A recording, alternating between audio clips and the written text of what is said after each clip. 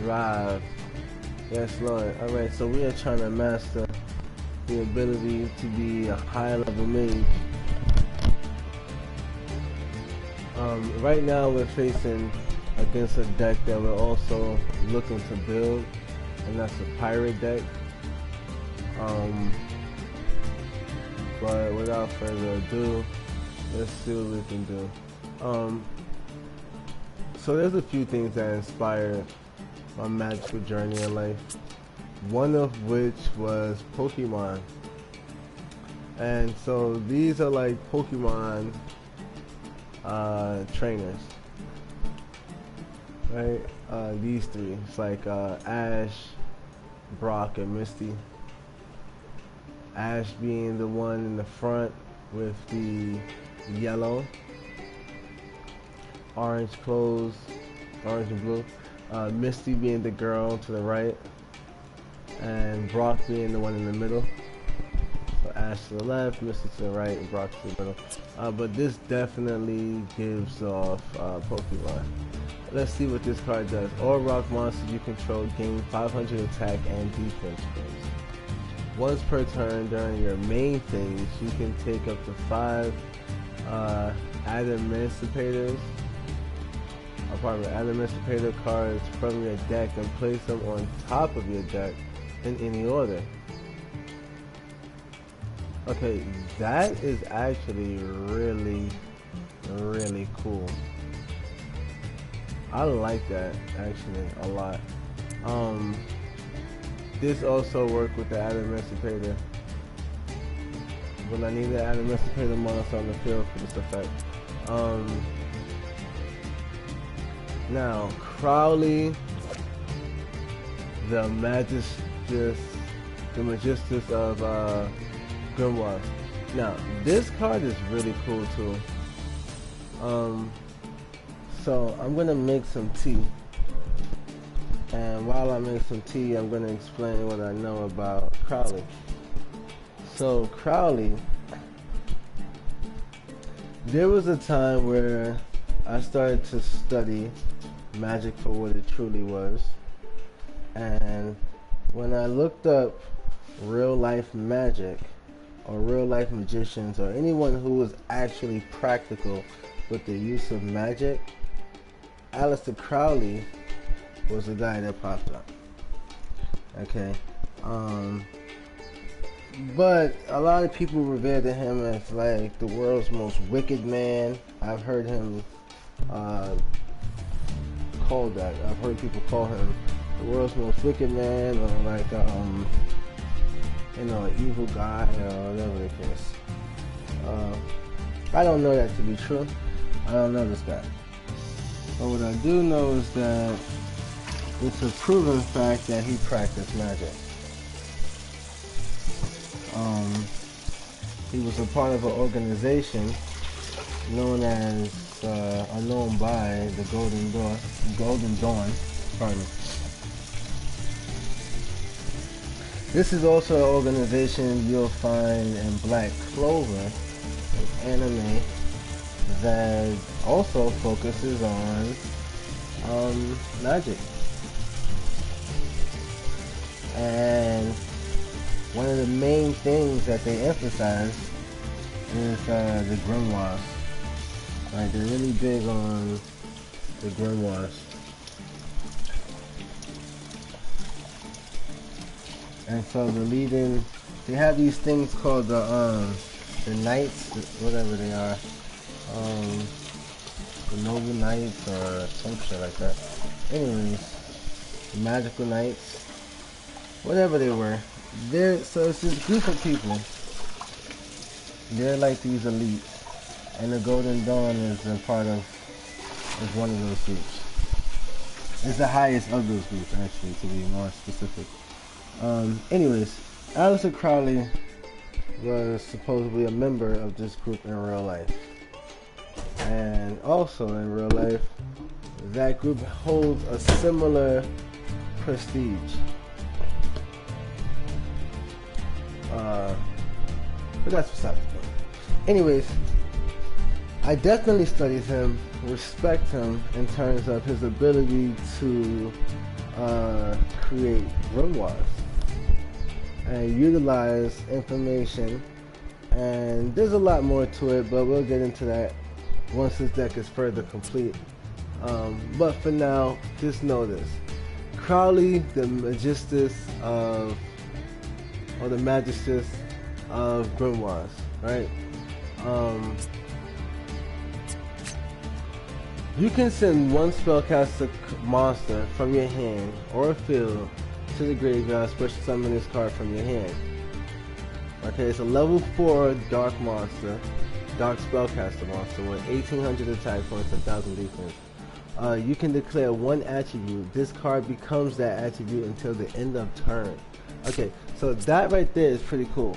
He can change his element, which means that he can use any elemental spell, right? He can change his attribute.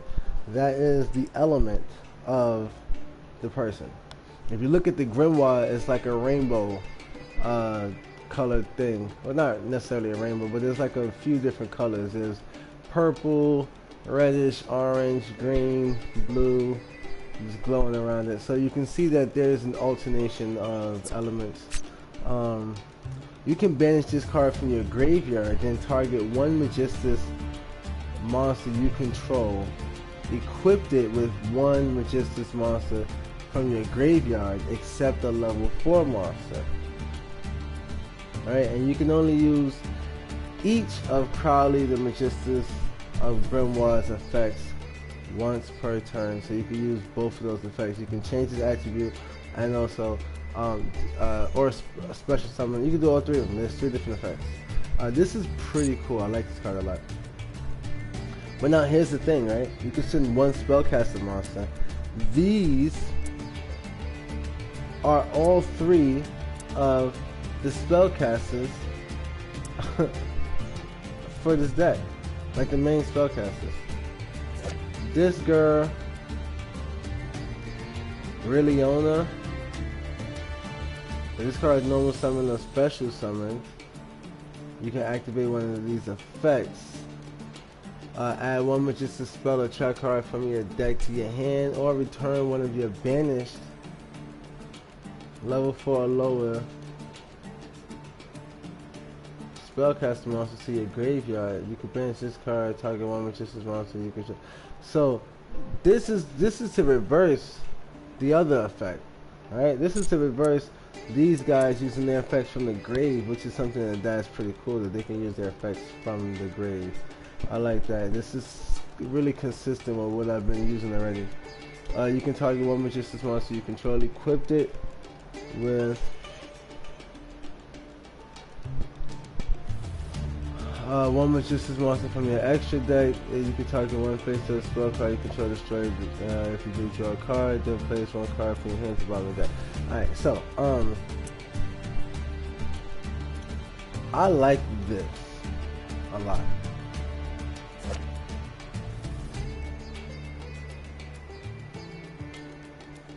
Lapitite. So we have the Adamantipator Lapitite. Alright, so what we're gonna do is first bring out Endymion.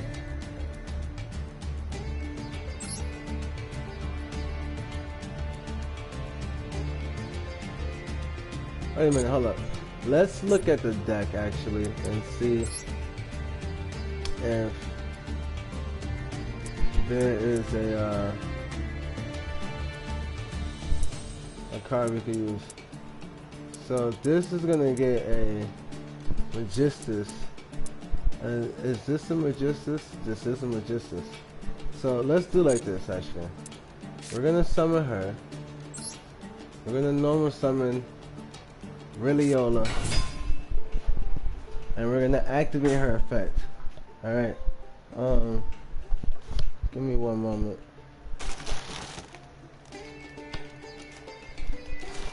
Give me one moment. Pardon me. Give me one moment, guys. I'm gonna look for. I'm gonna set up my tea actually, real quick.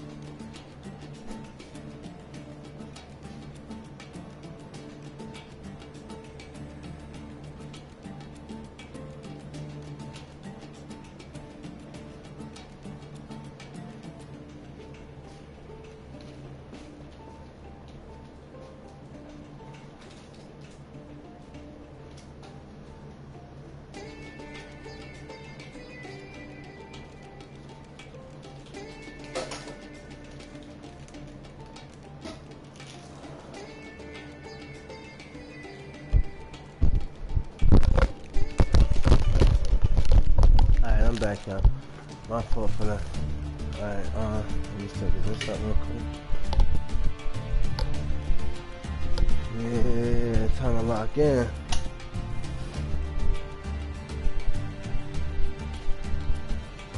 Alright, anyway, so.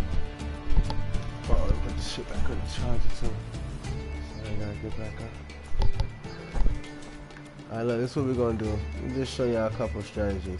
So the thing is, when it comes to building these decks, on this account, right, when y'all see anything that we produce, you will have consistent strategies. We build consistent strategies, but we build them in a very unique way. We do not try to imitate anything else anyone has. It's not just about having powerful cards, but being able to tell a story and keep something cohesive going.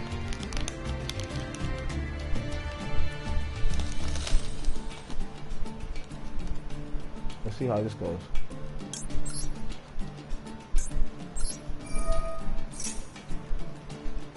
So, you could fusion something, right?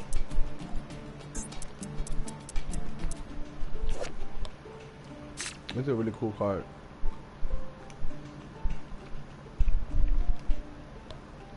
Airways. Give me just a spell spirit.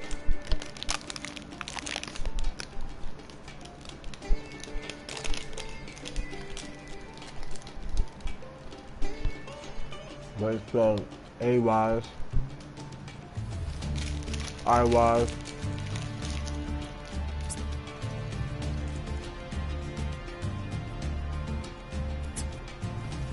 But it's a win card. So I take it as Airways.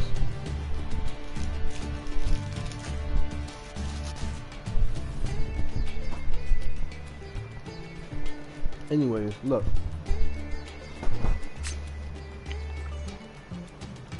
We don't need the fusion.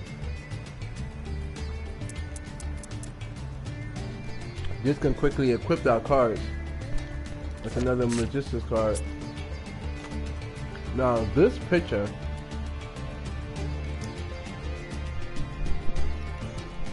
looks like a 3v1.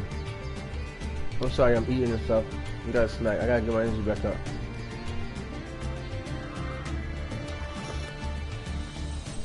But what you think? This picture looks like a 3v1 or not? It looks like the three of them are trying to imprison the one in the middle.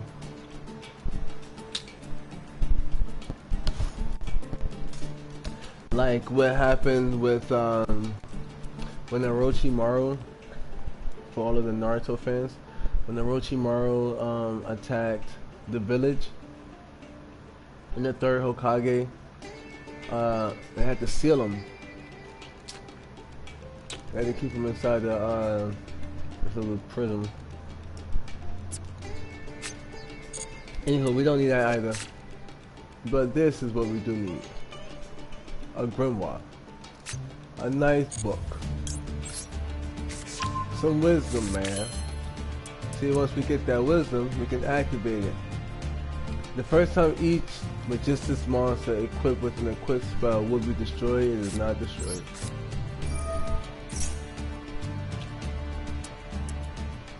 Alright, also we can special summon one level 4 monster from our hand. Now this is something we could already do with this, but we'd have to get rid of this. And we don't want to do that. So instead we're going to do like this. Special summon one level 4 monster from our hand. Now because Crowley is looking to destroy someone for his presence, like, not necessarily destroy, but you have to get rid of someone in order for him to come out.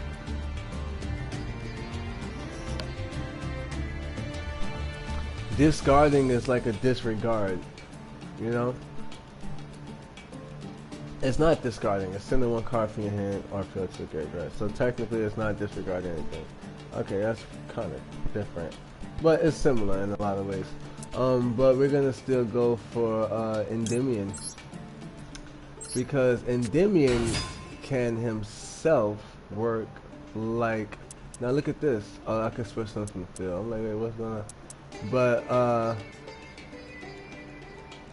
one spellcaster from your hand or face up on the field. Now I wonder if the Magistus extra deck cards will still count as a spellcaster. Alright, we're gonna equip Endymion. Yo, welcome to the live stream. Hopefully your day is going smooth. Hopefully everything is going great for you. You feel me? Alright, so we got options, right? We got options. We can gain 1,000 attack points in defense. You feel me? We can make sure that anyone that battles us dies instantly. Or we can attack twice. We are going to let's see.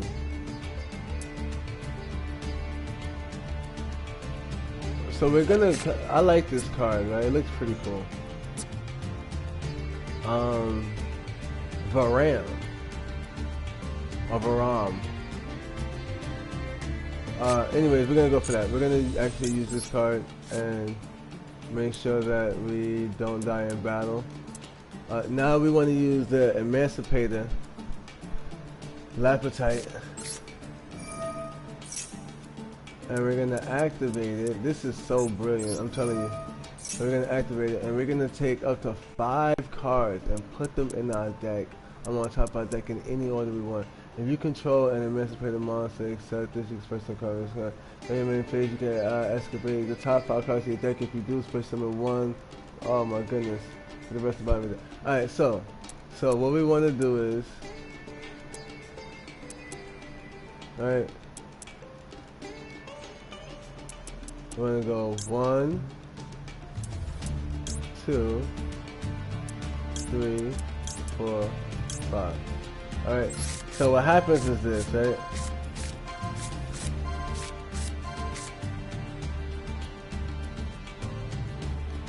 Select the order you wish to choose. Oh, okay, yeah. I thought I just did that, but 1, 2, 3, 4, 5. Alright, now, this is what happens next. Alright, we could bring him out. We could even go into an Xyz or a Link. Alright, now what we want to do is, this card has already used its purpose. It's gonna get attacked and actually hurt us. Alright, it says the first time a Magistus monster equipped with an equipped spell will be destroyed by battle this turn. Right, so this doesn't have an equipped spell. So what we do is this. Now we could also bring out Crowley, right? But we don't want to do that just yet. So what we want to do is the Link summon. We're gonna link her. Yo, have you played Master Duel?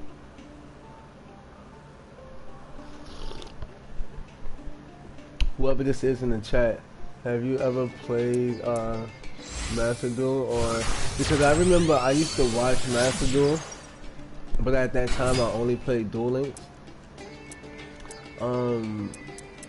This is still a spellcaster, and since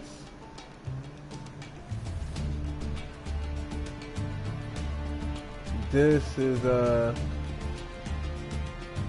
yeah, this is what we're gonna do. We're gonna special summon. We're gonna get rid of Artemis and put Crowley on the field. And now we have an effect from the grave. You can banish this card, target one Magistus monster. There we go. So we banish this, and we're gonna give this an equip card. We're gonna equip it with Artemis. So now everybody's equipped. Artemis can just allow us to draw a card without having to take a loss. Oh no! Hold up. Artemis adds a Magistus to our hand. It doesn't, yeah, that's crazy. Alright, anyways, you can target.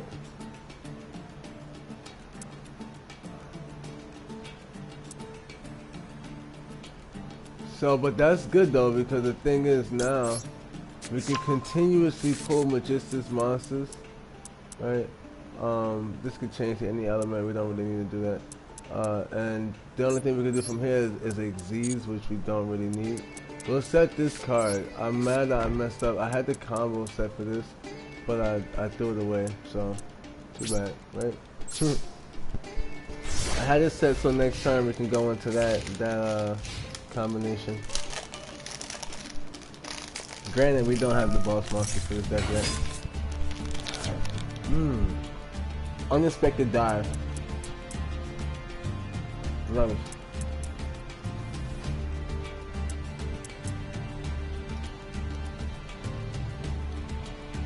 Pretty cool.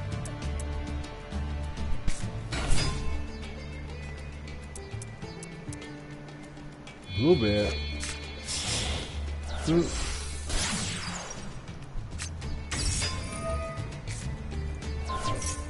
Nightmare Phoenix. Wow.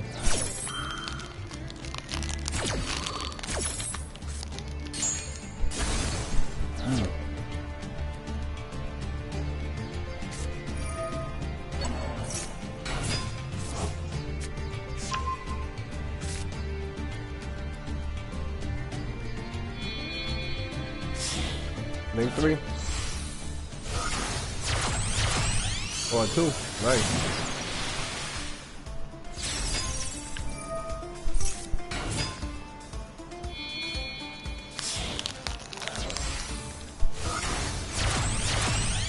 Really?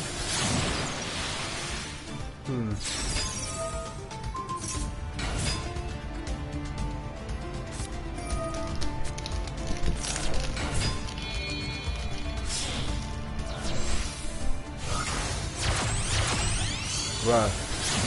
The third time. What the?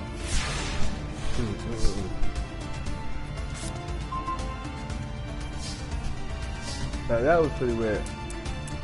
But this time, we know how to do this. First, we use this effect.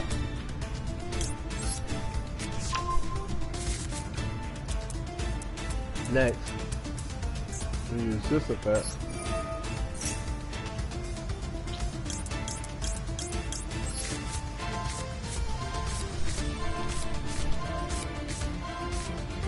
Then we put them in order 1, 2, 3, 4, 5. Alright. Then we use this effect, special summon.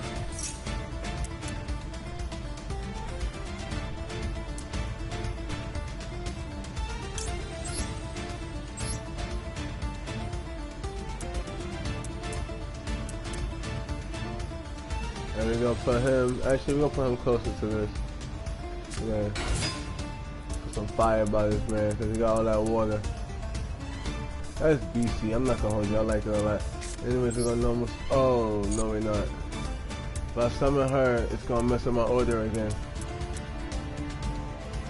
You can send this card from your hand to the graveyard, then target on future monster, this card normal summon. You can add 1 invocation card, no, hell no, I don't wanna do that.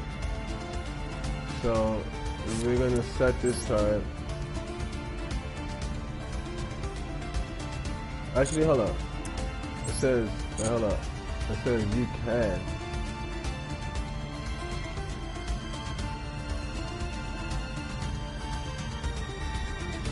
And I'm gonna choose not to. So hold up. No, it's this guy. No, you have to do it when you add this. No, it says you can activate one of these effects. No. Alright, anyways. Now, target one with just as long as you control it. But, he can equip any one of them. You got somebody, you got somebody. Now you need somebody. Alright, we're gonna activate this. We're gonna target her. And we're gonna give her 1,000 extra attack points. Talk about it, man. Now, quick effect. Target one effect monster your opponent controls Alright, target one effect monster you control, special summon. Oh, he don't got no more. Right. Man, done up. Let's see, we could even synchro summon. I don't know, I already used it. Jeez, alright, lucky. I don't know how lucky he is, because it might be hurt. Let me see something. I want to test how this actually works.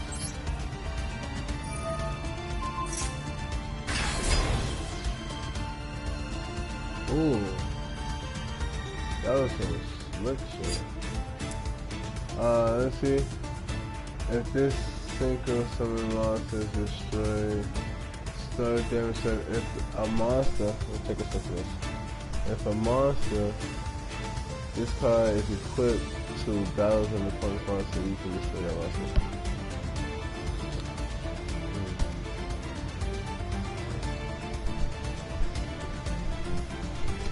So let's see, yeah, we're gonna continue the attack. Let's see how that goes.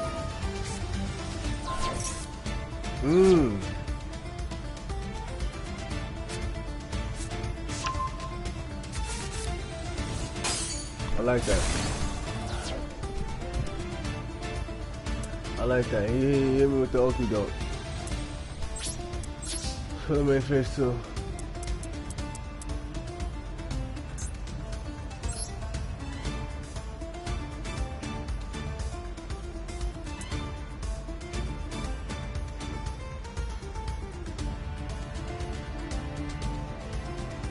Huh. This is interesting.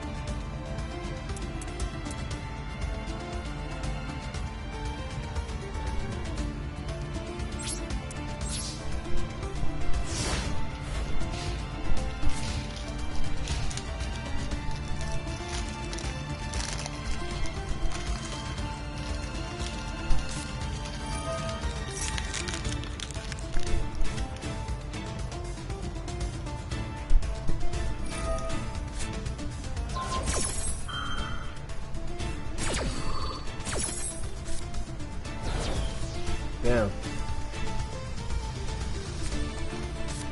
So you can return my spells and traps.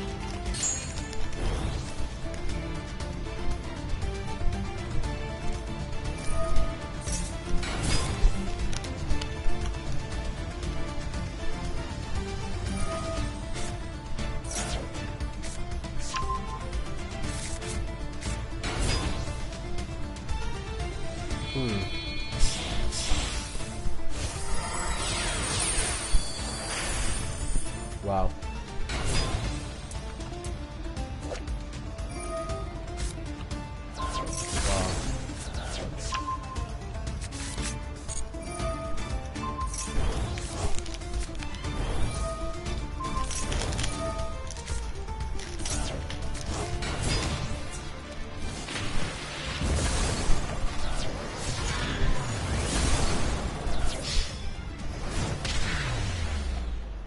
So the thing is,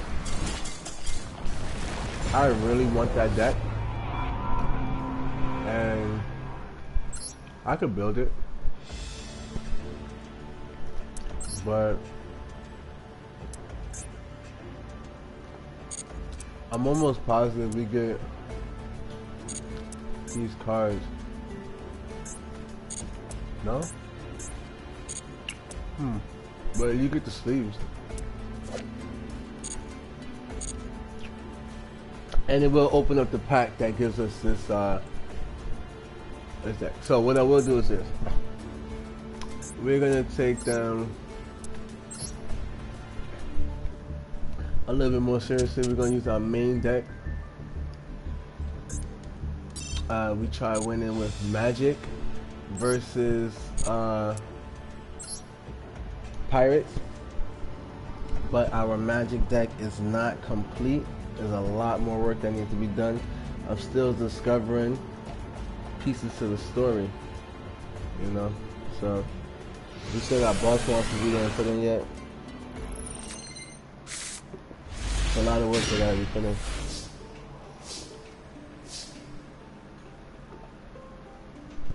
Now this on a different hand is a lot different.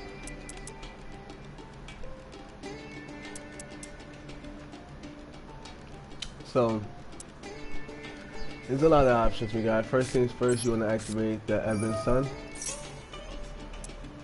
This is a deck of Kung Fu. We're going to use Sword Soul Emergence.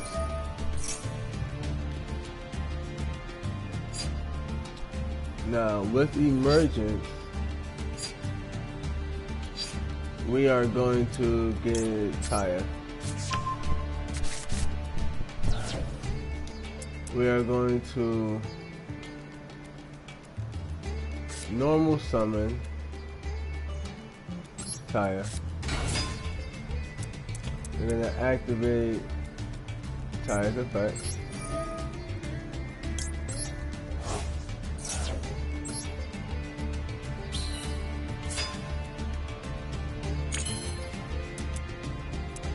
Next,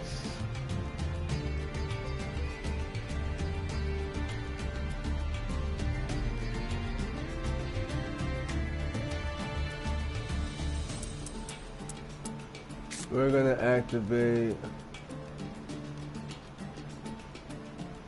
the vessel for the Dragon Circle. And we're going to send a Shuna to the graveyard. And we're going to add Saruya to our hand. Special summon Saruya.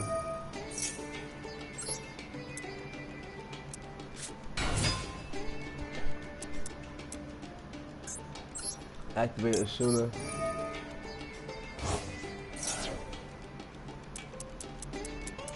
And we're gonna get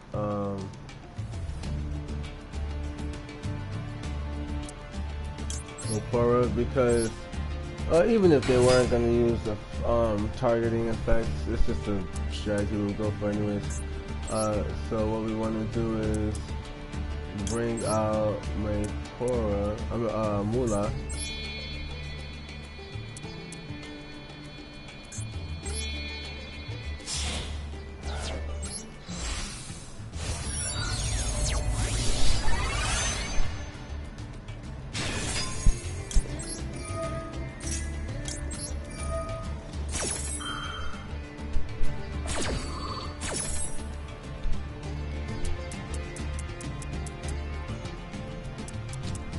So we then want to throw away the shooter and bring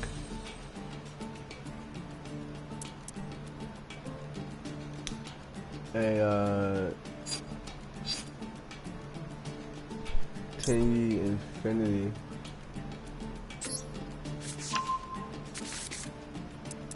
Activate it.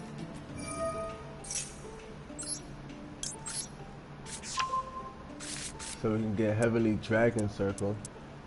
Next we want to go into bringing the Grandmaster out. Pardon me. Grandmaster.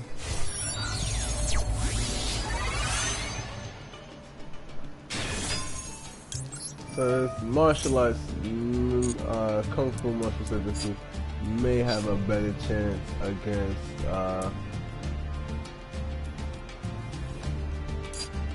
the pirates. So we could bring back Taya.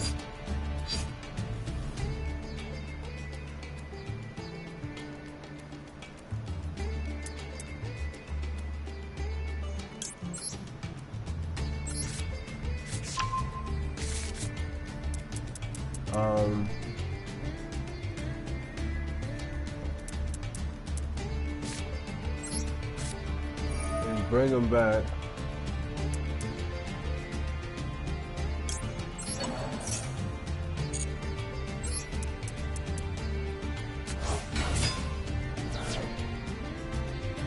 But now he's stronger, right? He has an additional 1,000 attack points because of the Ebon Sun. So he's now 2800, the same power as the Grandmaster. We'll set Heavenly Dragon Circle. And then, we end our turn. Now there's no protection on board. But that's okay. We just wanted to have those cards out. They can use cards to affect us. But it's okay. We have Heavenly Circle to protect one card. We can actually stop one of this.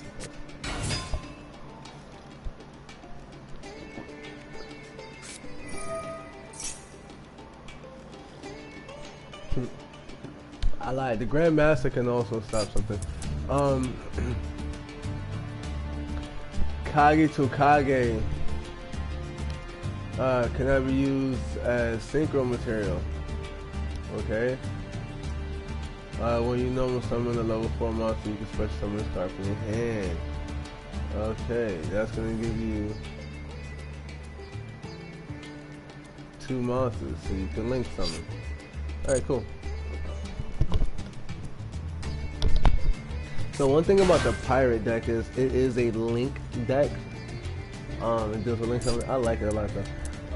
If you control a opponent monster, except blueberry, you special summon card from your hand. Card sent from your hand or monster zone to the graveyard, discard a card, then draw a card. Alright, so discard a card and draw a card, my boy. Because I know you want to go for your link. Alright. There's a link 1 in that deck. I'm about to say, you gotta be kidding me. So we get the link 2, we bring out the boss monster.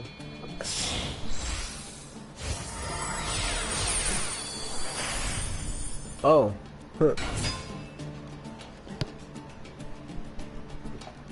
So this means he knows we're gonna defeat the boss monster, right? Once per turn, you can detach this. Target one face of attack with your monster and change the face on defense. Will be destroyed. You can detach this. Alright, so we're gonna negate his effect. We'll banish the spell card. And we'll negate his effect.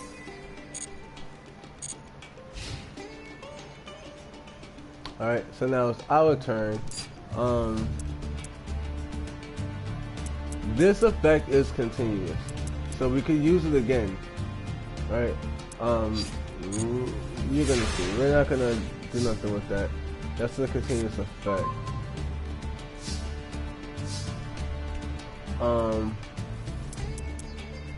So what we do with that is,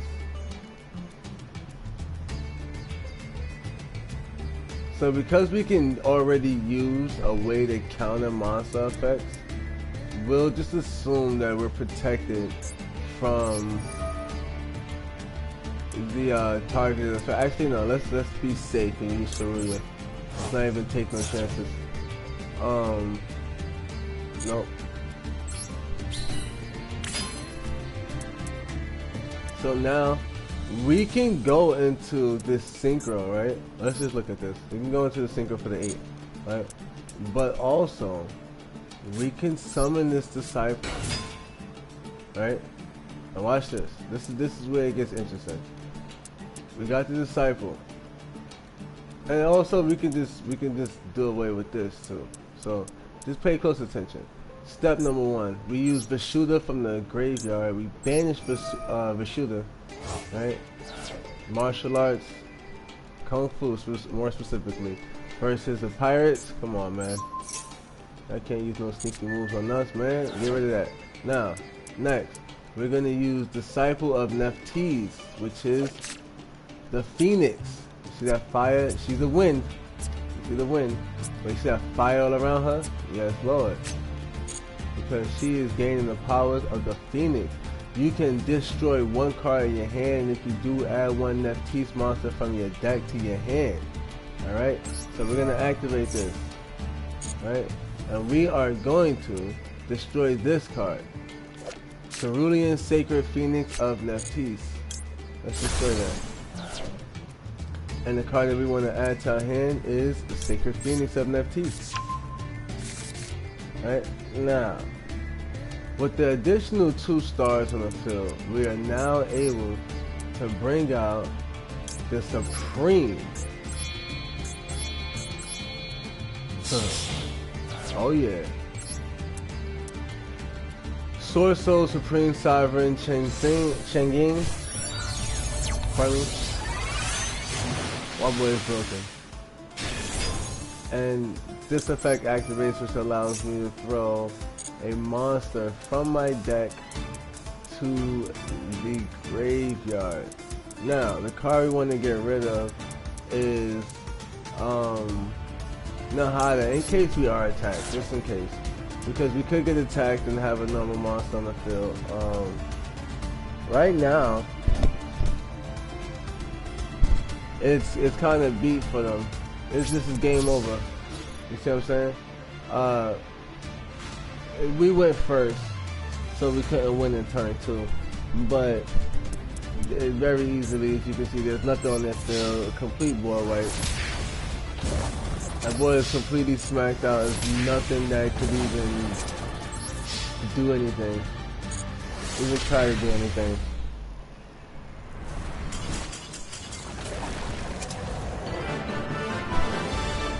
But that was just to show you guys that we lost because the Magic deck is still in discovery. It's still in development.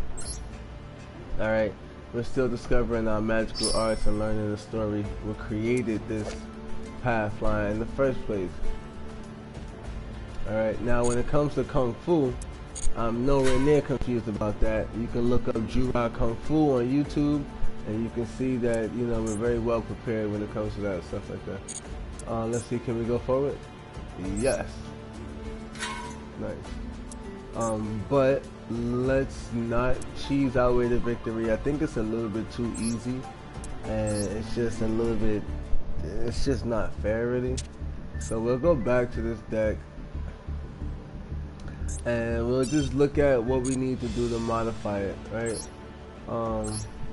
Now one thing I did like a lot was that Pokemon thing, right? That shit was cool, bro. So I told you guys before, Pokemon was a beginning path for me when it came to like Magic and stuff like that. You can see like the elements from the Pokemon, doing different things. And then there was Sabrina. She was a psychic Pokemon trainer. So she dealt a lot with magic and doing magical things. So I thought that was pretty cool. And that was something like early Pokemon type deal.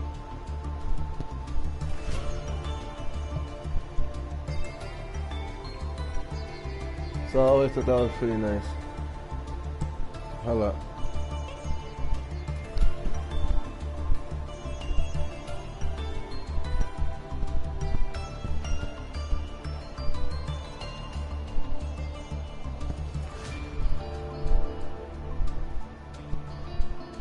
Alright.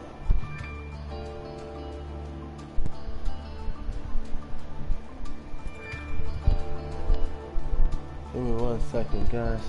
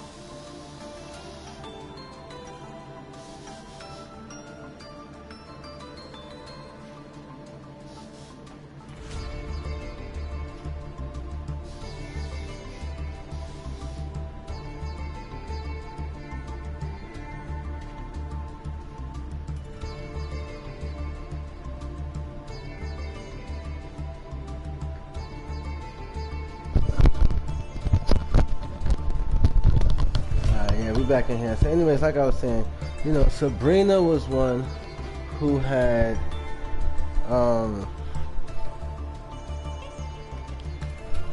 she had psychic powers.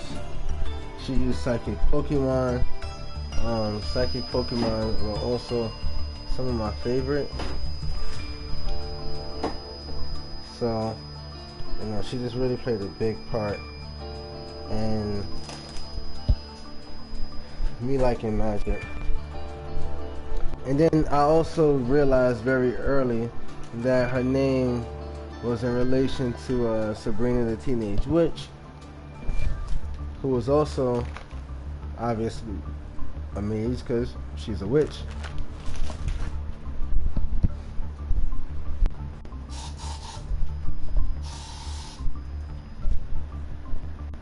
So I just became really fascinated with that, and just really liked that character because of that reason.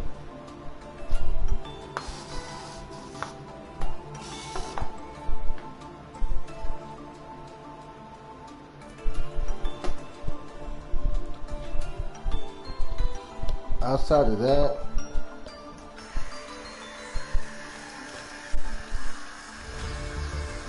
I apologize, guys. I'm actually multitasking, so that's why you get me like in the middle of like half sentences and shit like that. Give me a second. I'll just sit down so I can give you guys a proper session. All right, now I'm completely finished doing what I was doing.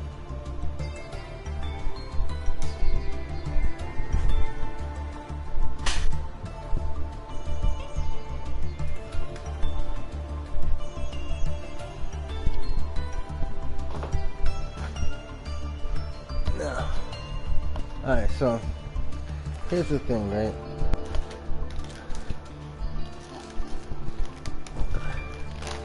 Even when I was in school, I remember as a kid that I would collect Pokemon cards. And I collected a lot. But at one point, I collected cards by the type, by the element.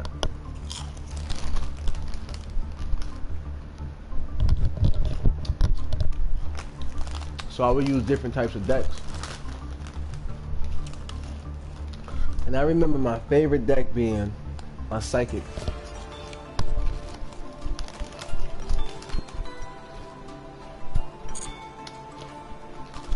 My entire deck was hollow. Gengar, oh man, it was amazing.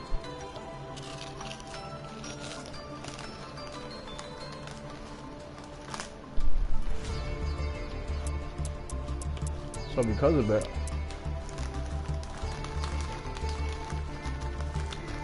we're gonna remake that.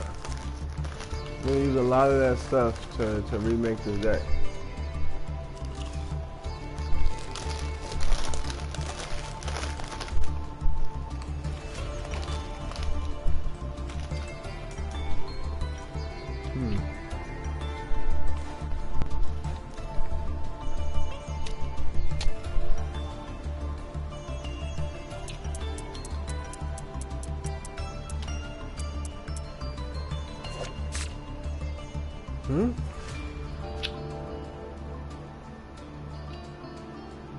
What the fuck?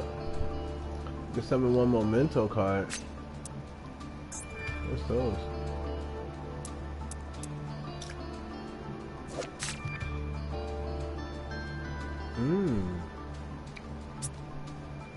It's interesting because I've been seeing this deck used actually. Let me see, is this that? Yeah, I've been seeing this actually a lot. It's an illusion. Creation King? Huh.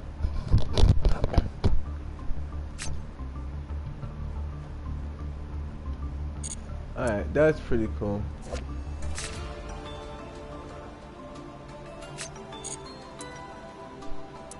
But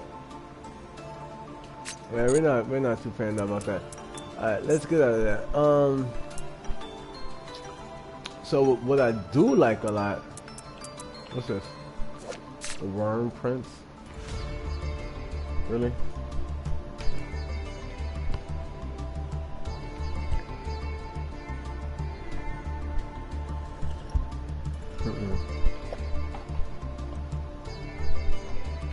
He's a reptile. This nigga's an actual worm, not the worms that are used in my Divine Dragon Lord. Felgrin.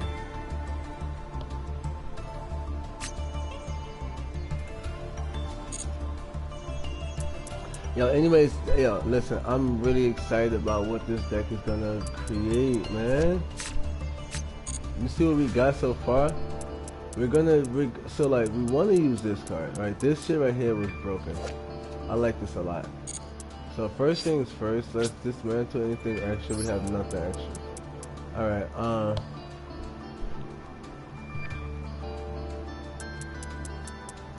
but so I want to see if we can make another one of these, right? Look at the related cards, and I want to see if we can make one of these,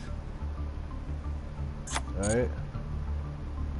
And then also possibly one of these, possibly. If we can at least do that,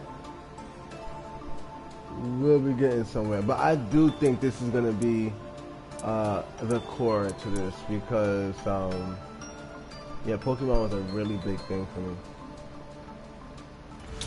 Alright, so let's come up here. We need normals and super rare. Alright. So that's normal, super rare. Let's see what we got. We can pop this Cyber Dark Edge. Don't use those cards. The 6 Samurai. Now that's interesting. I may want to build a 6 Samurai deck.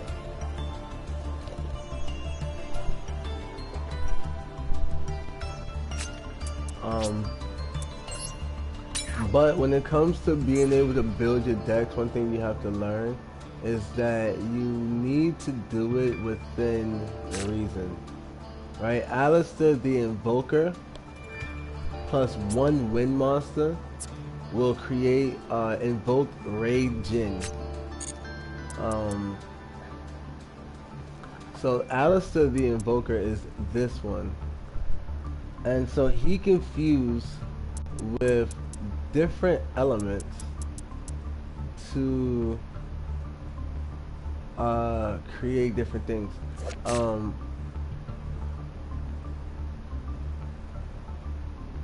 So if you look at him, right, Alistair the Invoker, he has the green here, that one glasses, and here it's the same thing.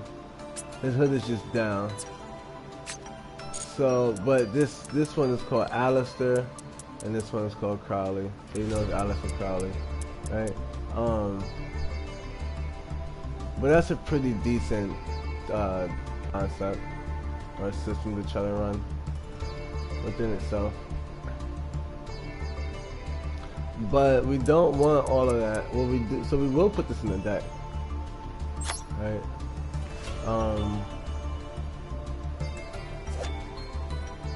Because it is a potential we can go into. Let's take out this card because this is Alistair the Invoker plus 1 fusion.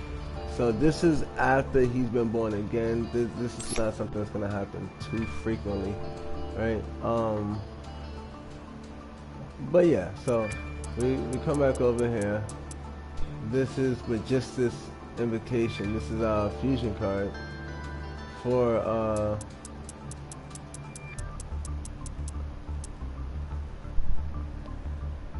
Alistair. Give me 1 second. I think my headphones is a little bit off. There we go. You guys should be able to hear me a lot better now. Sorry about that. I know it probably was a little bit staticky for a while. Hopefully you guys can hear me a lot better now. Invoked. We got that. Yeah, so let's just come back up here and see what else we can pop. This Alien Shock Trooper. Now, for those who like running a beatdown deck, this is a brilliant card. Alright, it's a 4-star monster, 1900 attack points.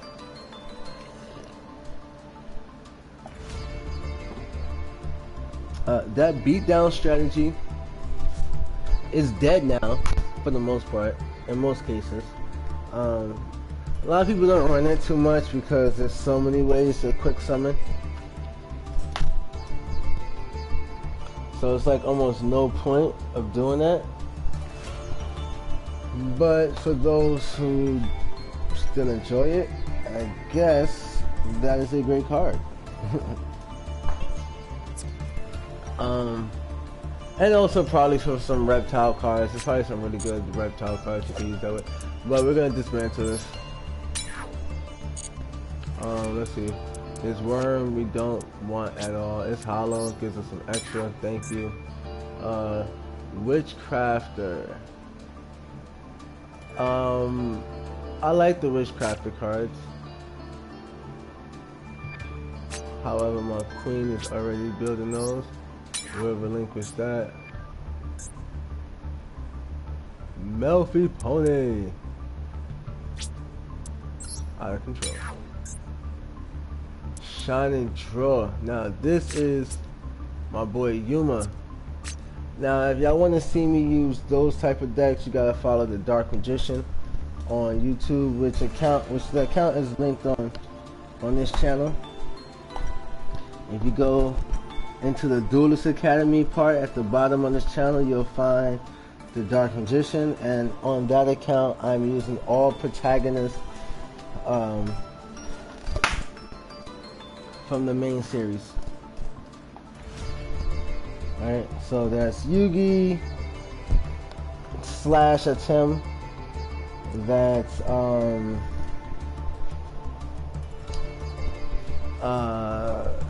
Jaden, Yusei, Yuma, etc. Alright, so anyways,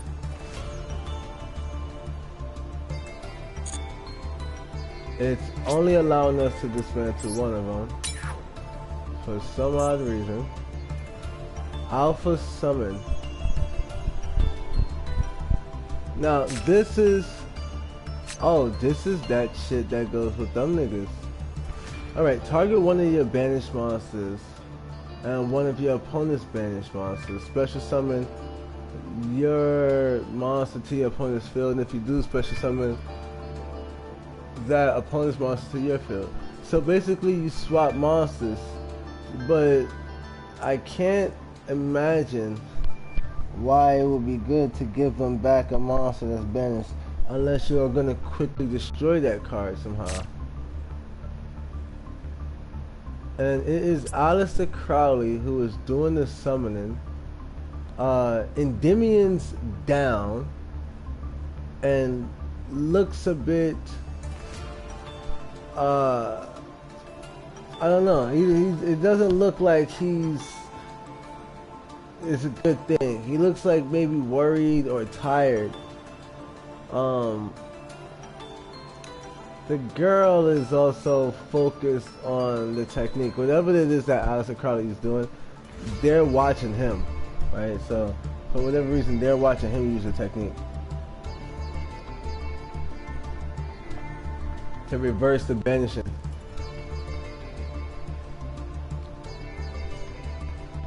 That's pretty cool though, I like it. We'll see about if we're gonna destroy it or not. Tragodia, definitely not. We're gonna definitely get rid of this time. Garum the Storm Vessel.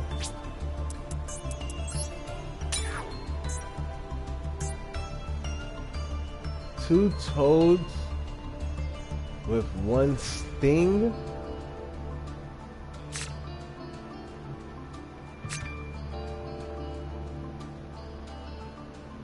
Alright, activate this card by targeting one monster in your opponent's graveyard. Switch summon into your opponent's field when negates effect. Also, equipped it with this card.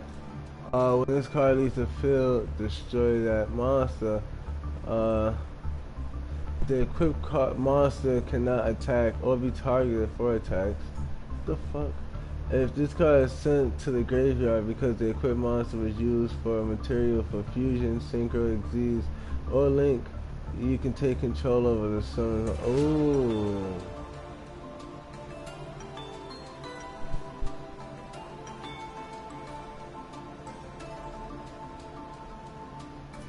So you bring that monster back, and if they use it for any type of material, you take it.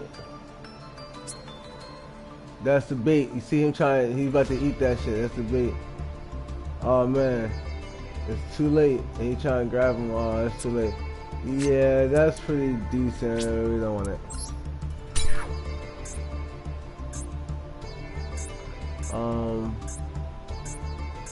What's this? Crusadia. Magnus. One Crusadia monster. Oh, I don't even have those. Let me see. Wait, what? These are mages. Do you see how? Wait, hold up. Bro. She's a warrior. But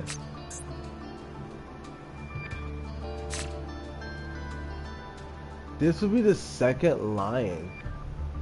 Is the lion the theme that we're going for? Draco? Wait, no. There's no way. That looks like the dragon from the World Chalice.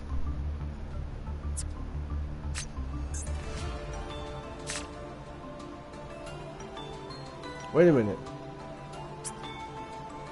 Wait a minute. Wait a minute. That...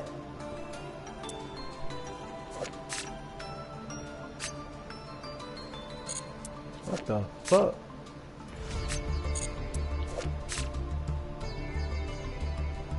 Mech Knight?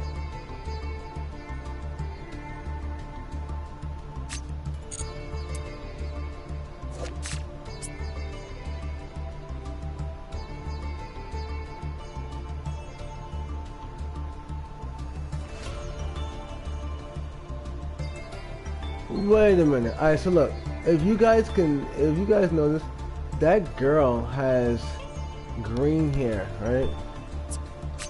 Let's try to keep track of that. Cause this shit is a little bit crazy. Alright, so let me just see something. I want to keep track of these cards, right? So we're gonna put this in the deck for now. Just so I can come back and keep track of those cards. But I think that girl's name was Ib. Pardon me.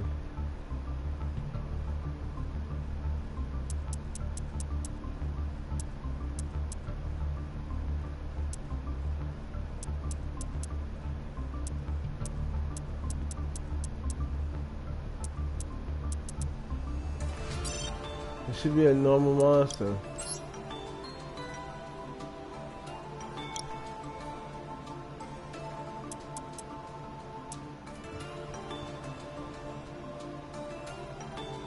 Alright, now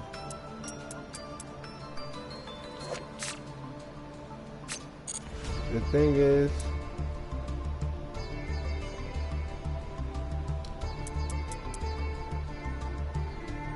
I'm not sure why. Oh, okay. Yeah, I thought it was a normal. Oh, that's why. I'm bugging. If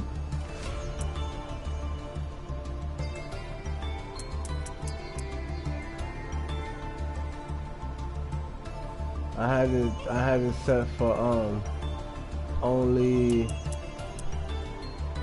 what? Magic Libra. Yeah. Niggas got the skill. Alright, but nah, not sure why Shorty is not popping up.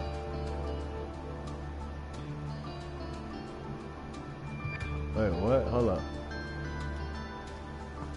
I'm not sure why shit.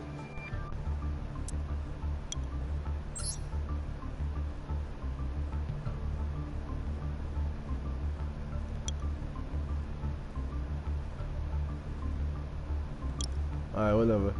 What this is World Chalice.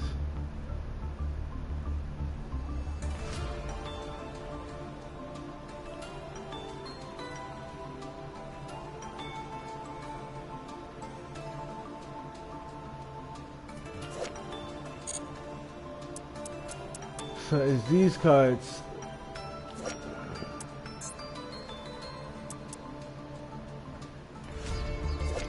Alright, but her hair is whoa. Her hair is purple.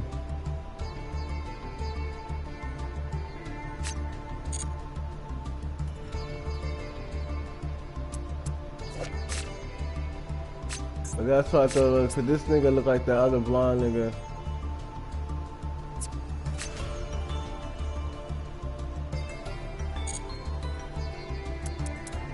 It would be really tough to like fully build this shit the right way. But I probably want to put the World Chalice as the heart of this deck and use the rest of that shit around it, to be honest with you. One normal monster except the token.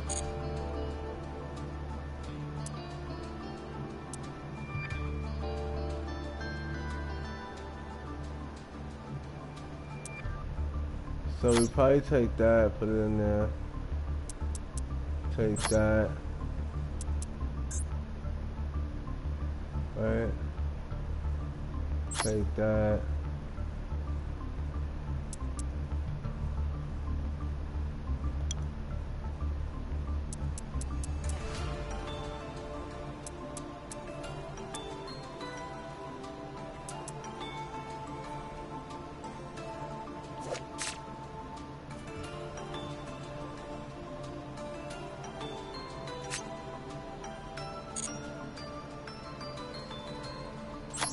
That, you know, some of these cards we may end up taking out, but we just want to just put it in there for now. See what we're gonna use, what we're not gonna use.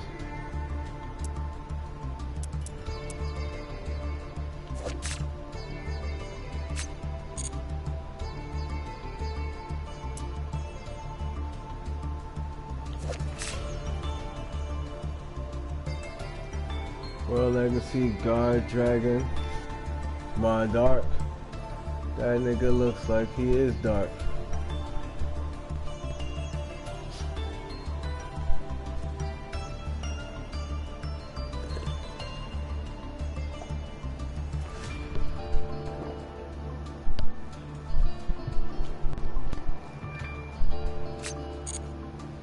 Alright, but we're not going for that. Oh, look at that.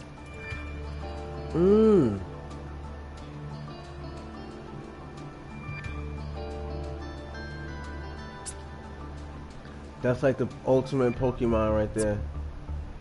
What, nigga? This is like my Pokemon deck, nigga. Oh, I'm about to fuck niggas up with this shit. World Legacy's Nightmare? Why do we want to have a Nightmare? Oh, is that Nightmare Phoenix? Wait a minute. What? Is this a... Yo, what? Becomes 2 Nightmare monsters? Yeah, move one Nightmare monster you control to another. Yeah.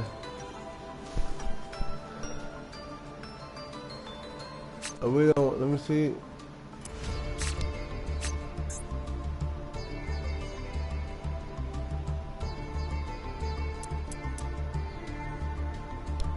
Mech Knight.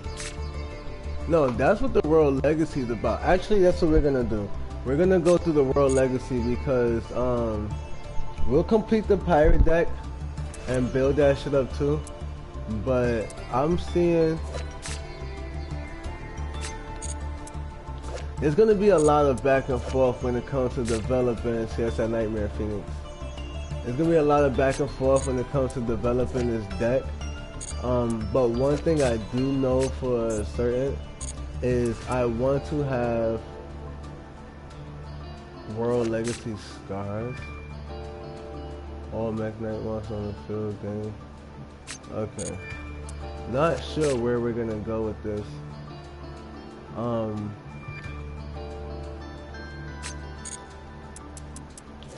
But that's our mission for tonight. We're gonna push these World Legacies. Oh yeah, this shit is about to get critical.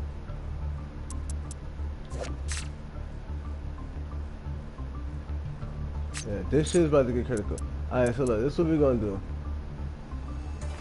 We need more cards, man. No question about it. We need more cards.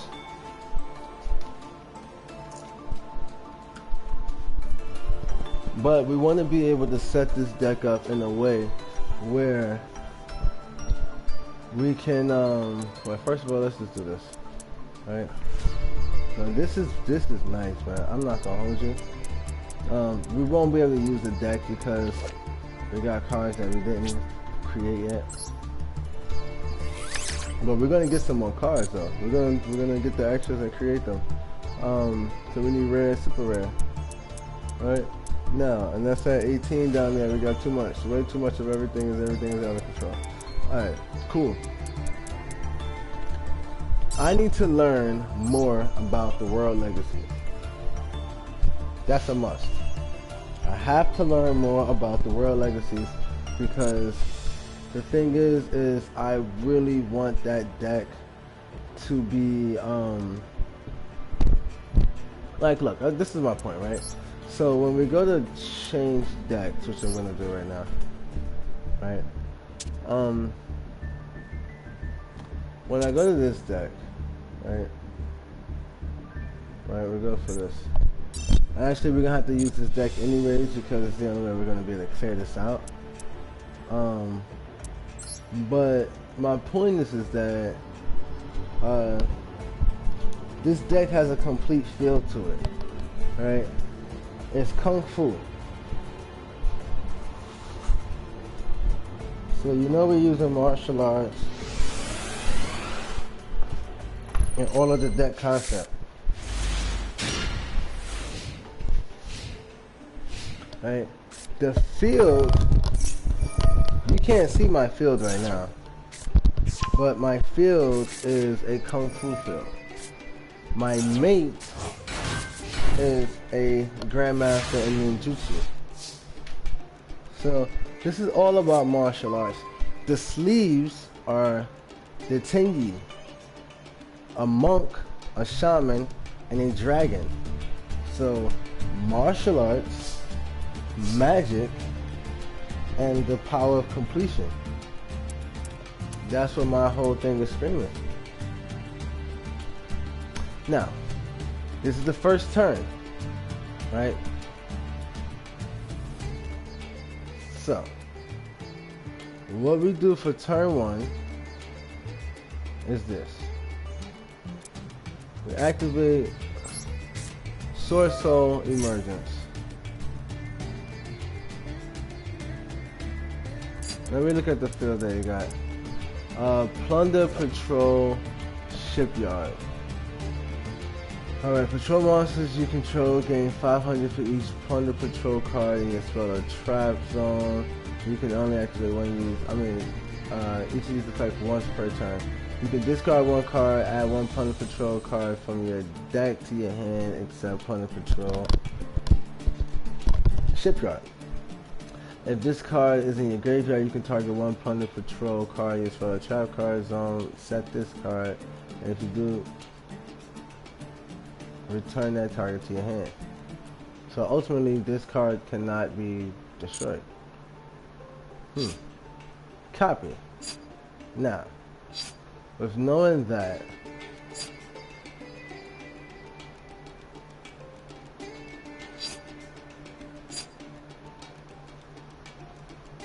this is what we can do. We want to bring out a couple of boss monsters. Right? So,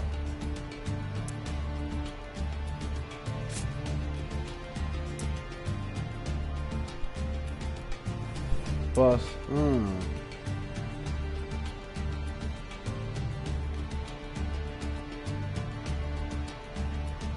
So the thing is,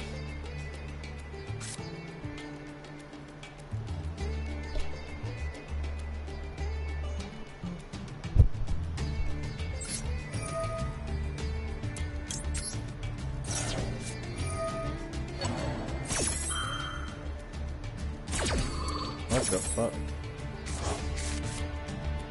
So the moment I play that card,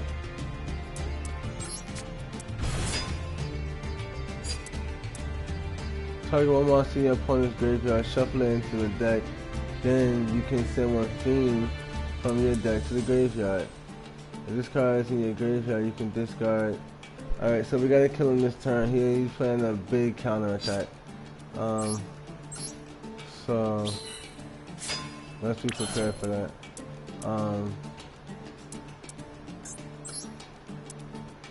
We're gonna bring out the boss of the deck. Well, not the ultimate boss of the deck, but the boss of the Sword Soul strategy.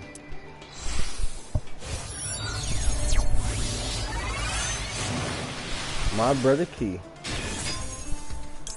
We'll give him some damage. Alright.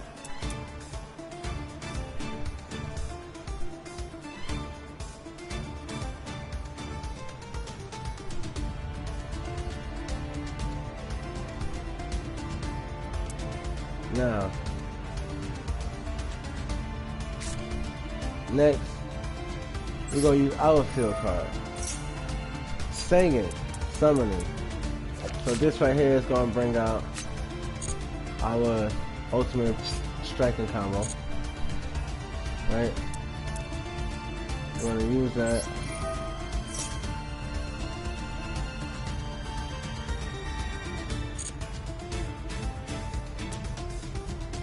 To add this to our hand. And we're gonna throw this card to our graveyard. Since this came to our hand by effect, we can special summon it. We're not gonna use that aside. You feel me? Hold on, I'm about to check in with you right now. Let me respond to you. Give me a second. But we cooking, man. If you don't already know, this deck is just ridiculous. Change the level of a monster. Yeah, we can go ahead and do that. Alright, let's get out of this, get out of this. Let's switch to main account. And actually, hold up. So it's easier for me to read it. Let's go here, and there we go. So let's see what y'all saying. Is Clear World Archetype good? The Clear World Archetype. So I don't know. I'm building the what's it, the World Chalice deck, and I'm just trying to put together cards that makes for a really good Magic deck. You know, trying to put like a good Magic system together. But yeah, so look, let me just show you how we win this duel, right? Very easy, and you can see this is turn 2, so very easily pushing into just like infinite links, combos and stuff. We won't use none of these. We will do this though. We will bring out this. And now look, this is what happens, right? So since the card was banished, right, this is what happens. We banish the card. We're not gonna use that. We're not gonna use those. What we're gonna do is we're gonna banish from their field. We're gonna get rid of that field card, and then we want to take away from the grave, because this card will return. Right? You can special summon this. So let's just get rid of both of those cards and power up our cards even more. Now, this says you can tribute this card and special summon one other dragon from it. Now watch how this gets crazy. Before we do that, let's actually go into bringing out Moolah. Alright, which we could use this dragon. But we don't want to use that dragon. We want to use this.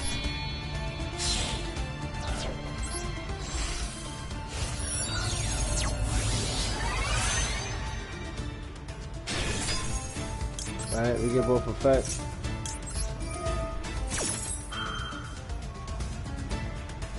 We don't use it.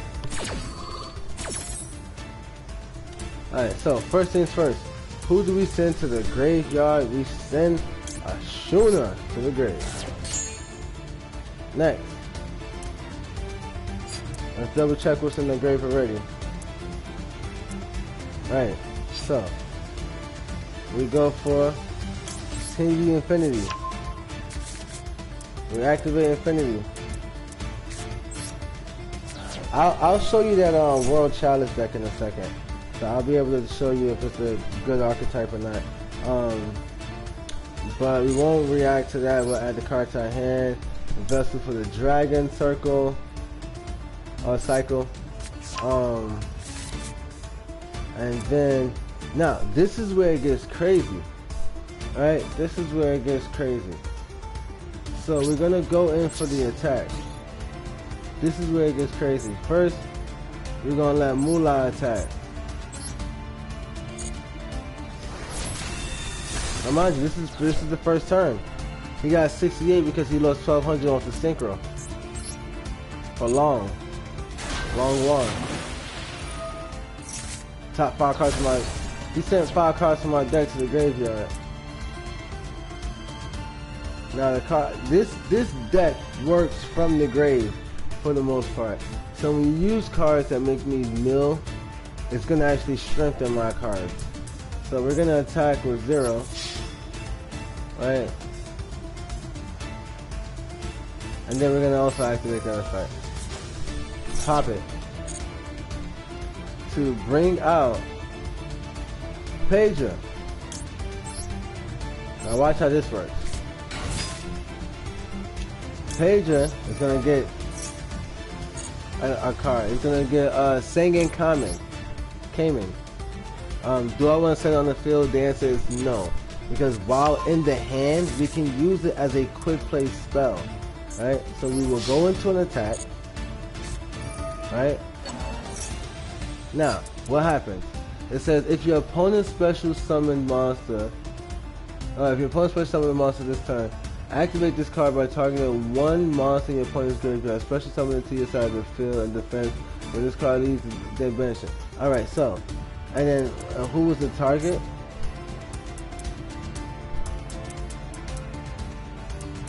It doesn't say. But regardless of the fact, since we know that he's gonna look for an attack, we're gonna use this effect. Sengen Cayman, which is gonna actually bring this dragon to our hands. And then because of it, we can special summon it because we're in battle, the battle phase. So he brings back a Shuna, and when he does, we go for Shundra and use this effect for the twin-headed dragon. So our one head turn into 2.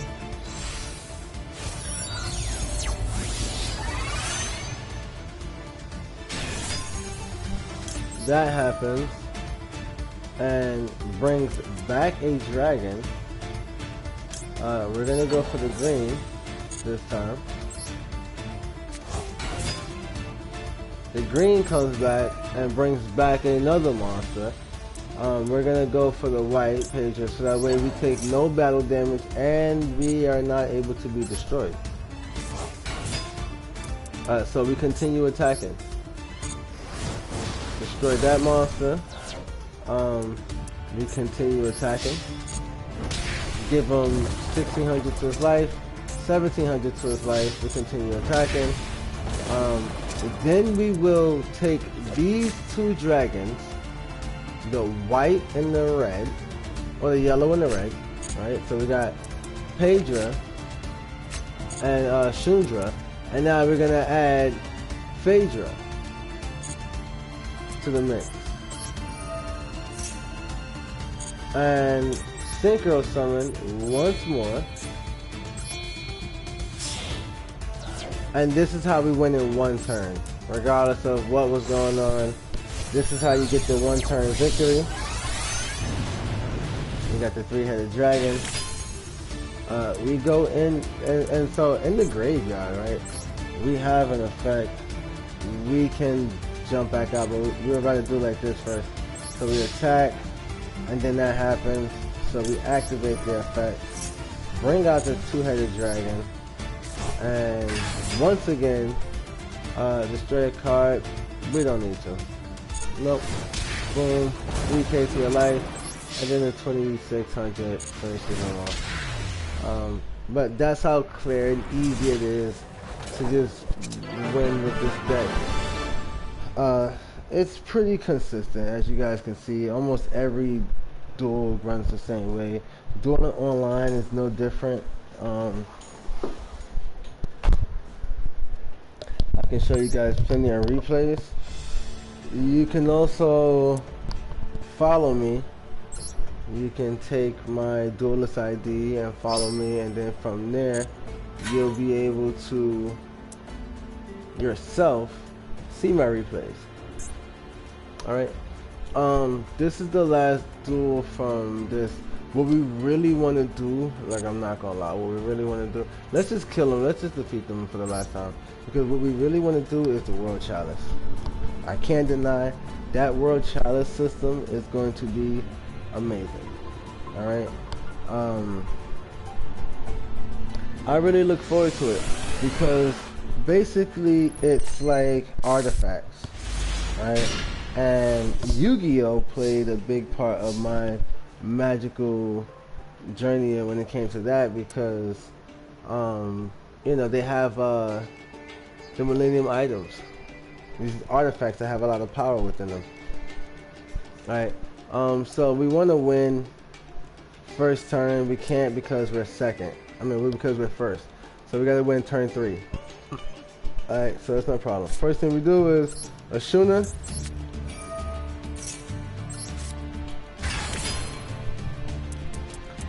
We link Ashuna into the Monk of the Tenyi.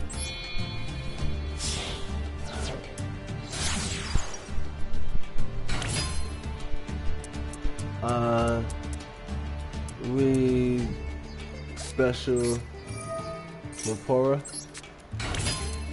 We use Ashuna to special Saruya.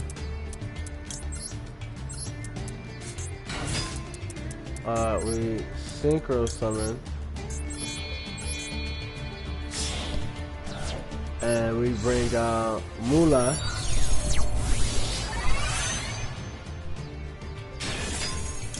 We activate both effects, Mula and Saruya.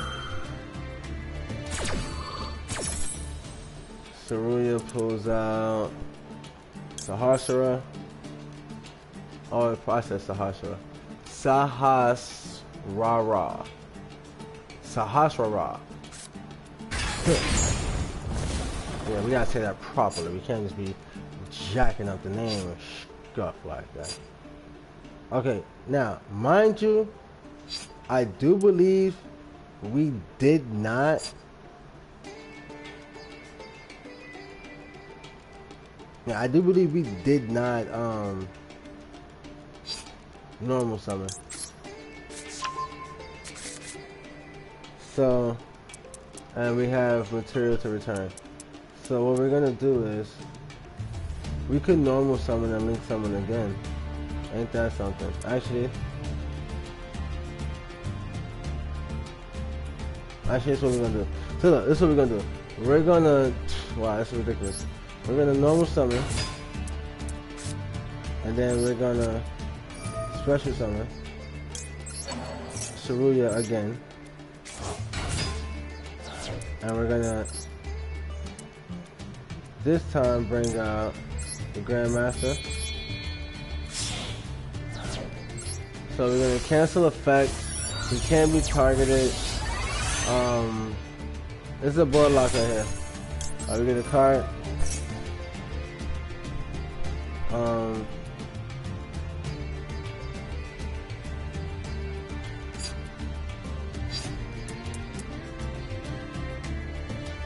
So we can really go anyway with this, but we'll go with the Irish Sword Soul because the moment something's negated, we want to go with this, but we can't use it. So we go with the Irish Sword Soul. That rebirth we can get back, so we're not tripping about that.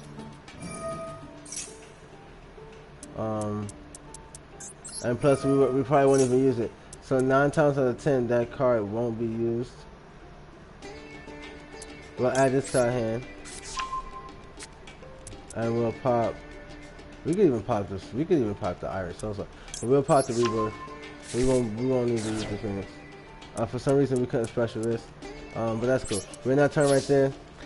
They play anything, we cancel out whatever they play. It's our turn and we done the victory. Oh, so damn. Ooh. Soul Release. Soul Release just literally took away everything I could use to stop their effects. Nice, I like that. I think it just literally wiped away my entire thing. Now, this is where it gets tricky, right? Any damage calculation between this, after damage calculation, when this card battles an opponent's monster, you can banish that monster, also banish this card. Alright, so, first things first, we're gonna copy that card. Let's be clear. We're gonna make a clear-cut copy of that card. Second thing, the Grandmaster is gonna silence your ability to do anything. Alright, you have no right to use that effect. Quit it.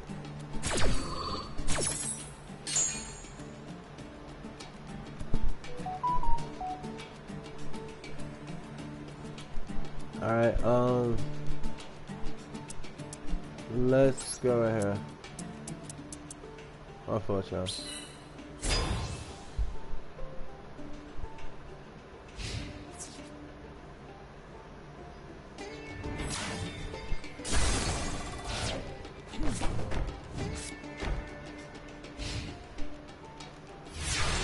So he went for killing my Monk of the Tingy.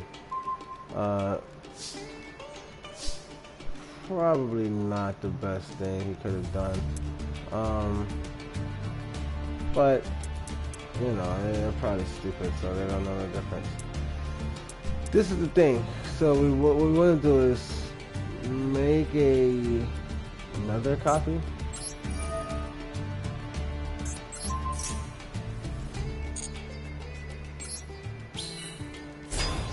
Right. Then we're going to bring out the Shaman. We'll pop both of these. So, like I said, in the Kung Fu, magic is a really big part of it. So now that we have the Shaman on the field, what we can do is get rid of one card. Right, we'll get rid of Pedra, and we'll return the Monk. Right, then we will normal summon.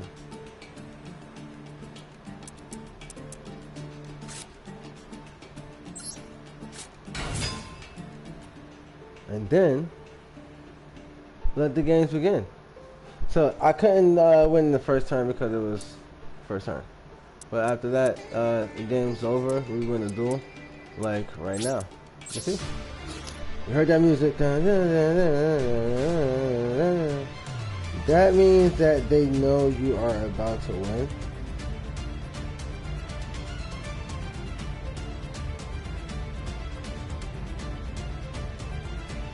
And so once they know that you're about to claim victory, they will make that noise.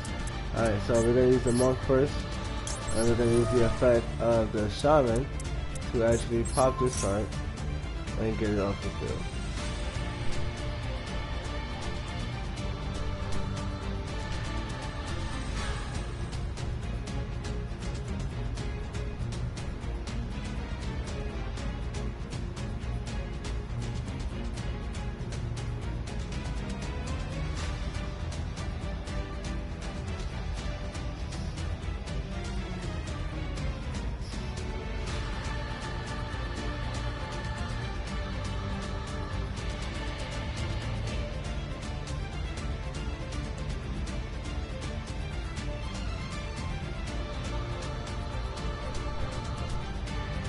Alright, my bad, y'all.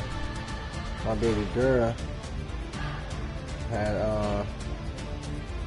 sent me something, so I had to tap in with her real quick. And that's my queen, man. Y'all better love y'all. I love my baby. My baby to death. Alright, anyway, so look, now we're gonna pop that card. Bing, hold that. Continue the attack. Come on, man. Come on, man.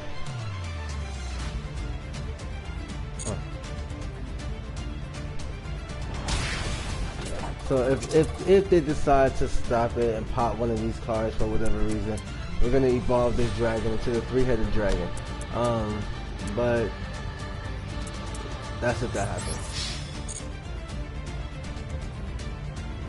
If for whatever reason any of these attacks are stopped, that dragon will evolve and just start raising up.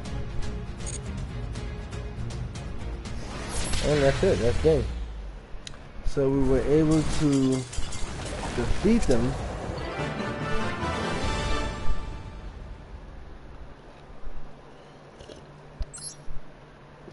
The pirates are a really good deck, I'm not going to take that from them.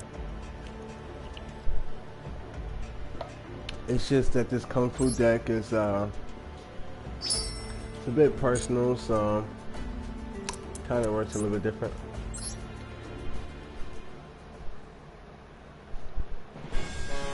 We'll skip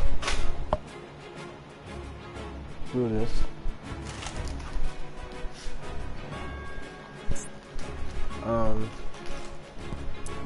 But there will be a time where we come back to the story and go into explaining it. But right now it's not that time. Alright, maybe after building the deck, we'll go into that. Vessels of Freedom. Let's go into that store, man. We gotta check that shit out. What?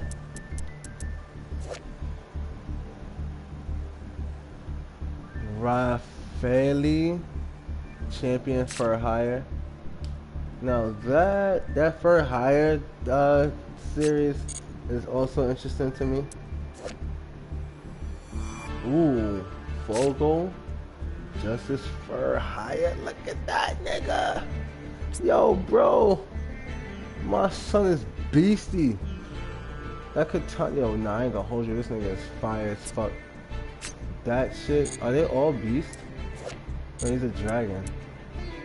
But ultimately, what we want is this card. We want to build this deck. This is representing my brother Key. Not gonna hold you. I'm taking that directly as that. This is my boy Key, man. He's a pirate. And he deserves his deck, man. I gotta make it right for him. So let's get one time for the one time, see what we can get.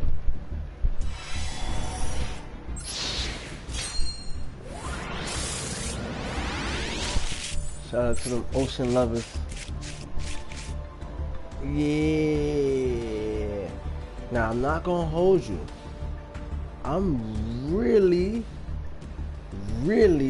interested in these motherfucking for hire cards.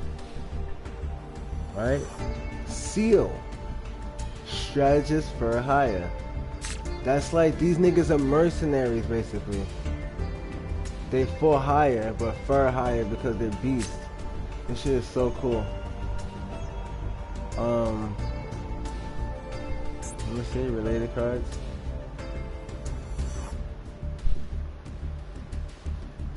Wait, but they're also pirates? right. What?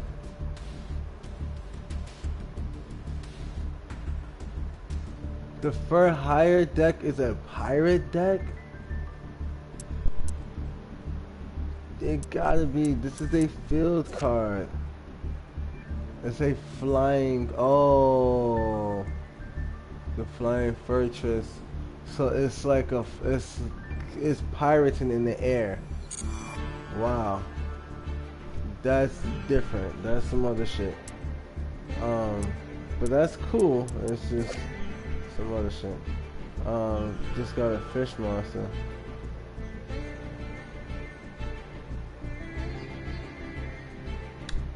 Okay. Just got a fish monster and you can, that's interesting. Alright, so that's a really cool defensive card. These are fiends. Wow. Interesting. Let's go for another one of these.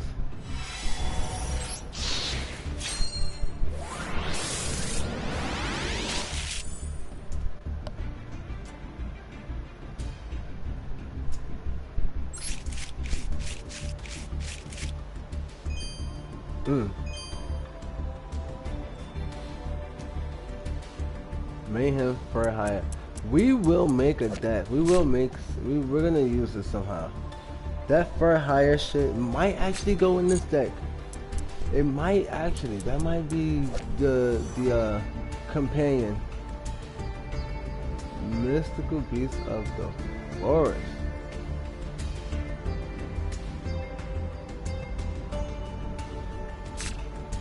Don't know where this would go, but I like that card though. We'll hold on to it for as long as we can. If we have to pop it, we will pop it. Just know, because if we don't have a direct purpose for it, it is somewhat useless.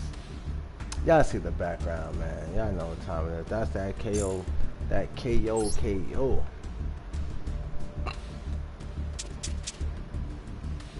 The Aroma Mage.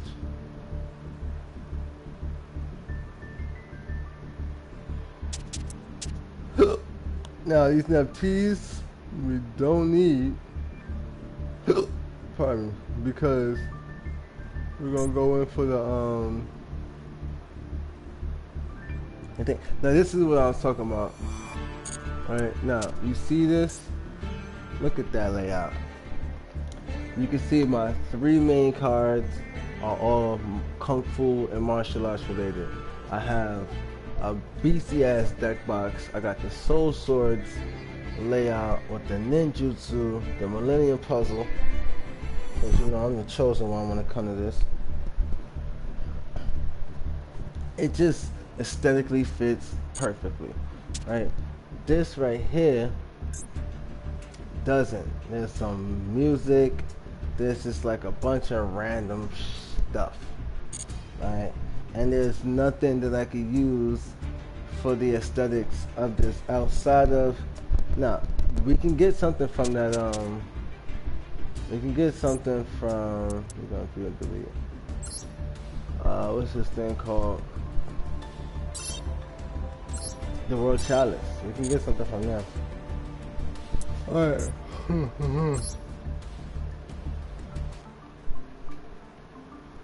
Now we just got these.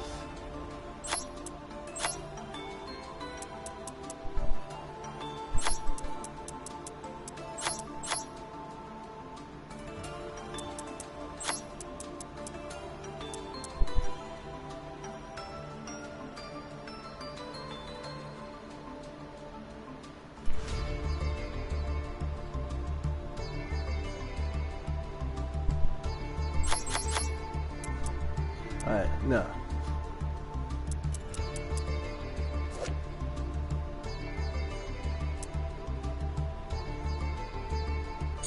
before we do that, we're going to add those in there for now.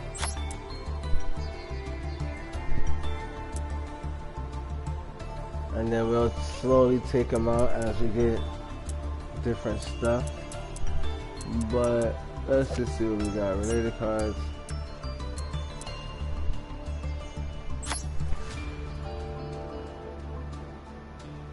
Alright, and so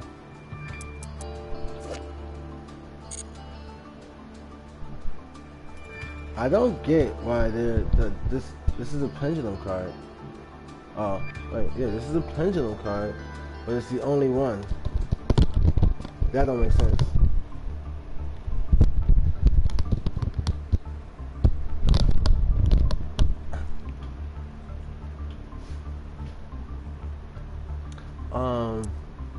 It doesn't make sense at all.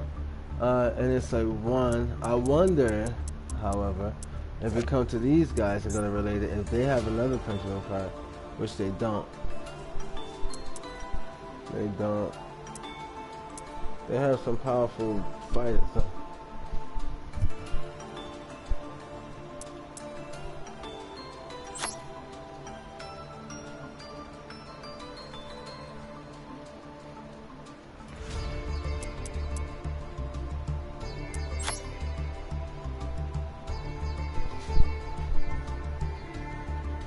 Alright, so we got those.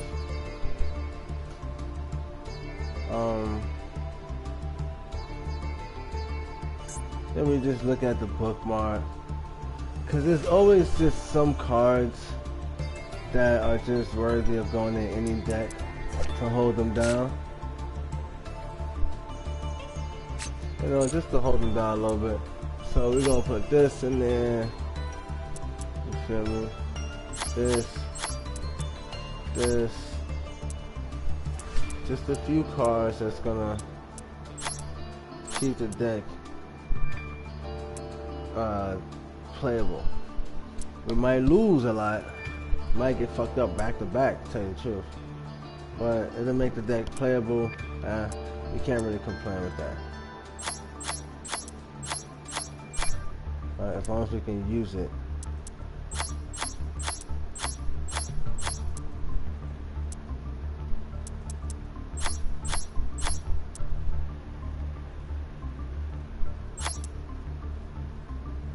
There we go. The deck is usable. It is not great. It sucks. But it's usable.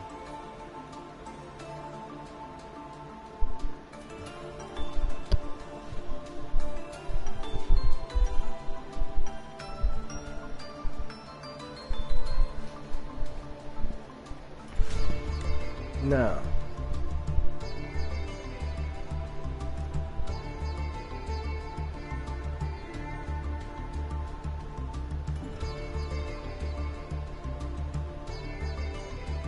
Key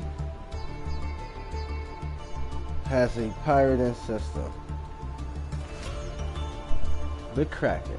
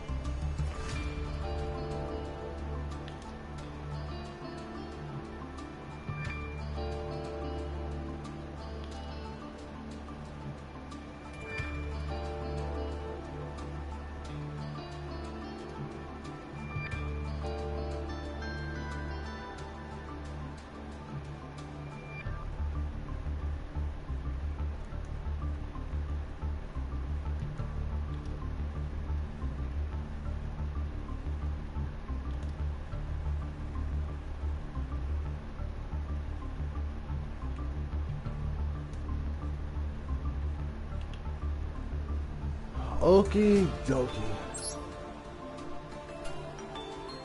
Now, obviously that deck is not really a deck. But as we progress, we will slowly... No? As we progress, we will slowly fill this deck up with the cards it needs. We want to change the aesthetics for this. For sure. Is this deck usable? No, it's too many cards. Alright, it's okay because what we're gonna do is go through and we're gonna get more of we got the Pokemon cards, but we need another one, right? But we want to fill up this story. We want to learn more about the World Chalice story and actually get into that. So let's do that. Because this way we can also have a thing for it. Icons and stuff.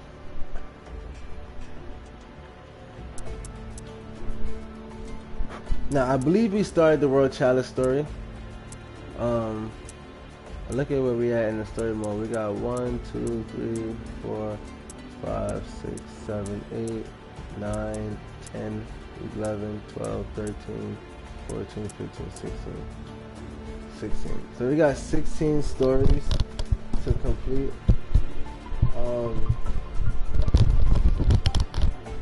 Technically we got more than that because we got to go back and beat them using the loner decks to get full completion. But that's a different story. Anyways, in the meantime though, we will come to this. We started this, the World Legacy, but as you can see, there are extensions in and of this series. So we'll go back to this, chosen by the World Chalice. So what we need to do, wow, yeah, there's still more to go. So again, what we need to do is relearn the story. We're going to go back to the beginning and figure out what's going on and see exactly what from the story we want to represent, what comes from the story and connects to who we are as a person so that we can fully use the prowess of our deck. Alright, let's go to the scenario. So play.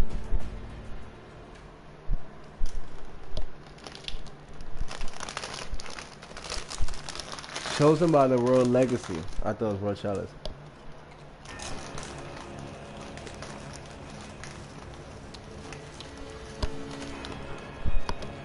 Alright, so I'm going to make one more cup of tea.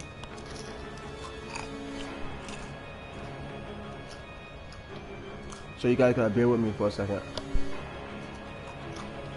When I come back, we'll get right into this.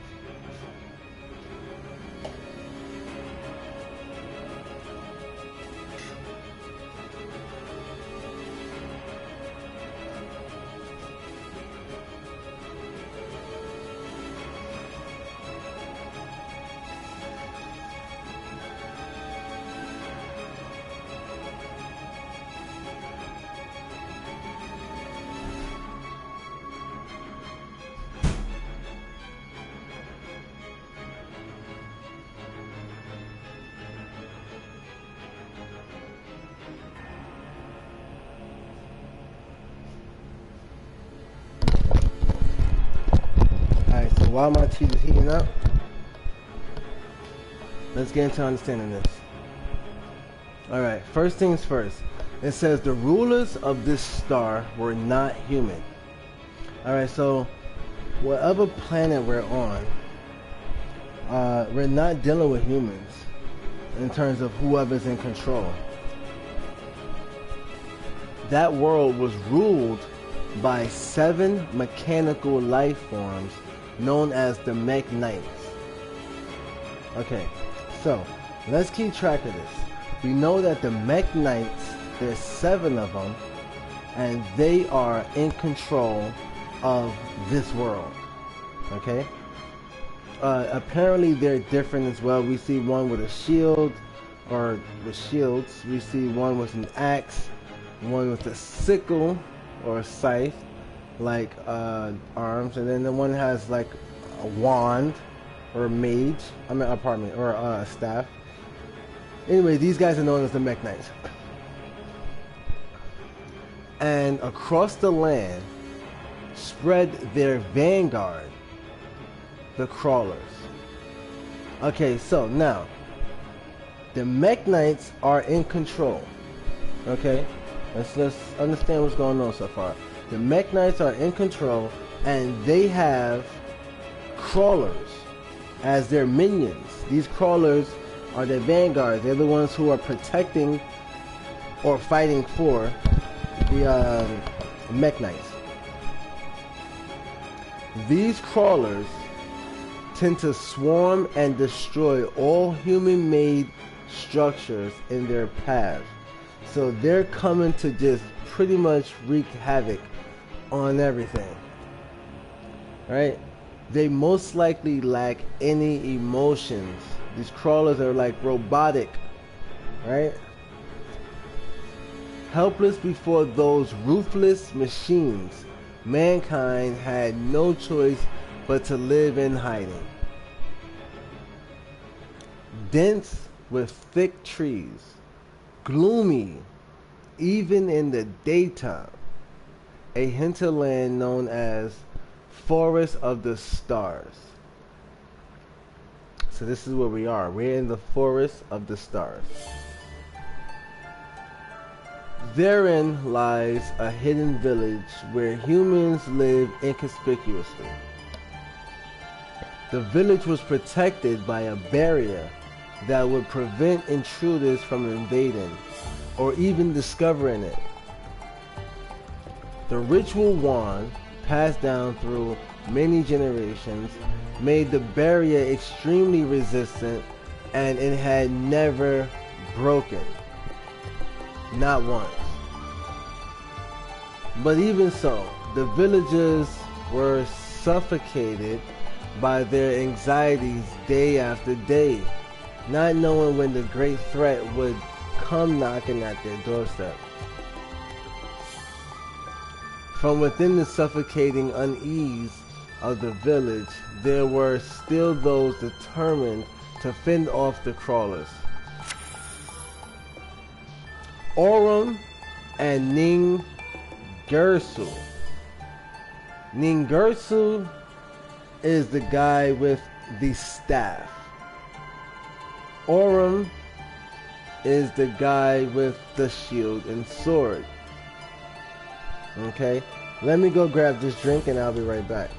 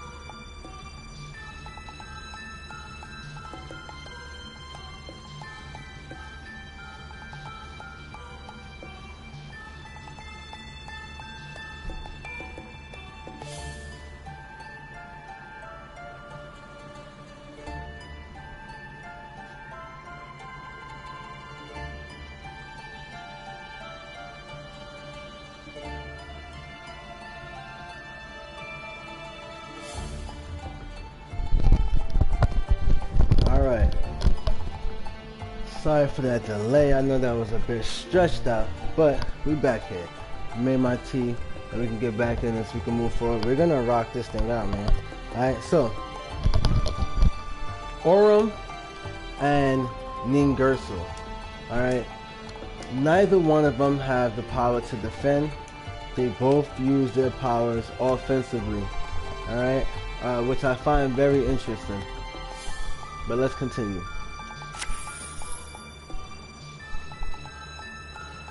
There was a reason they fought so desperately. It was the village priestess and the younger sister of Ningirsu, Ib. Now, she does have defense, and she has no offense though. From birth, the priestesses possess a divine power that synergizes with with their ritual wand to create barriers. All right, so from birth, the priestesses possess a divine power that synergizes with their with their ritual wand to create barriers. Their wand creates the barrier that's protecting the land. And it's a divine power that it's within the priestess, right? Ib's power was the strongest the village had ever seen in its history.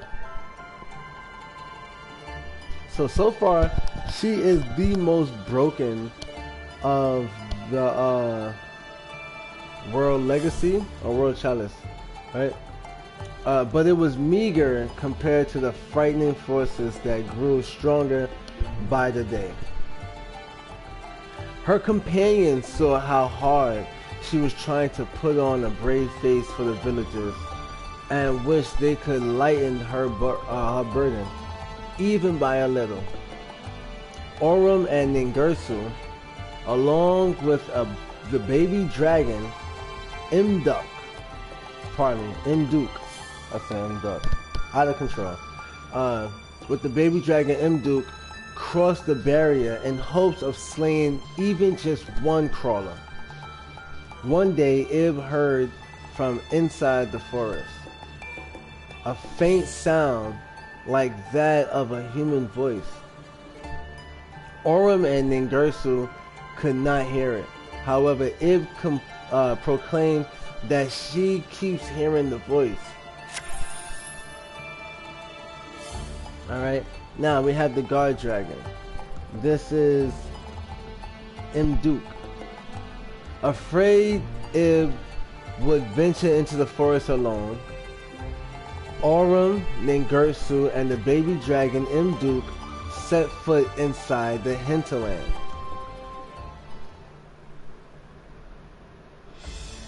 Alright, now,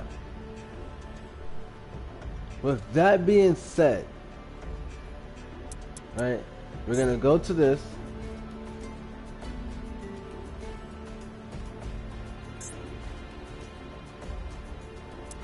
And we're gonna switch our deck.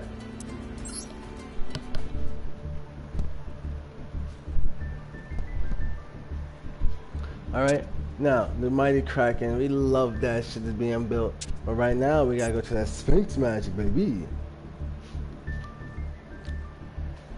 Alright, now, low key, I wanna make this deck face that deck. I want this deck to kind of grind its way out.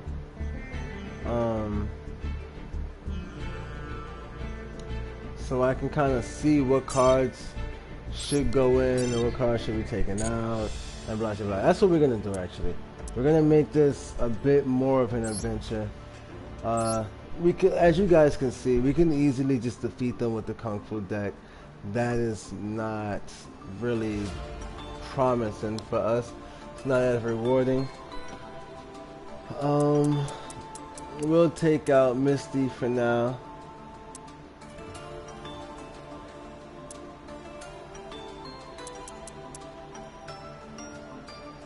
So, look, it's so funny. This is the analyzer, right? This is the one that's studious and that studies the most, and that's Brock easily. This nigga was the first gem, and he was teaching them niggas Earth, like he was teaching them niggas how to use their skills.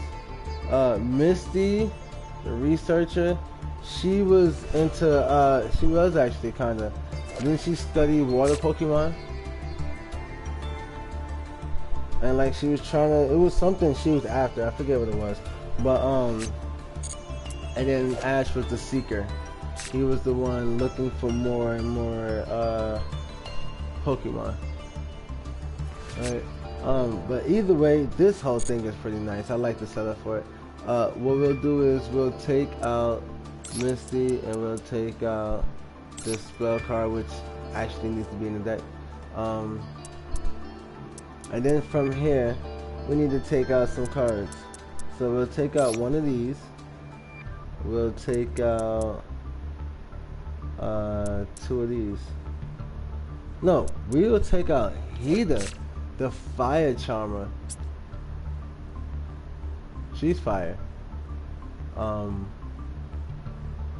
She got that rabbit like animal with her. But we're not, this deck is not using the charmers, man. That's not what we're going for, actually. Let me see something. Hold up. Yeah, see, these are the other ones.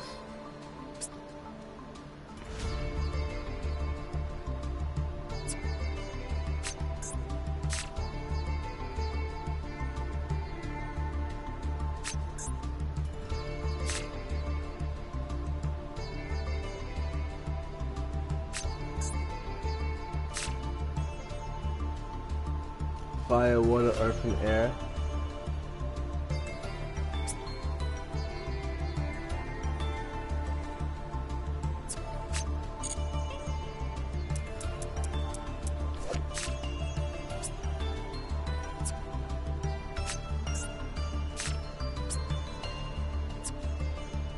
Now, those are pretty cool cards, I won't deny. I find it interesting that we're able to see them evolve. We got two spirits.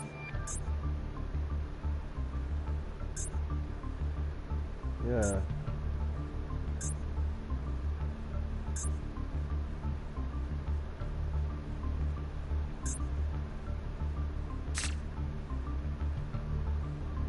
This is them as they grow up, but it's like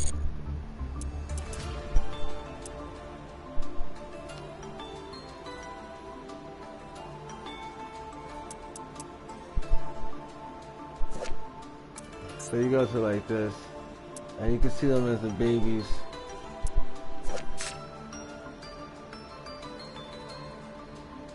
They're not babies, they still kinda, they're definitely not babies.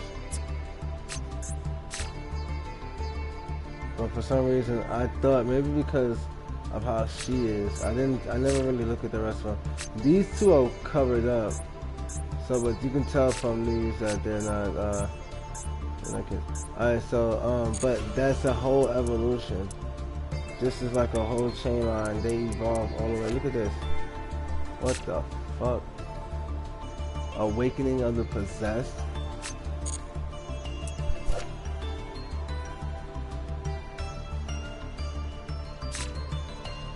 What the fuck? Yo, I may actually wanna. Whoa. Rasen Ryu. Rasengan! No, that's funny. I think I may actually wanna build this deck eventually. We're not going for that right now though. Let's see. So we wanna get out of this. What is this right here?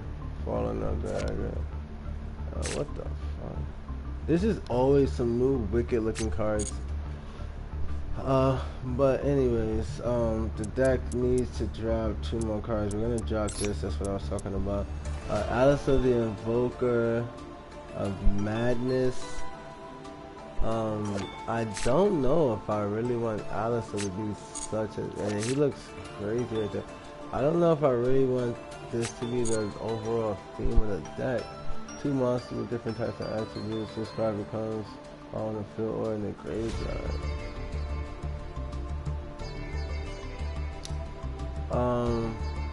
Right. Now this card we like a lot, right? But truth be told, the fellow math tech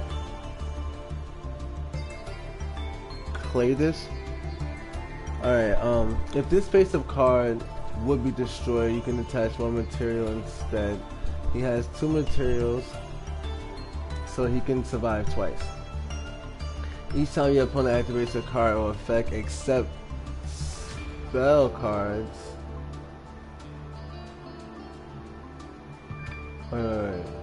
What? Each time your opponent activates a card or effect except spell cards and effects. What the fuck type of shit is that? Alright, place 1 spell counter on this card. When that card or effect resolves, maximum 9. You can remove 3 spell counters from this card. Apply 1 of these effects. You can only use 1 of them. You can only use this effect, Math-Tech Cladis once per turn. You can add 1 spell or a spellcaster effect monster from your deck to your hand, or you can special summon 1 spellcaster monster from your hand or deck. Or you can add 1 from your deck to your hand, or you can special summon 1 from your hand or your deck. Each time your opponent activates. So this is like a charged up card, man. So in other words, the more monsters, the more your opponent activates effects, the more monsters you can have on the field. But it takes 2 level 8s. I don't think we have any level 8s.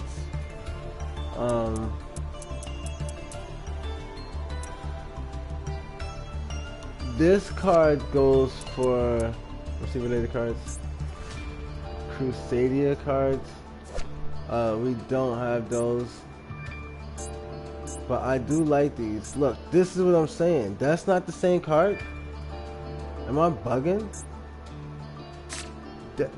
Is this not the same nigga? With that sword?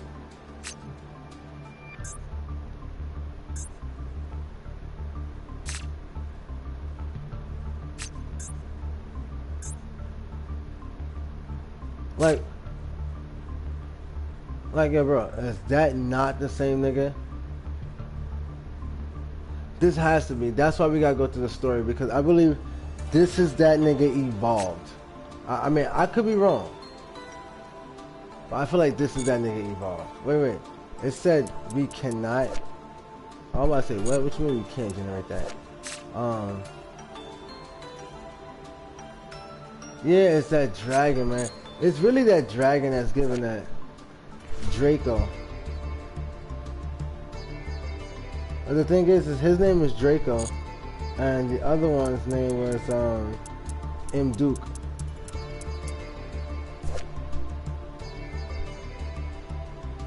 M. Duke, the World Chalice Dragon. But it just looks so much like it. It's green bodied, 2 horns. Let me just check again.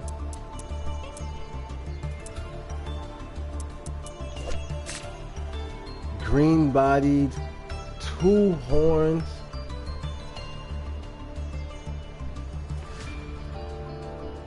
White fur on top of the whole trail of the back, and white fur on top of the whole trail of the back. Hold up, this is another one of him. That's definitely that card. That's Draco. That nigga, this is a part of it. Somehow this shit is a part of what the fuck is going on. Look, this is the fusion dragon right there. Do you not see that? Like, am I bugging? They don't see that fusion dragon in the background? No, that's this nigga. Who's clearly the World Chalice God Dragon. Alright, so that means these cards, Crusadia Crawler. Oh, okay, so this is a part of the story. This is a part of the story. We gotta see what happens in the story. Yeah, we gotta see what happens in the story. So we got more to learn. Let's we can't take that shit out. We might, let's just take out one of these for now. Alright, and then we're gonna save it.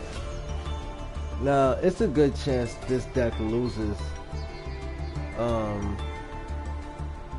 But it's cool, we wanna try it anyways. We wanna try to get the extra cards, the extra materials, and use that to, you know, build this part of the deck too. But yo, man, that should be pretty crazy. So let's look at, that was the first scenario. Let's look at the second scenario.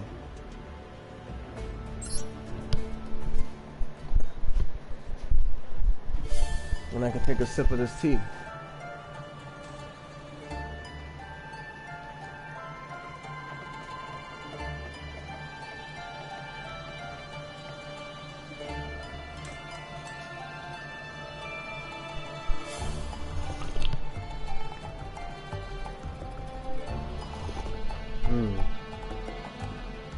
Ooh, that shit is so good.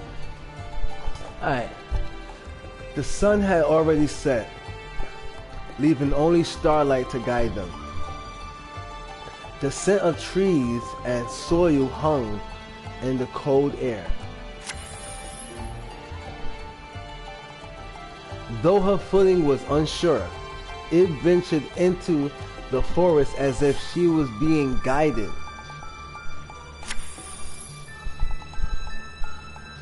Careful not to lose sight of her, the three looked out for crawlers as they followed her. Suddenly, with an abrupt shriek, it vanished before their eyes. Rushing to the place where they'd lost sight of her, they saw Ib had fallen off a low cliff. It appeared Ib had been so spellbound in the direction of the voice that she hadn't noticed there was no ground before her. The three descended the cliff and were relieved to find Ib uninjured. Before their eyes, a mysterious structure appeared. If it had been there before, they would have noticed it. But it was as if, but as if the structure, I don't know why I got tongue-tied, or dyslexic, but as if the structure had been there for hundreds of years, it was ensconced in trees and entwined with ivy. They nervously approached the building. Oh, that shit flashing, boy. Let's take another sip of this tea.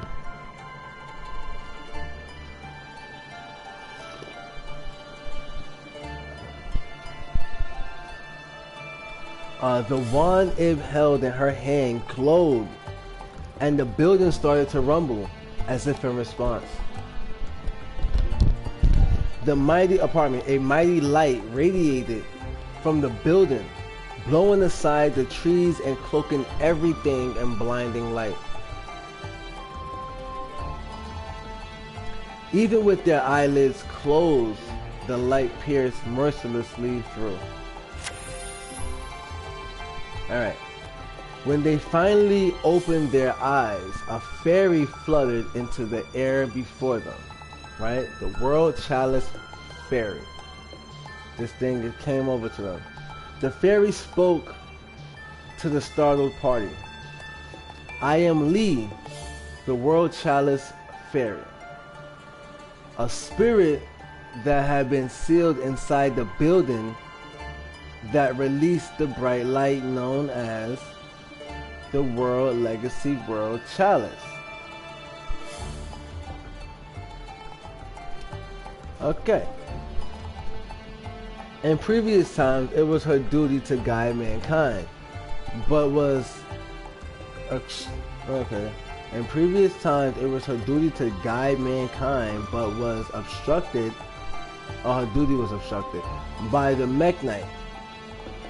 For many years, she had been waiting for a world hero capable of activating the World Chalice, and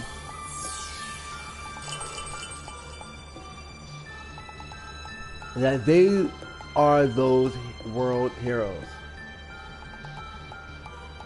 Please lend me your strength and gather the scattered starlight and save the world from the great darkness, she spoke.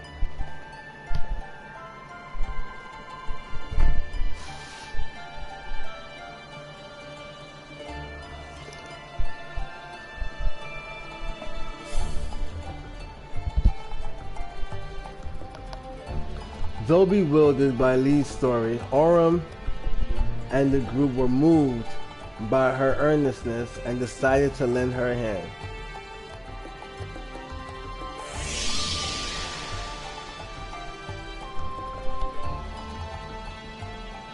So it looks like she's evolved the entire team. Okay.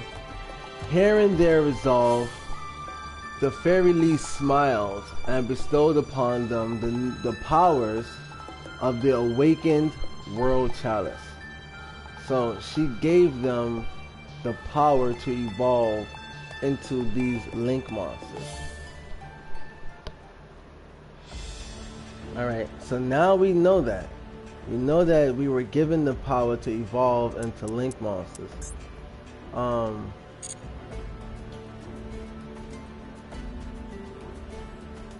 Okay, now, before going forward, we actually want to get those Link monsters. Right? When the face of crawler monster leaves, we don't need that, that's just backstory. But now, this right here is evolved. Right, now, before we do that, let's go to the deck and make sure we have her in her base form. I hate when people go for cards, right? And so what they really want is the most powerful card you can find and shit like that. That shit is stupid, man. You know, that's not really dueling. Get something that makes sense. Let's look at related cards. You know, get something that makes sense.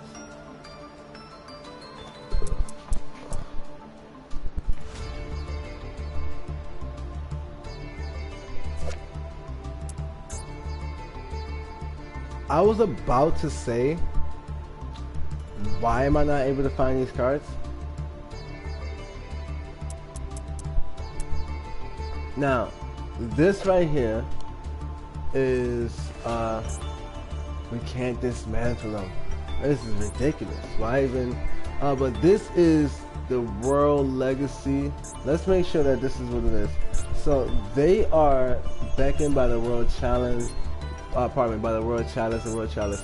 Alright, and so World Chalice.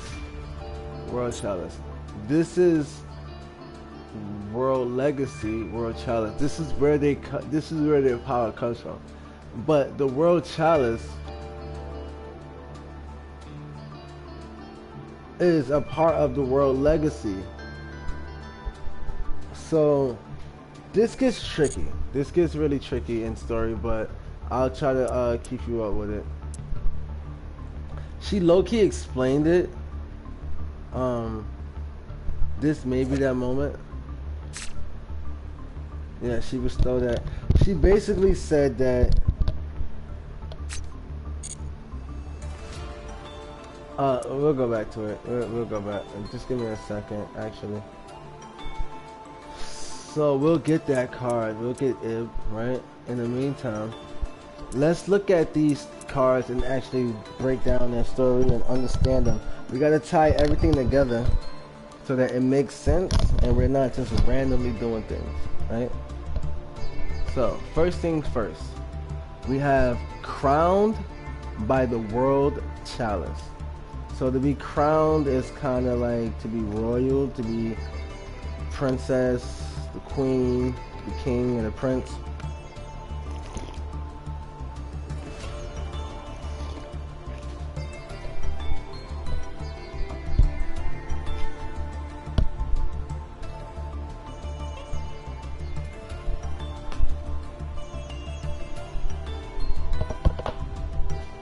Alright, so crowned by the world chalice.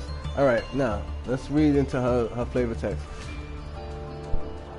With her magical staff, she can channel the living heart of her world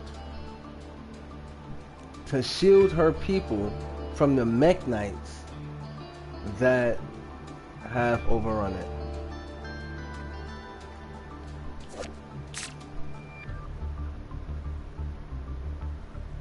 She's a normal mod. Okay, this is pretty decent. We're gonna put this card in the deck. We don't know how many copies of each card we're gonna go for yet, but for right now, no. This is crowned by the World Chalice, and this is chosen by the World Chalice, right? Inspired by the world hero legends he heard as a boy, this crusader adds a piece to his armor with every monstrosity he destroys. He has set out on a quest from Fairy Lee to recover the 7 world chalice. Hold on, I just got fucked up. He has set out on a quest from Fairy Lee to recover the 7 world legacies and save their world. Alright, now, it may seem like I'm being biased, alright? Because truth be told, I was gonna feel more related to that, Ningerso. Why? Because I'm a very, very strong martial artist, and I feel pretty much unrivaled in combat. For the most part, from my experience, I don't think that I can never be defeated. But from my experience, I've been unrivaled for the most part in my combat. So when I think of myself as a fighter, or like, and in a card form, you know, I see like the fighters, you know. I'm mostly related to the fighters, in terms of the combat aspects, right? The kung fu fighters, or the basic weapons fighters, right? I like to use the bow and arrow. I like to use the nunchucks, katana, shuriken, things like that.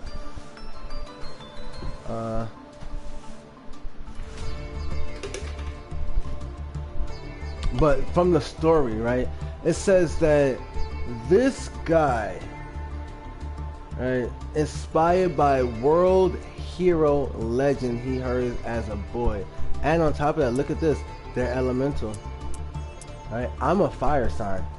You guys know that already. I'm an Aries. I'm a fire sign.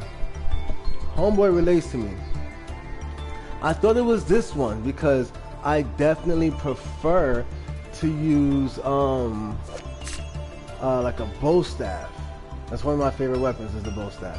And he seems very mature. He seems grounded, and he's stronger. But here's the thing, right?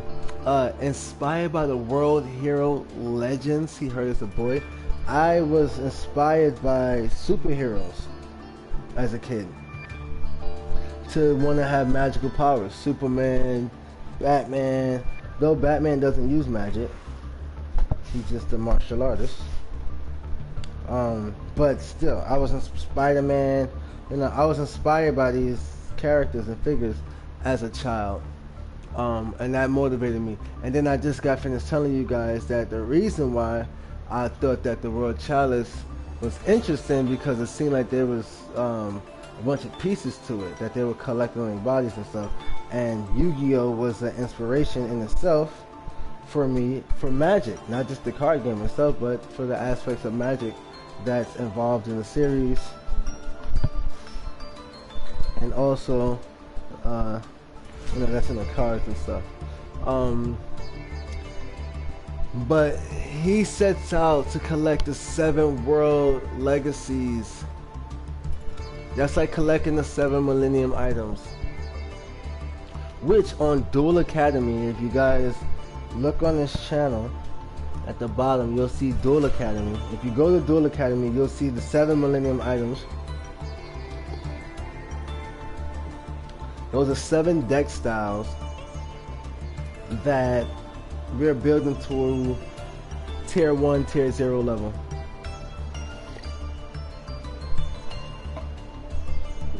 So tap in, make sure you subscribe.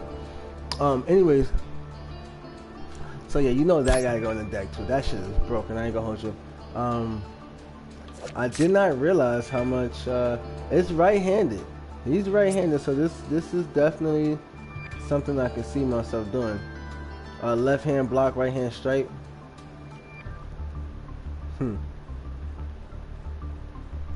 Interesting.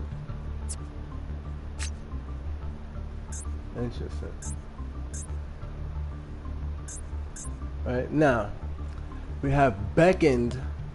So we have crowned by the World Chalice, chosen by the World Chalice, and now beckoned by the World Chalice. His battle with the monstrosities never seems to end. Even when their forest was invaded by the monstrosities insects, he stood his ground and inspired the other defenders around him.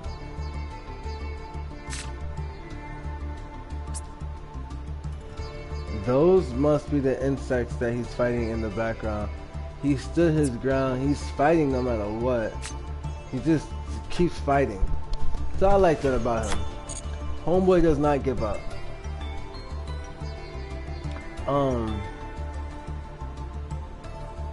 Yeah, man. Listen, I'm telling you right now, I love this so far. A lot of these cards are gonna get out of the deck. Just know that much. We're not running every single card that's here. A lot of this shit will leave the deck. It's just too much clutter. But I love this shit though, man. I'm not gonna lie. I love what I have. I may end up getting rid of these Magistus cards. It may not be serving the right purpose. But either way, I love this, man. The World Chalice is looking really nice. Can we use this deck?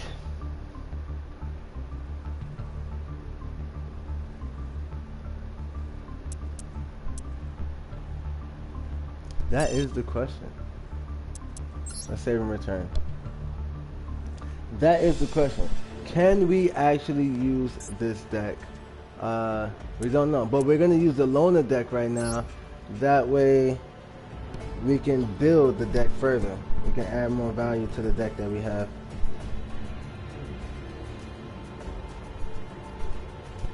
Because now we can put in the Link monster, which we did not have before.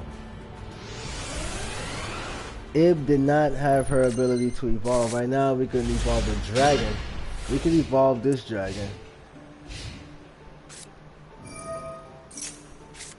This is the Crawler Invasion. This is actually pretty cool because now it's low-key feeling like we're fighting that deck off. I love the sleeves. Yeah, bro, honestly, yeah.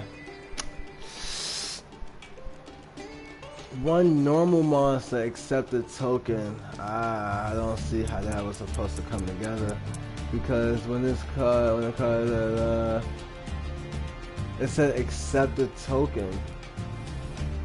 That's interesting. When a card or effect is activated that targets your link monster, quick effect, you can send this card from your hand or field to the graveyard and negate it, and if you do, destroy the card. So this will protect one of your link monsters. This is a guardian for your links. You can banish this card from your graveyard, target one normal monster in your graveyard, special summon it in defense. So this is a protector. Oh wait, I'm bugging. I'm thinking I'm using my deck. It's not my deck. This is the deck they let me use.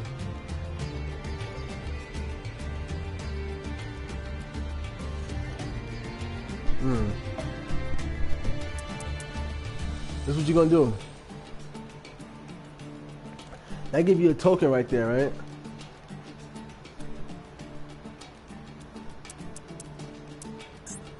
So I give you a token. Boom. 2 World Chalice monsters. Now,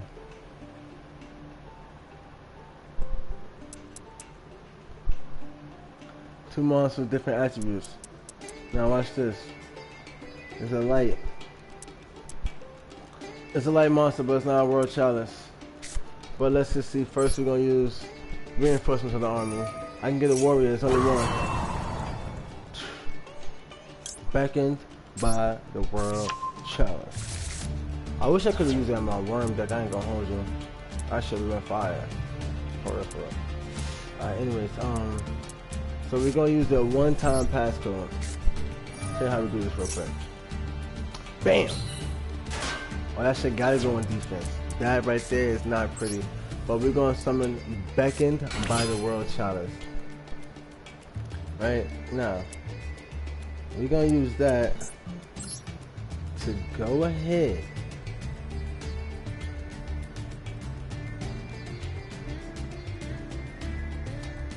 now. During your main phase, you can summon 1 World Chalice monster in addition.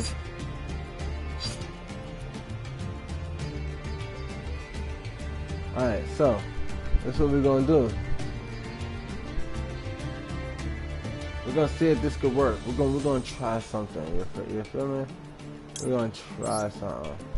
We might fuck around and lose because of that, but it's just to see exactly how these World Chalice cards work. We're gonna just, put a few things together. We get the 1, M Duke.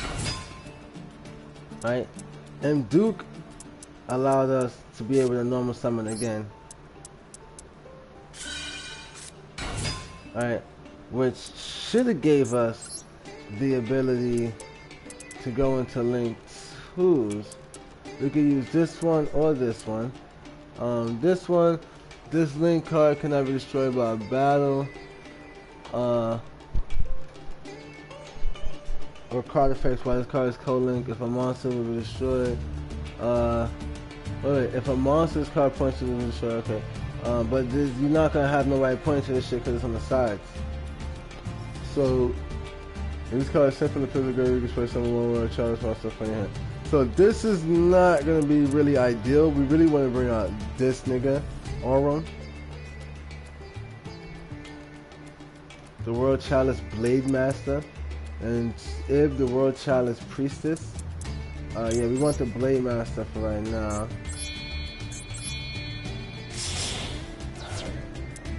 You take a deal me? Gotta bring that nigga out to the field. Oh, yes. Stop playing with it. Nigga, what? No, bro, I ain't even tripping about that. Let me see what I got. You can banish this card, target 1 normal monster in your greatest person in defense. Yeah, bro. We're gonna do that. Let me just show you something. We're gonna banish that nigga. Bring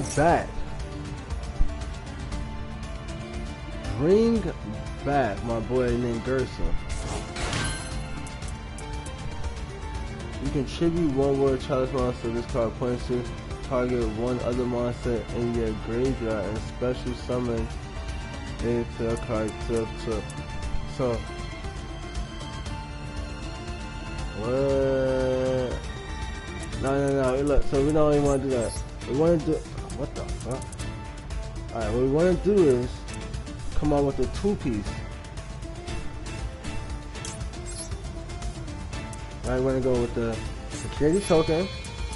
I'm gonna go with the Beacon, then Gersu. Let's get it. So now, let's go. Let's go. What the fuck?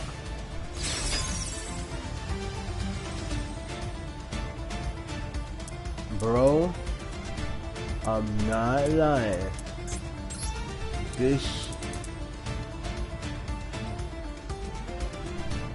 What the fuck?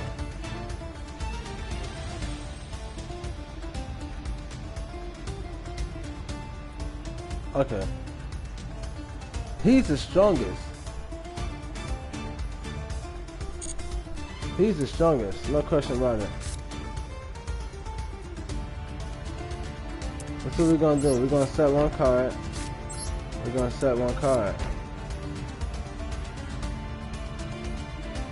Oh, we can reborn. Him. But then he can't use that effect anymore to resurrect people.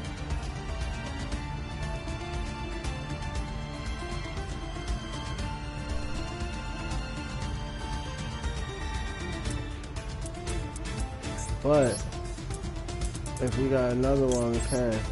So look, we're gonna go all out, because the thing is, I wanna actually see if he also has a summoning animation. That's really the key to what we're doing right now. To check to see if the nigga really got, see if he also has a summoning animation. The first two did. All three of them got a summoning animation. That right there is broken. Just to say, I really like it a lot. You can send one card from each player's. Wait, once a time, you can send one card from each player's field to the graveyard.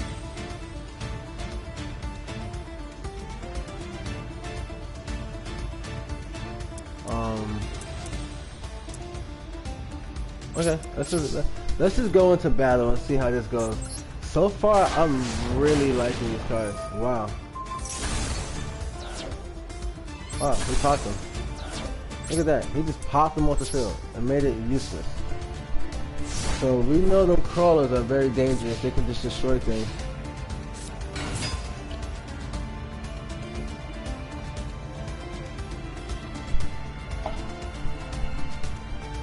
This card can pierce defense. It's a defense piercer. Cross Sword Beetle. I used to run this card. While you control another insect, if an insect monster you control attacks a defense position monster, inflict piercing inflict piercing battle damage to your opponent. Alright, so we don't need to respond to that. We let him go for his attack. We're gonna use compulsory evacuation device, send that card back to his hand, and we're gonna also go for Call of the Haunted, and we are going to return our Link 3 Ningersu back to the field.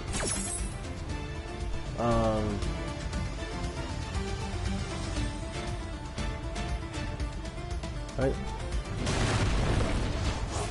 Ningersu's back. That card goes back to his hand. Boom. Probably ends his turn. Yep. Alright. This deck is pretty nice. I like where it goes. I like everything about it so far. We can pop cards with the field. I'd rather just attack him. Let's end our turn. We took a hit, we have recovery. This requires 2 Link monsters, right? I don't know how I feel about that. Now, the World Chalice, this is a card that we eventually need to get as well. If a monster is special summoned from the extra deck except during damage step, you can tribute this card, send that monster to the graveyard. You can only activate the following effects of World Chalice. Well, pardon me. The following effects of World Legacy. I could tell when I'm tired. I started fucking up words. The following effects of World Legacy, World Chalice once per turn.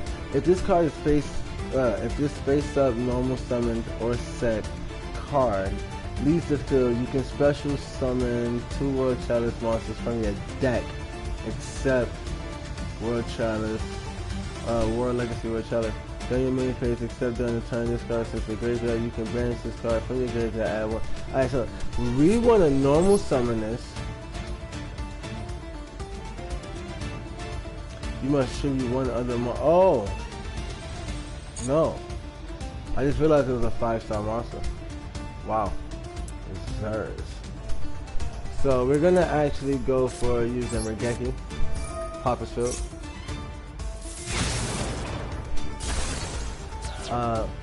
Then we want to bring out M. Duke.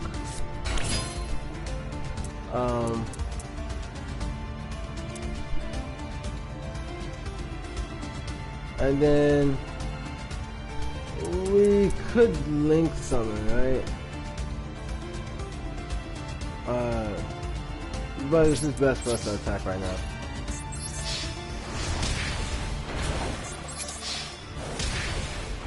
So what happens is if he does something to challenge Ningirsu, then we can negate.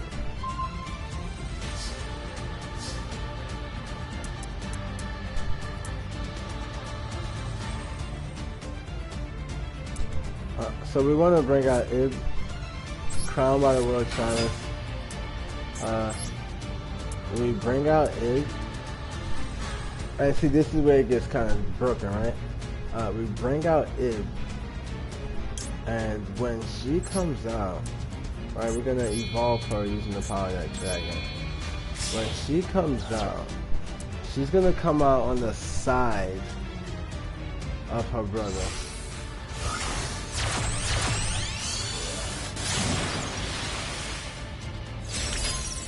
And now she is co-linked.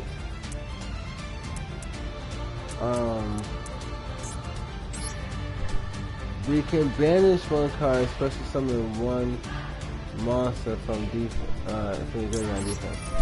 Alright, so we can special summon Ib again, right? And she can go in either one of the stuff. We're gonna put it right next to her stuff. We could then, if we wanted, go into another Link 3.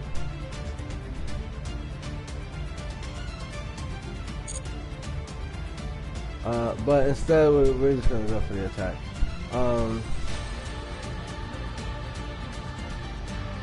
This is going to do what now? Oh. That's why. So we could use... Wait, let me see. So 1 card each player controls.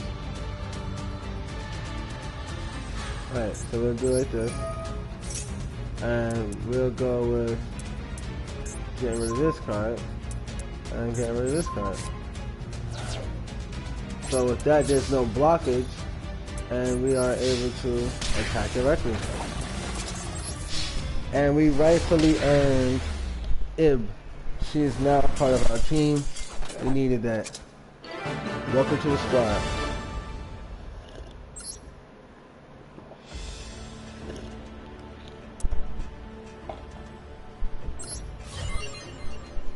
Now I will say that was a bit of a challenge, but it was interesting. I like the way those cards work.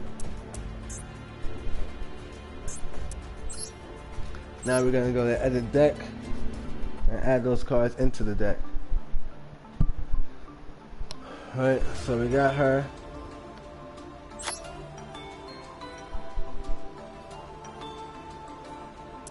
We're gonna add her into the deck. We're gonna take out one of these.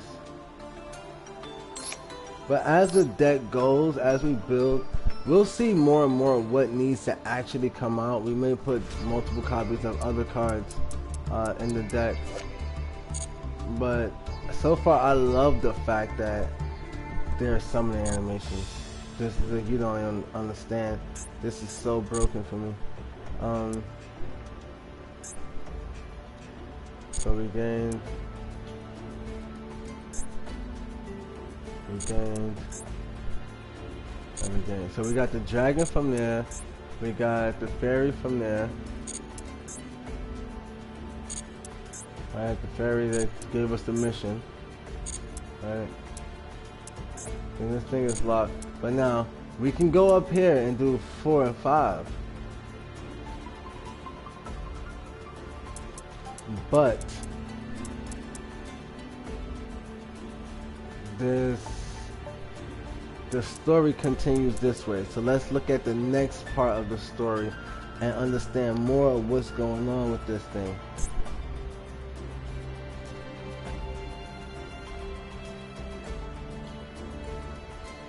So we are getting the field card. World Legacy Discovery. Now this is the moment that they found the World Legacy. Right? Now let's go back to that card because I don't think that everyone fully understands what happened with that. It was the first part, right? Let's go to this. I believe it was the first part. But if it wasn't, it's the second, and we'll go into it and we'll understand it. We'll dissect it. All right, chosen by the World Legacy. I want you guys to really understand what's happening so that you can follow the story. All right, these guys are the 7 guys as the 7 mech lords. Pardon me, 7 mech knights.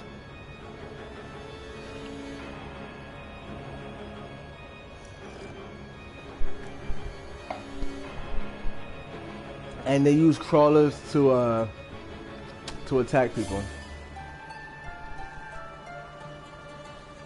Alright,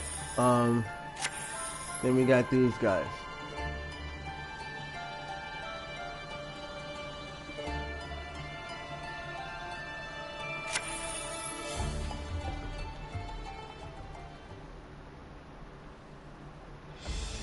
So it was the second one, I'm sorry about that. Yeah, it's in here where we get the mission that we learn exactly what that thing is.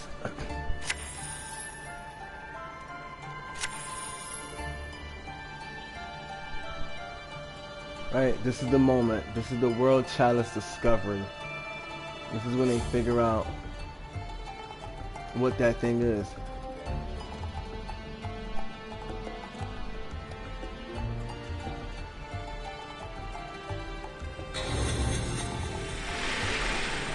Alright, now let's read this carefully and make sense of this. The wand Ib held in her hand glowed and the building started to rumble as if in response. A mighty light radiated from the building, blowing aside the trees and cloaking everything in blinding light. Okay? Even with their eyelids closed, the light pierced mercilessly through. When they finally opened their eyes, a fairy flooded in the air before them. The fairy spoke to the startled party. I am Lee, the World Chalice Fairy. Okay? A spirit that has been sealed inside the building that released the bright light known as the World Legacy World Chalice. That is the name of the building she was sealed in. The World Legacy World Chalice. Alright, so we skip out of that. Now, that World Legacy World Chalice is that card that has 0 attack points or whatever. It's that card we just had in our hand. That was a 5-star monster.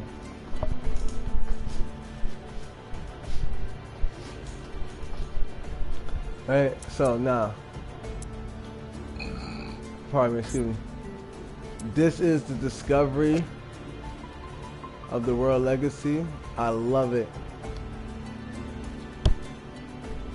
I love it that they caught that moment.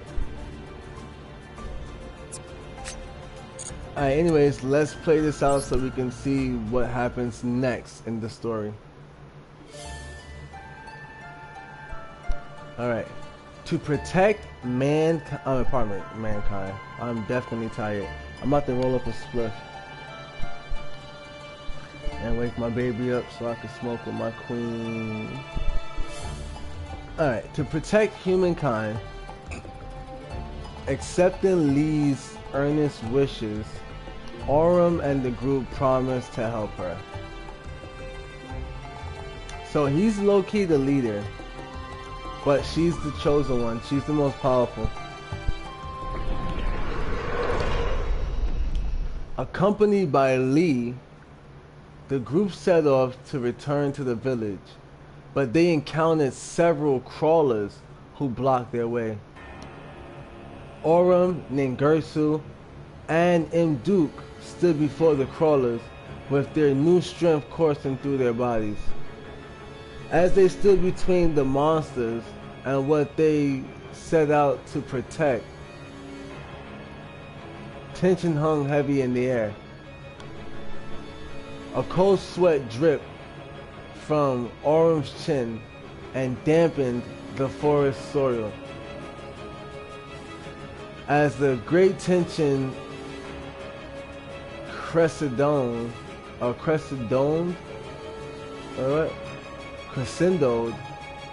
okay. As the great tension crescendoed,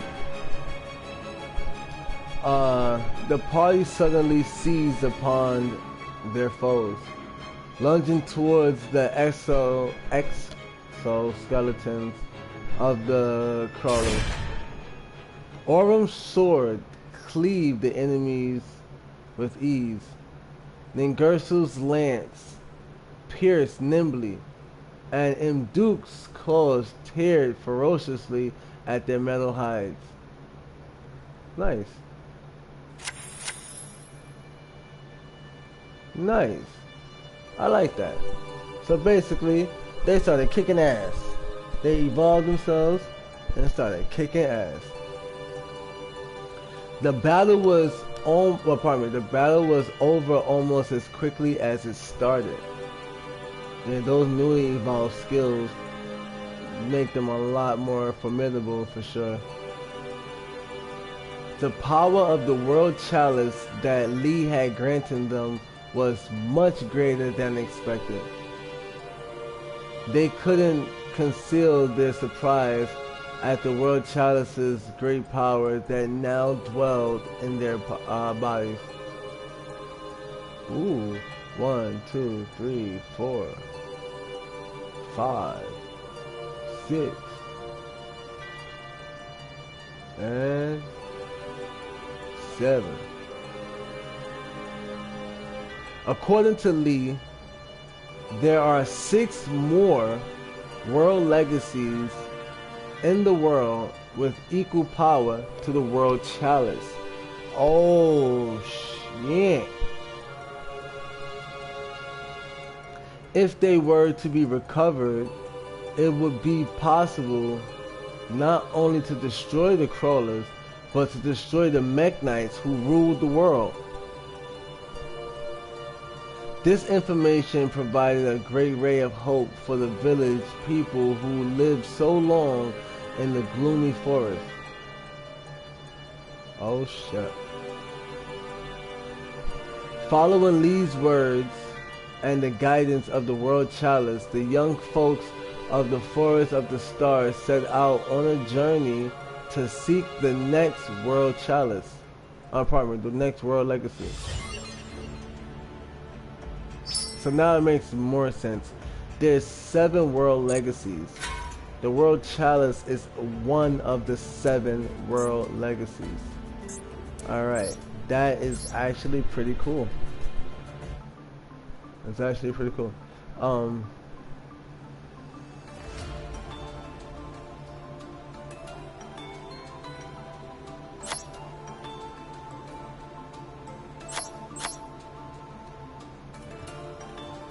Yeah, I like this a lot actually. So far the story is saying that you know, they're set out to protect the world. They found one world legacy, and it's the World Chalice. That chalice has given them power and evolved their skills.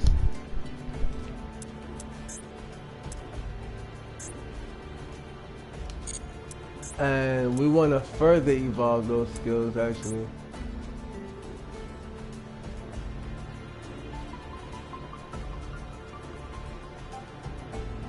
He is fated to become the blade that will change the world after a long journey, shouldering the hopes and dreams of his people. Yo, my boy.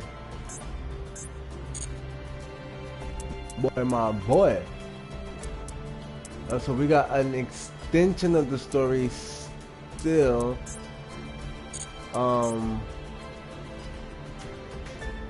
What the fuck? World Legacy. Alright, so first of all, let's look at what this field card even does, right? Because this is the discovery of the World Chalice. It says all World Chalice monsters on the field gain 300 attack and defense once per turn if a World Chalice monster you control is destroyed by battle or leaves the field because of an opponent's card effect. You can target one World Chalice monster in your graveyard and special summon it into defense. So if your monsters get destroyed, you can bring them back.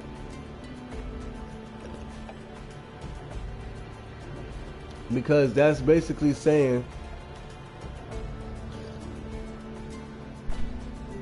this moment in itself made them all stronger. But she fell. Ib fell down there. And when she did, she was able to be recovered without injury. So that's why she's able to be special summon in defense. So that's basically what that's depicting. Let's continue the story. This is actually a pretty cool story. There's a practice right here.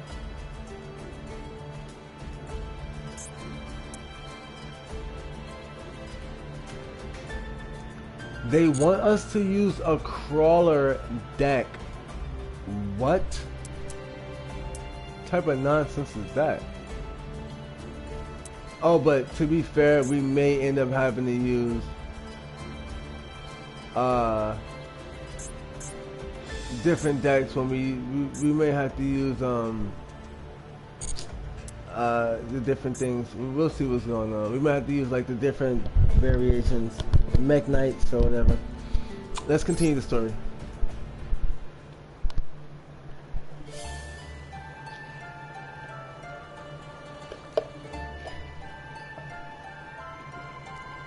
And so began the journey of Aurum and the party in search of the world legacy. Although the party was on a mission to save the world as their first time in an outside world, everything they saw and heard felt fresh and vivid. No matter how many crawlers would appear, Aurum and his friends would fight them off, and they did so for several days.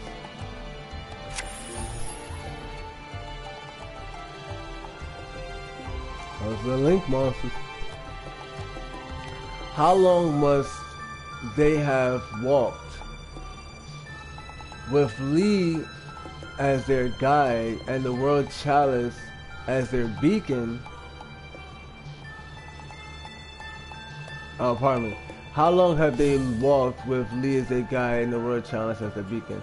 A humid wind caressed their cheeks.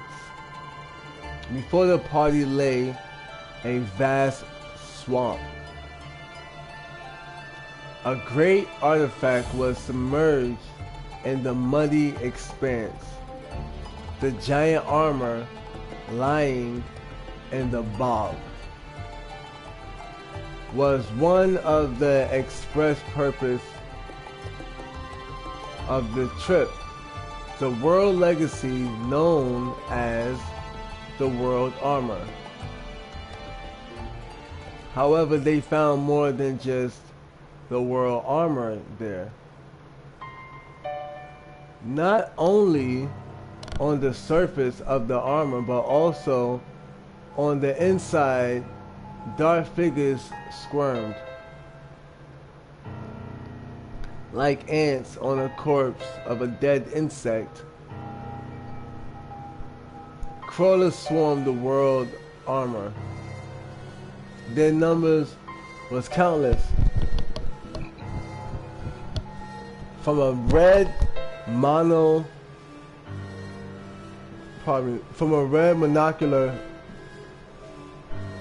emanated a bizarre light that filled the party's field of vision. The horrific sound of the crawler's metal hides scraping against each other united into a thunderous cacophony, as if the earth were shaking.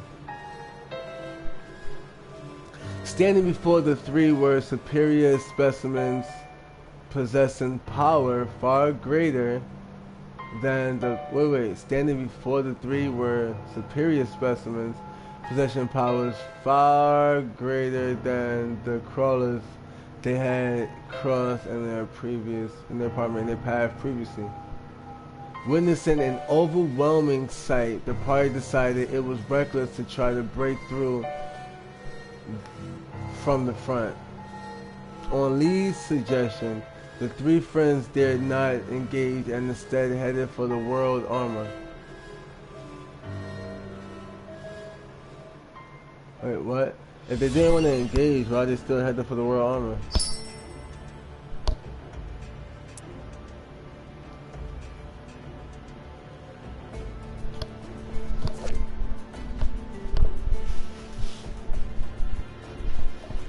Alright. World Legacy's Heart.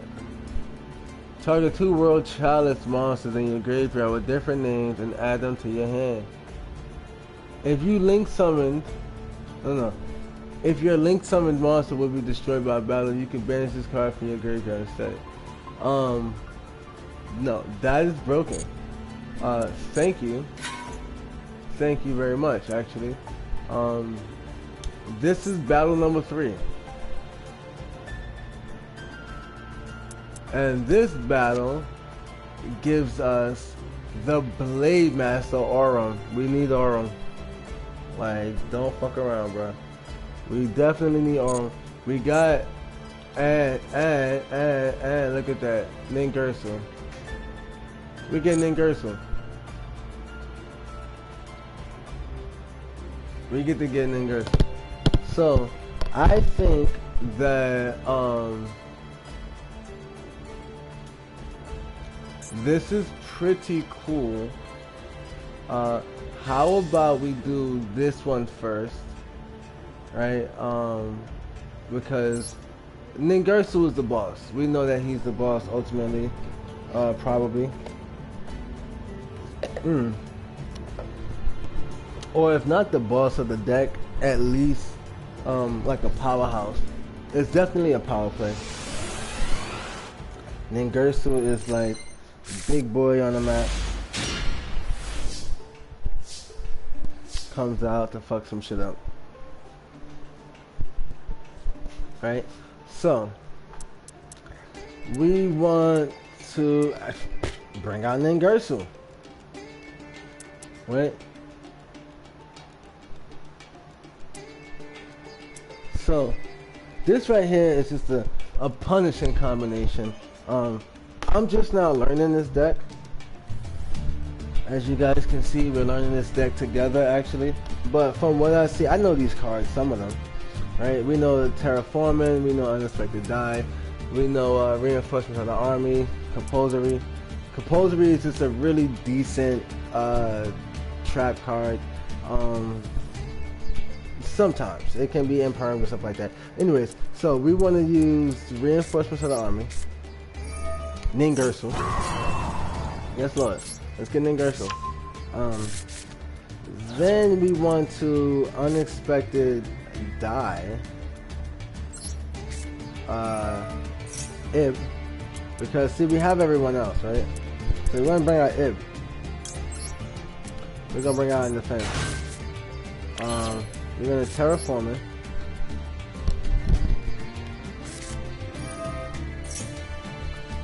We get the legacy. We get the world legacy. We're gonna activate world legacy. This is where it starts to get stupid, right? Legacy happens, we get stronger. Alright, so now if you target me with anything, you're hurting yourself. We're gonna set. Now, the next thing we want to do is we could build up from right here, right? So we want to do that. We want to link summon. This is where it gets crazy. We link summon, right? And we bring out the dragon. He does not have a summoning animation, unfortunately. Sorry about that, guys. Sorry. But we could bring out Aura. That's hard. And then we can make Aura evolve.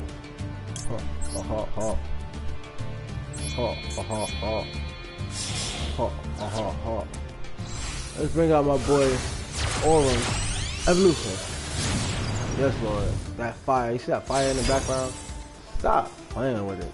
If this card was sent from the field to the graveyard, you can special summon one World Challenge card from your hand.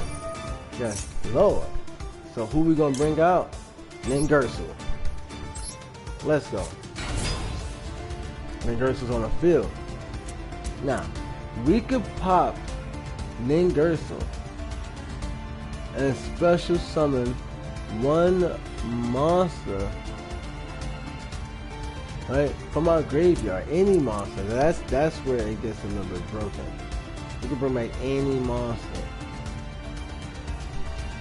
If we use this effect,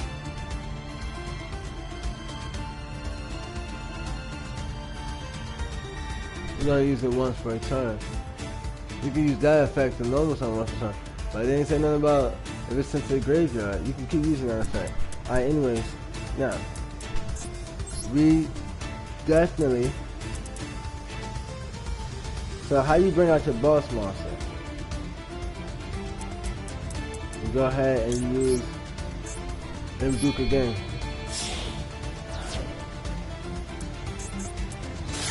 You bring out Duke again. Then you're able to bring out Ningirsu. You see? Then you can bring out Ningirsu. And if they pop him, it's okay. It's okay because it'll come back. That's wrong. Look at that. Bam! My boy comes on the field. He's not playing with nobody. He got that extra attack point. We end our turn. You gotta come correct like that. You gotta. When they come for that monster, they're gonna have to come correct. You feel me?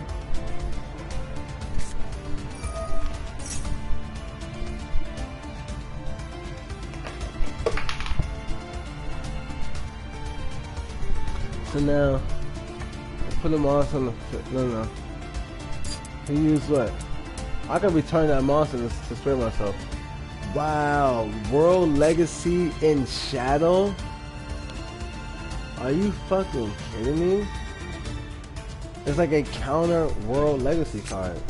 All crawler monsters on the field gain 300 attack points and defense. Once per turn, you can special summon one level 2 or lower insect monster from your hand and face up attack or face down defense. When you flip a monster, when a flip monster is destroyed by battle, you can send that monster by an opponent's monster. You can send that monster to the grave. Damn, that's dirty work. Go ahead. So now, if he plays a flip monster, it's gonna hurt me.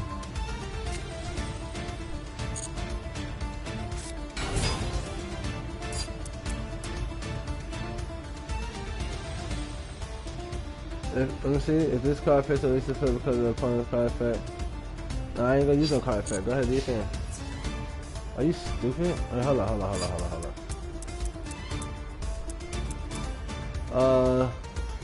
If this card leaves the field because of the opponent's card effect. What? Why are you attacking me? Am I forcing this nigga to attack or what? Listen. No, I don't think I'm forcing anything. I think he's just being stupid. Let him attack.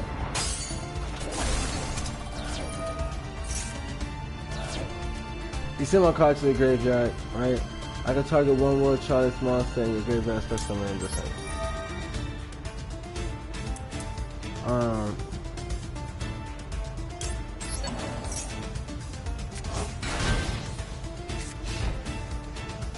During the end phase, we return that monster back to its hand. You're not jacking that. That shit was stupid.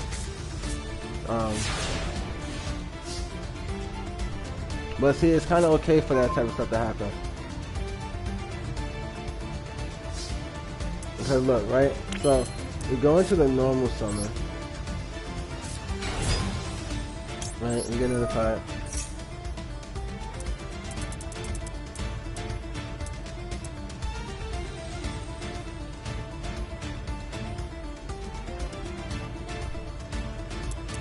Now, what we want is, in case you try to do some other bullshit, to take out effect monsters. Alright, now.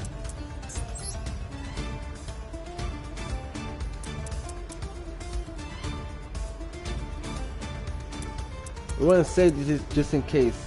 We got no way to get that back right now. We're gonna pop these two. Bring back out all of them.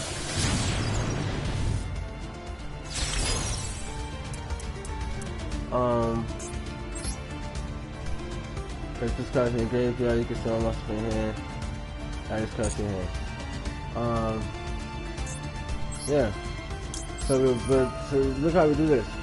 We're gonna send this card from our hand to the graveyard to add this card back to our hand. Right? Now, that allows for us to use the guard dragon to bring back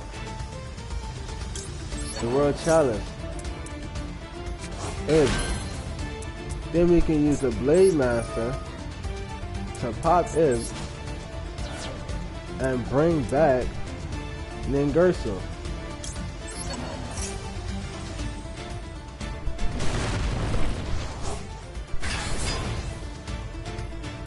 Then Ningirsu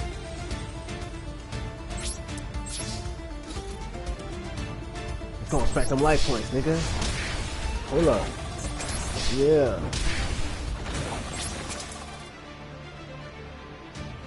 And we gonna end our time right there. Now we probably could have made that nigga go even further. But that's what I think is the maximum we're capable of doing at this moment.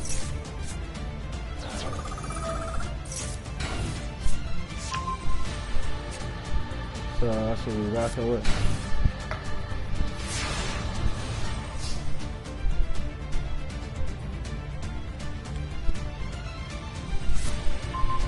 They had to make a movement in their turn. They put cards face down. So you know they really can't go for too much, right? So what we want to do is, you know what I'm saying? So let me see. We got this. So we want a normal summon Lee. We're gonna put her right there at the spot where we can get pointed at. Get another card to our hand. See me? Now this is a stupid lock.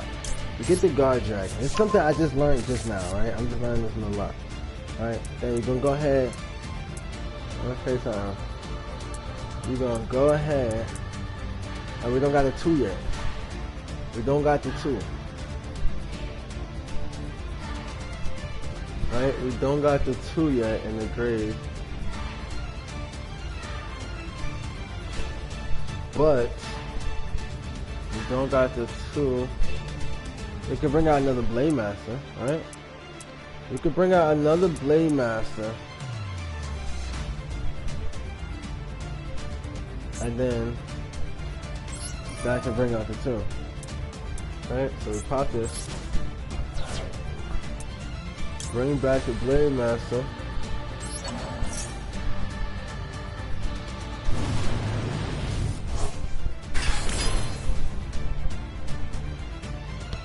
And then, truth be told, let me see, hold up. Truth be told, we could really just swing in with that. Let's see. Blade Master first.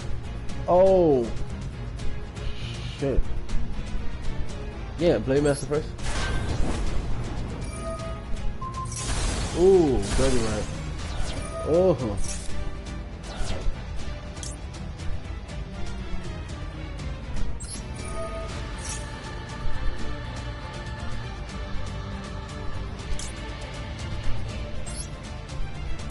Yeah, my boy. What you talking about? Let's go. We got another one.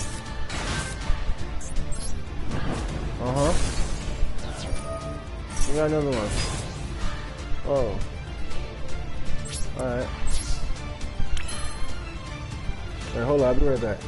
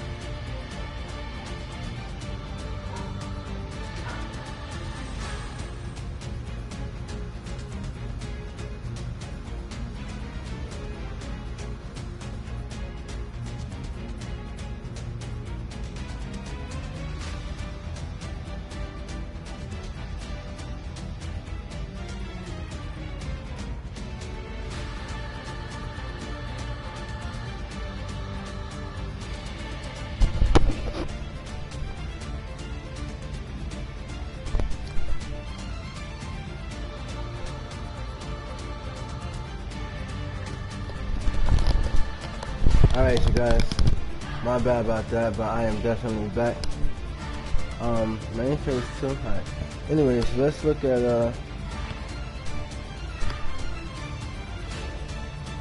let's plug this back up.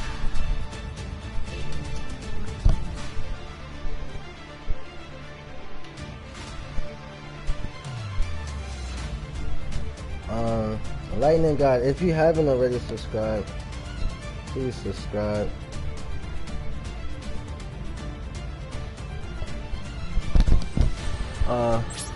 No time.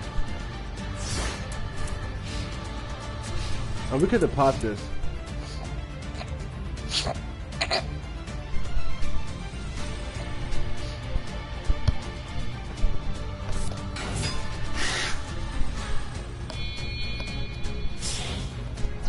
We probably should have actually. So now he goes into a link 2.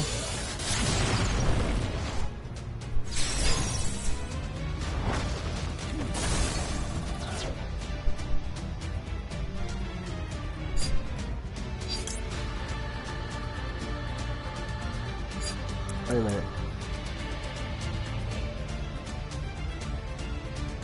Yep.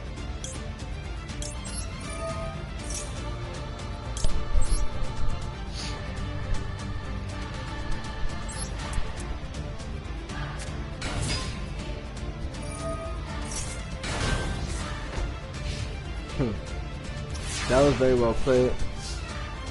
However,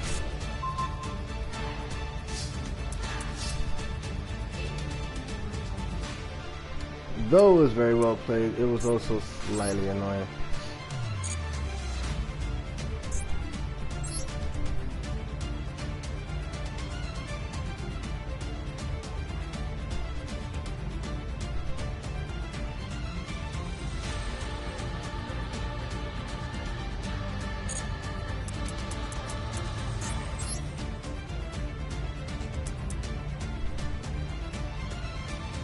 This card, hold on.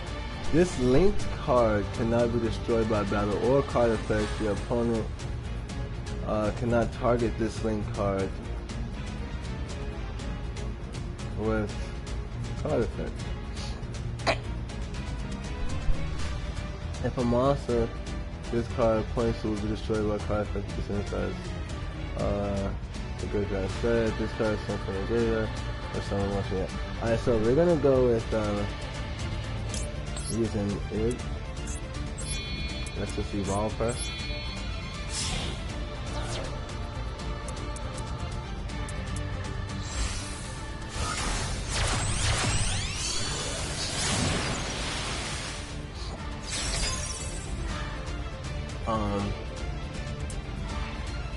And so she's co-linked right now. You can send one card from either player's field to the graveyard.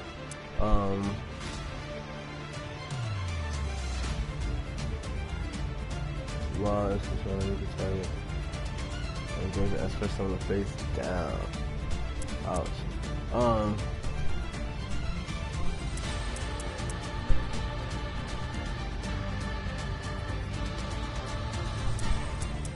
So we don't want to return to that bullcrap before. We'll set this card, right?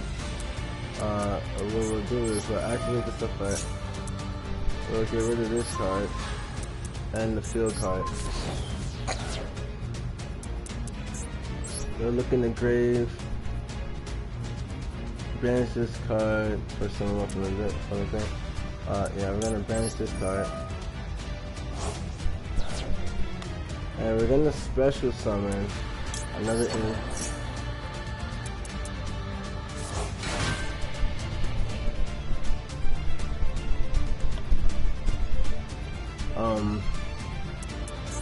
Now we could go into another link 3.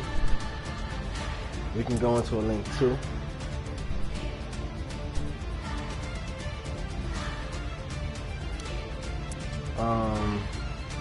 We can go to a link 1.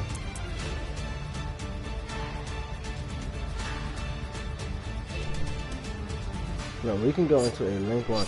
We're gonna actually do that. We're gonna go for this link 1. Right. And we want to push for right here, because now we can climb up. Right? We could board lock this nigga. M Duke.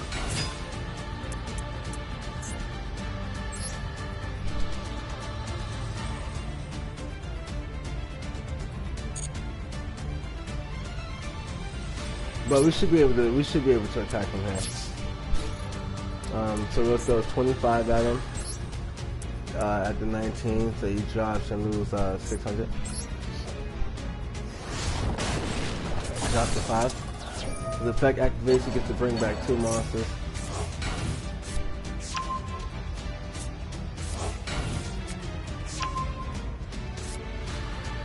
We don't know who's who. So we throw 18 at the 9, so we know we could defeat that card. And then we'll throw 8 at one of them. One of them is 1,000 defense. One of them is 1,800. And we lose 1,000. We can go for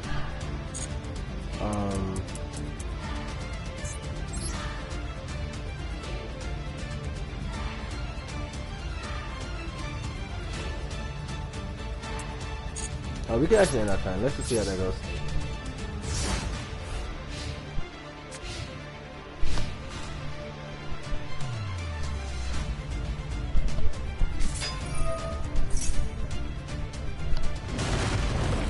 So we flip effects. He has Link Summon. He has the boss boss. And it's looking like a boss. They got a bunch of crawlers coming out.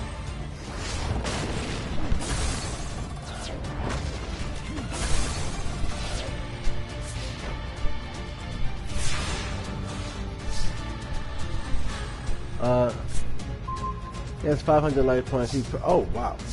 Pretty much popped my field. Alright, I'm pretty much left with nothing.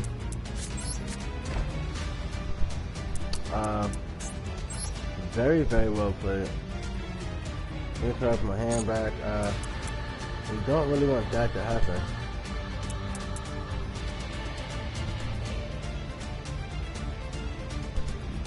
Oh, we got 2 of those in the grave.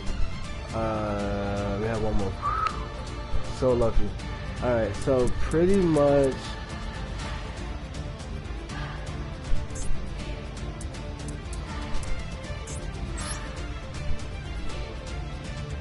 those.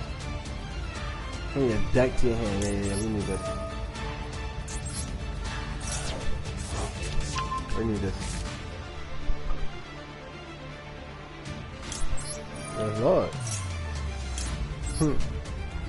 That could have been done any better. Yes, Lord. What a beautiful combination.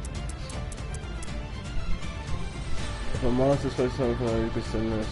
You can choose this card, send that monster to the graveyard.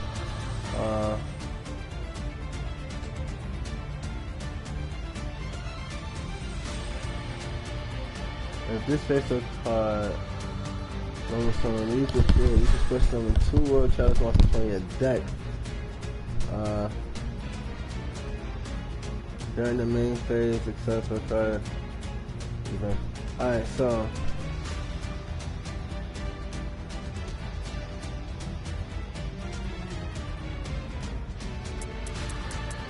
we low key.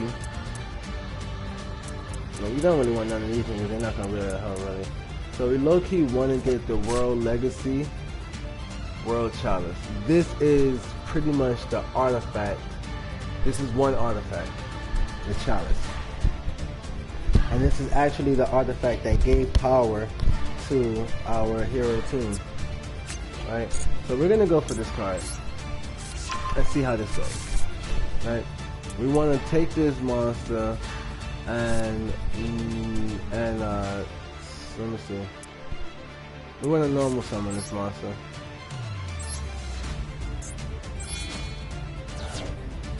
In attack position. Yeah. We're in our turn. Now, 0 attack, and he has 3 monsters that could potentially just destroy us. Crawler, Randir, La la la la la. Alright. Flip, da da da. He's not using flip. If this face-up card and you're in its owner's control leaves the field because of an opponent's card, you can search summon 2. From your deck and face down defense position. So you get 2 crawlers, alright. Leaves the field because of an opponent's card. Alright, if this card is destroyed by battle or leaves the field because of an opponent's card from your graveyard. Fuck. Everything is making these niggas bring out more cards. When you get rid of them, you bring out more. This is relentless. I gotta give them credit for that. Wow. Alright, let's just dance, man. Let's dance. Let's see what you got.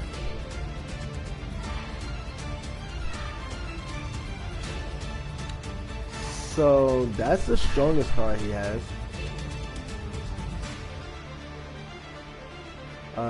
We're gonna send that card back to his hand.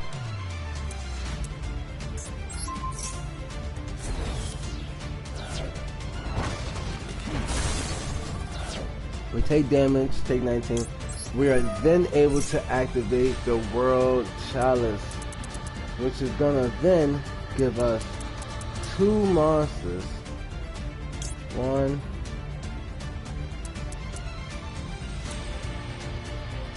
And 2.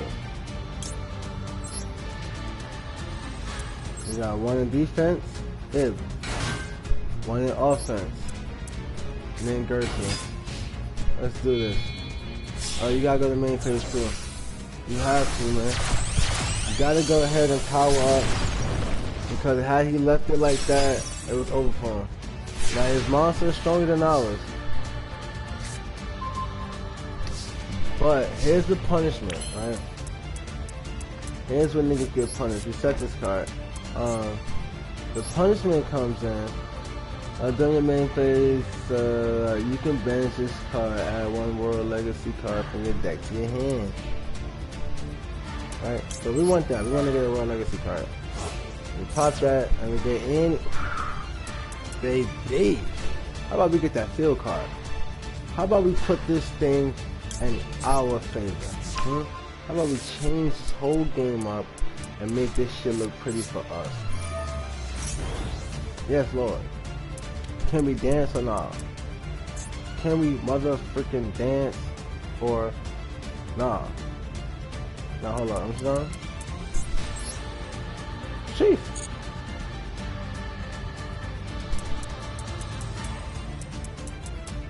But is it enough? That's 2,000. With that, it'd be 23. That's not enough.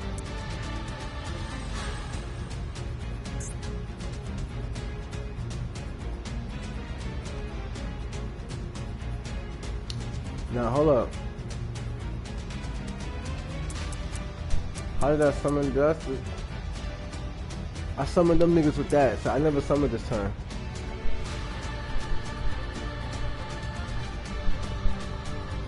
Since I never summoned this turn.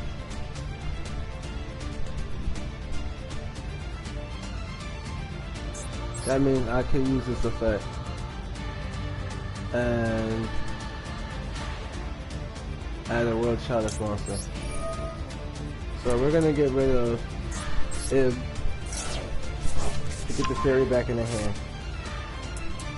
We're gonna normal summon the fairy. Alright, her effect activates. Now we're gonna search.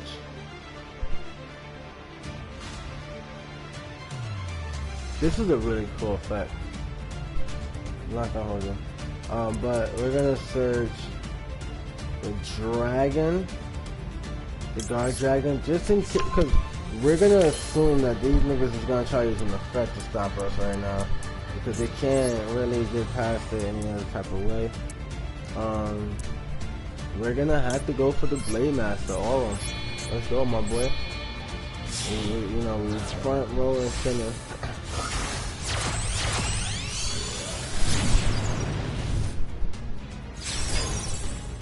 And then we're going for the attack. Oh! Ouch. We get smacked.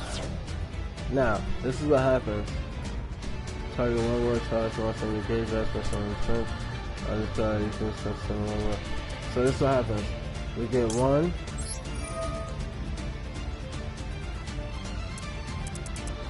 Special summon and go. Bam. Shit. We'll go with is. And then we get two. To get the World Challenge Dragon. Special summon. Bam. Bam. Nah, since we couldn't do nothing with that, that's alright. That's alright. Now we need to do something else.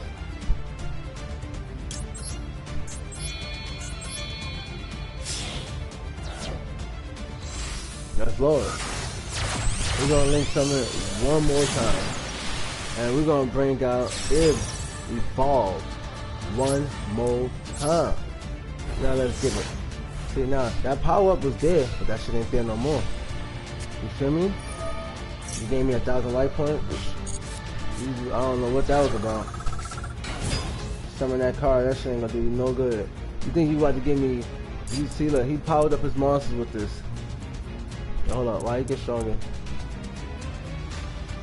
Oh. They'll get the. Alright, it don't matter. Watch this. We're gonna battle. He think that's enough to do something. We're gonna just call it a hornet, my boy. Now, who we want to resurrect from this grave is none other than Ningerson, our big brother. Nigga, hold up, we're gonna link him because I think that protects her. I could be wrong. Think, nigga, what? She's linked. She's protected. Hold up. Y'all peep that though, right? Look, it says this link card cannot be destroyed by battle. Nigga, as long as somebody's pointing at her, they protect her. She won't die. She will not die. Let's pop your feathers up to your ass. You increase your defense. You don't have no defensive monsters. That's useless. And to be honest with you, you got exactly 500 life points. So we don't need to go no further. We take this right here. And we put it right there. We could do that, but why not overkill? We gotta overkill. That nigga made us work for that. We had to really grind out to get that little small ass victory. But it was worth it. You feel me? Because this is how you build your decks, man. You gotta grind them shits. You gotta, you know what I'm saying? You gotta throw them uppercuts. You gotta be prepared for that. Now look at who we got. Look at who we got, man. We got Aurum. The World Chalice Blade Master. This nigga is about to be key, man. We about to do our thing with this. What? This shit about to be key right here. Hold up. So now we open up 2 more pathways. This is the goal. The World Chalice. Look at that. And then look, as you can see, Ningersu is protecting Ib. She's behind him. Right? But we get the World Chalice card. This card goes into our deck, and that is wonderful. Actually, that is a really, really wonderful thing. We want the sleeves. We can collect the rest of the stuff, but we definitely want the sleeves. If nothing else, that is a must-have so far. Granted, it's gonna put us back. We won't go for the sleeve. Let's learn more of the story, and then see if we can go from there. I'm gonna crush up too.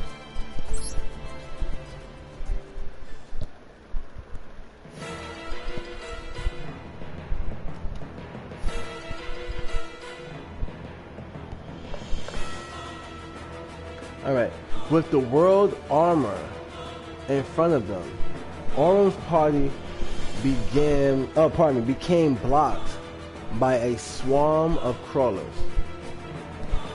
Okay, so we're being swarmed by these crawlers, which is pretty much what just happened to us just now.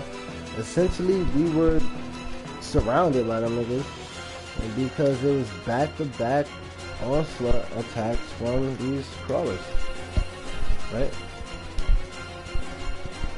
No matter how many monsters they defeated, a new swarm appeared, trampling the debris of the fallen.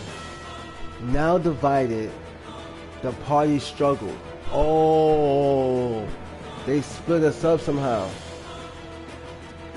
The seemingly endless battles had whittled the party's strength down to almost nothing. They were unable to advance, but retreating wasn't an option either. They had no choice but to fight until all strength was gone. Just then, as Aurum and the party were about to collapse, Lee called out to them. By defeating the superior X-Crawler, you should be able to halt the movements of the other crawlers. Now, if we look at this picture, as she's saying this, we pretty much have a silhouette of her. But one of those wings look infected, right? Or am I bugging? Right.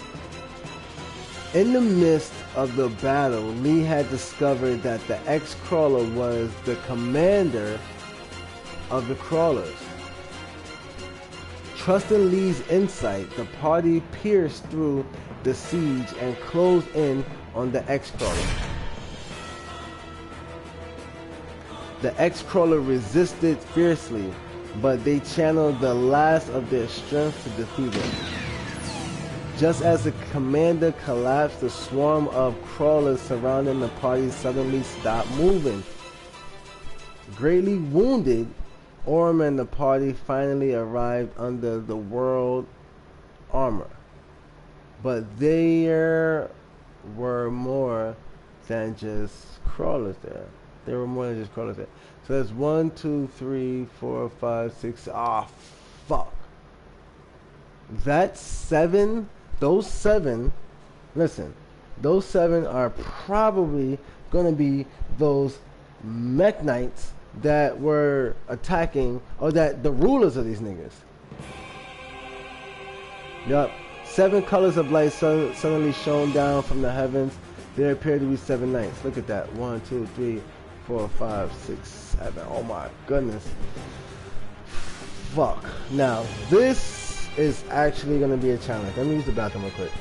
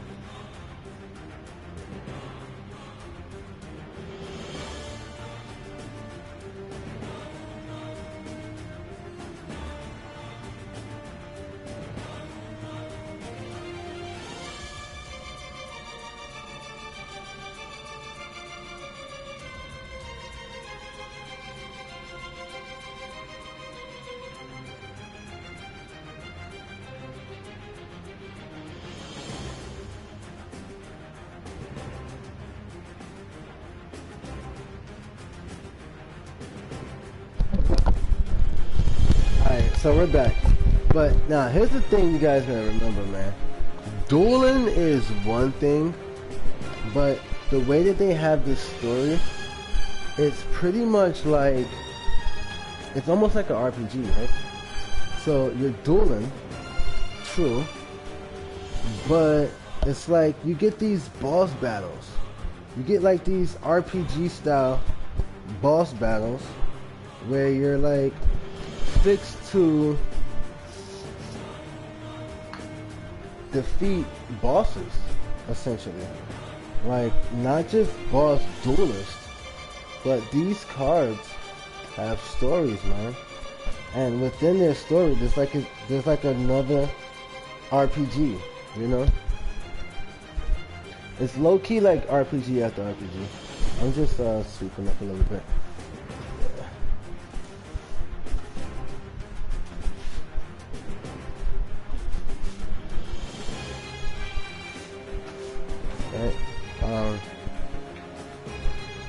Alright, anyways, 7 colors of light suddenly shone down from the heavens. There appeared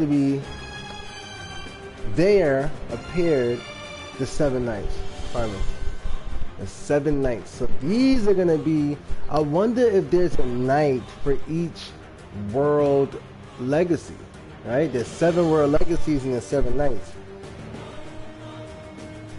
The figures before them were metallic and emitted a radiant glow that enveloped their bodies in a lustrous light.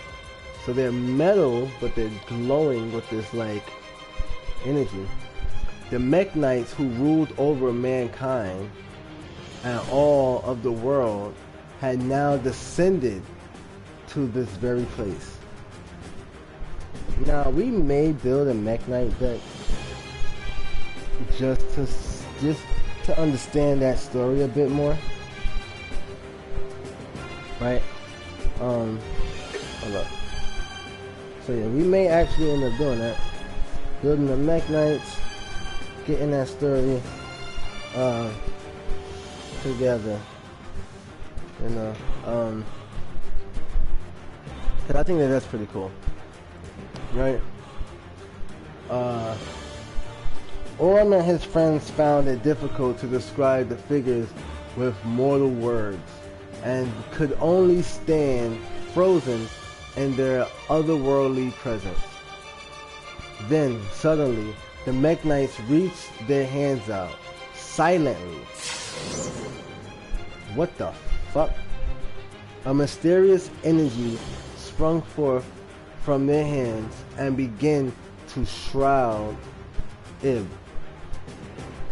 Them niggas captured her somehow.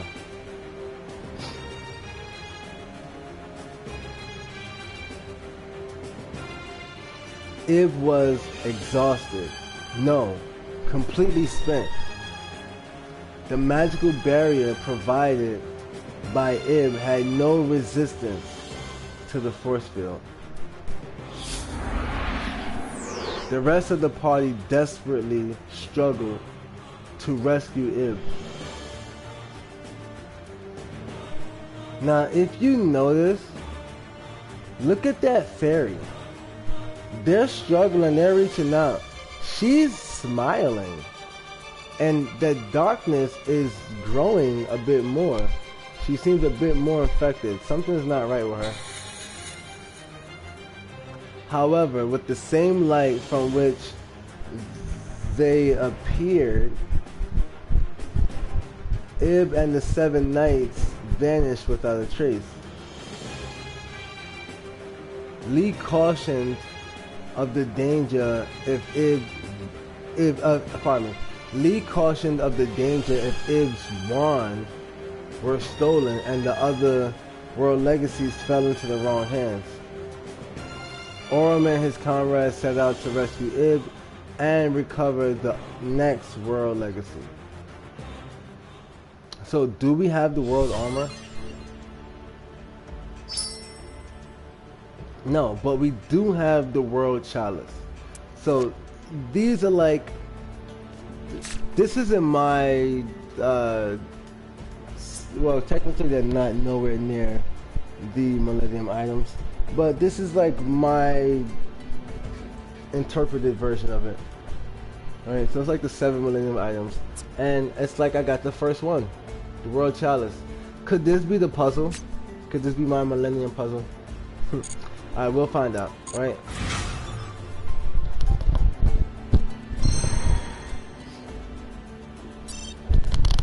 We will find out. Now, let's look at that. Is that the Mech Knights? What did we just unlock just now?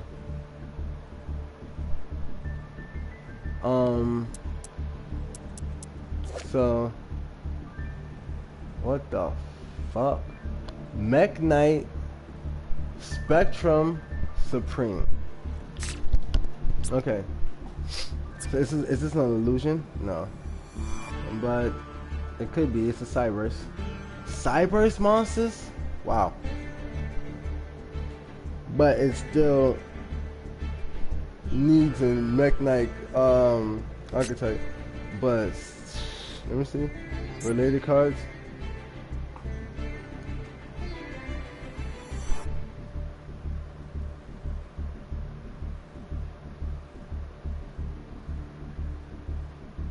So, the Mech Knights, let's see, there should be, oh, pardon me. There should be 7 of these guys, right? So we got 1, 2, 3, 4, 5, 6, 7, no.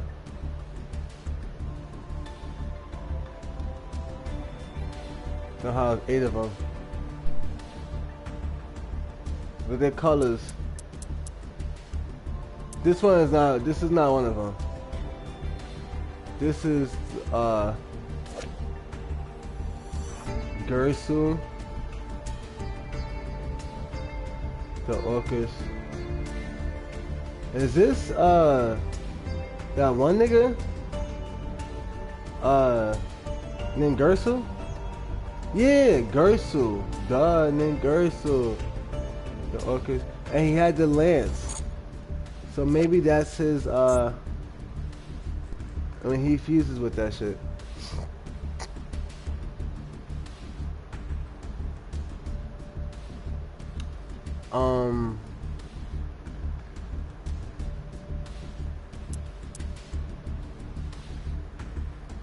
So we got 1, 2, 3, 4, 5, 6, and 7, which are purple, indigo, red, yellow, orange, green, blue.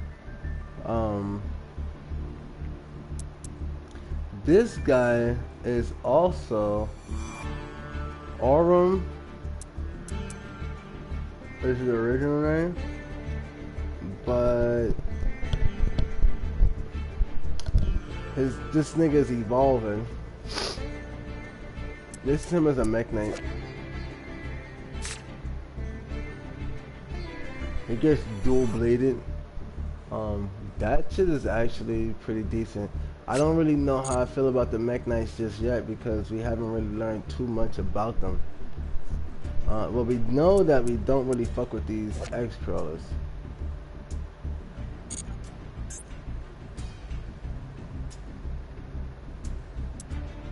Those X-Crawlers are some other shit.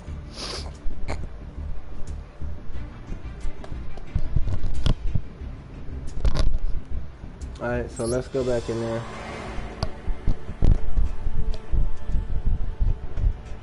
Ooh, we can't wait till we get to them 6 samurai, boy.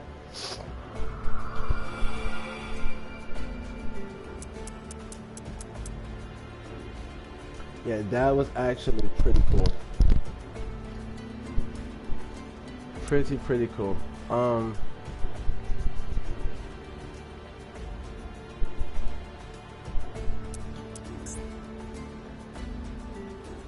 Oh wait, we did not finish right here. We got Ningirsu to collect. So let's look at our deck and make sure that we have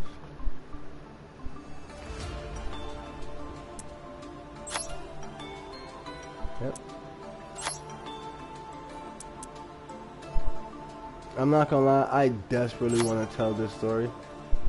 This deck is amazing, man. Like, it really is. This deck is truly amazing. We'll take out a card. Alright, so I don't... This invoked card, Alistair the Invoked. Don't really know how I feel about that. This is to pull out spellcasters from your deck. This, we're gonna put this in our favorites. We're gonna take it out the deck. So it's not cohesive with the deck at all.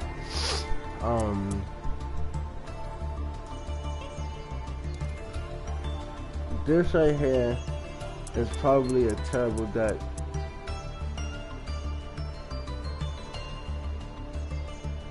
But wait a minute.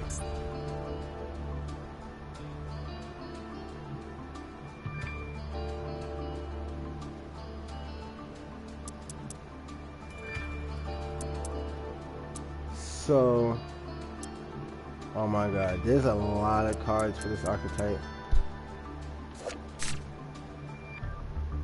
Oh shit. That just tells me something bad happens to her. What the fuck? No way. This is bruh. This is sad. I don't wanna know that something bad happens to this girl. What the fuck? That sword is heavily enchanted.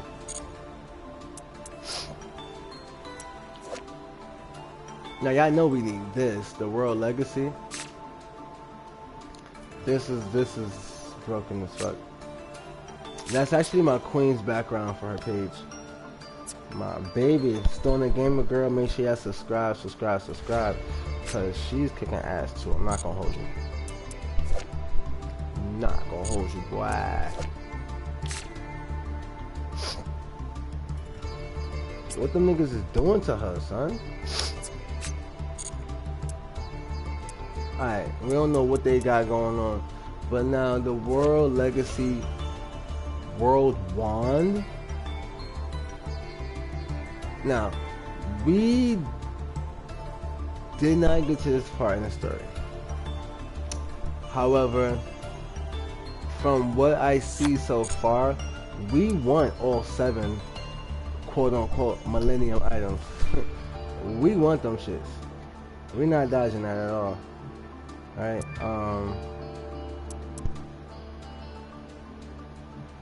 what the fuck?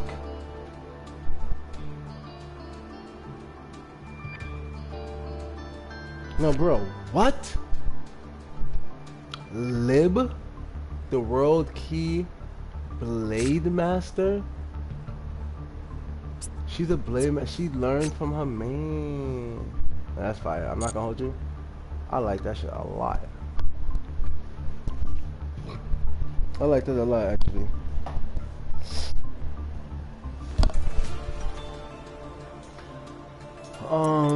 But yeah, anyway, so we got this.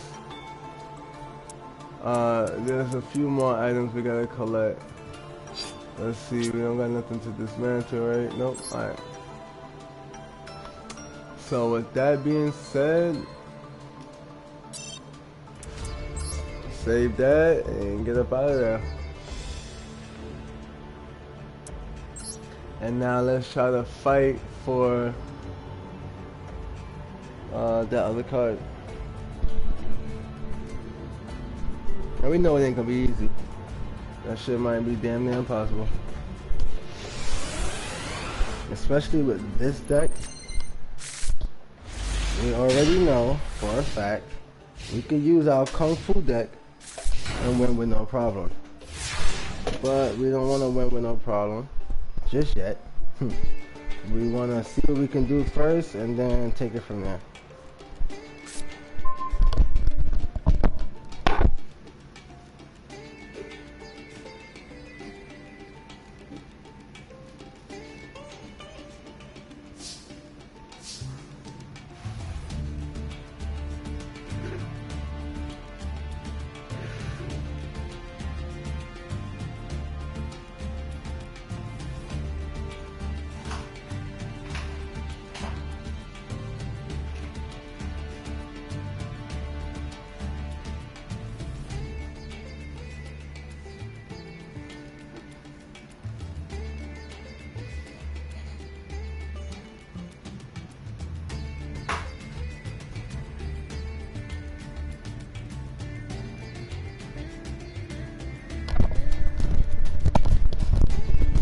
Alright, my bad, y'all.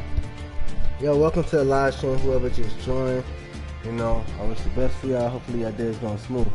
Listen, so the next thing we're going to do is we're going to have to beat them using our deck so that we can unlock the next card and further our sequence. Magical Exemplar, not really what we're looking for. Alright, so let's just see what we can do. I'm gonna try to make this shit as nice and simple as possible. First things first, we want to get the chosen by the World Chalice. We're gonna normal summon Aura. And then we're gonna link summon Duke.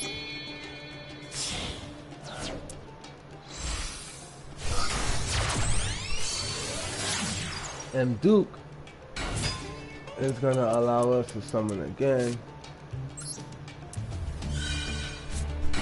And he's gonna bring out himself, you know, in baby form though. And we're gonna use that power to actually bring out Aura.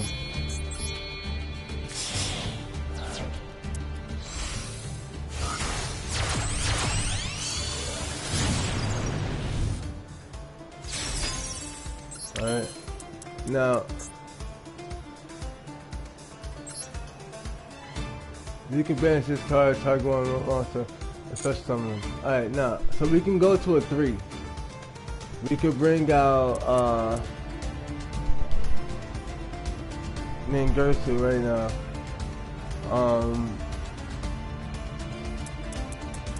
But we don't have Ningirsu. Yeah, this is our deck. We don't have Ningirsu. So that's the strongest we can get. So we'll play this. And we'll activate it.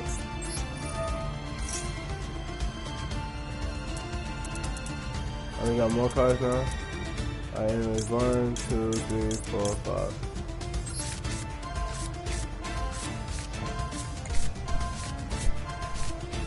The order we want is 1, 2, 3, 4, 5. Then we're gonna attack. 21, we lose 100. We pop my monster. Boom. We don't get no effect, we're in our turn.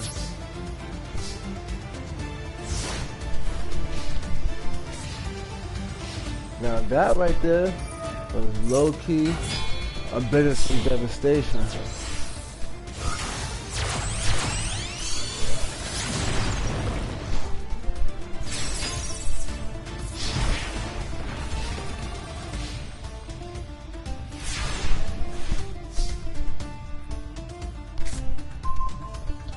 And we just took a major hit. Now, if I'm not mistaken, so this is the Pokemon side. We tried using that. That shit didn't go too far yet, but this is the Pokemon side. So if you control the Messenger monster, you can special summon this card from your hand. During your main phase, you can. Okay, so now this right here, we can also excavate. All rock monsters you control gain 500 attack and defense. So we're gonna normal summon. It gets powered up. We're gonna use his effect.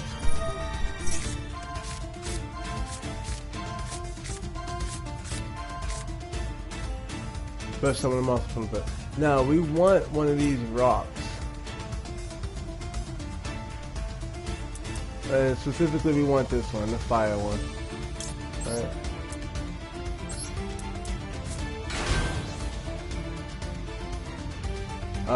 Select the order you wish to return them at the bottom of your deck. Alright, is that the bottom? If not, then what we're gonna do is this.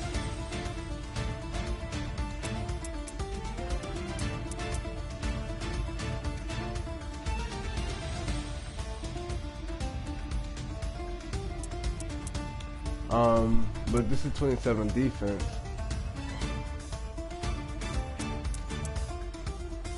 I don't think you can get past the defense. So we just activate this. Extra card.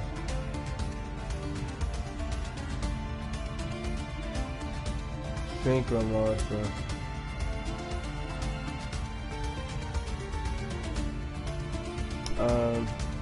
If we attack card of your deck, you can unlock monsters you control. 5+. If you do.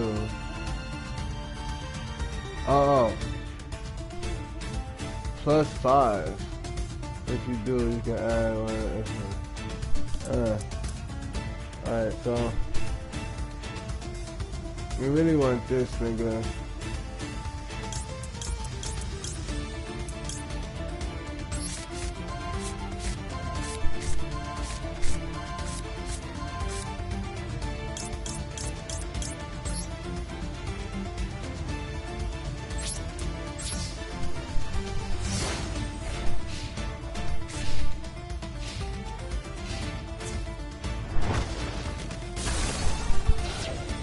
smack us.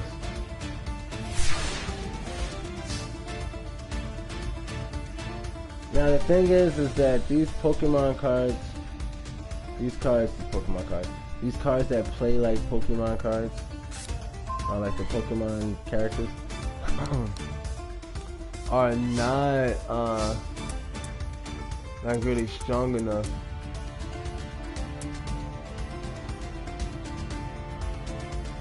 Nah, here's another thing, right?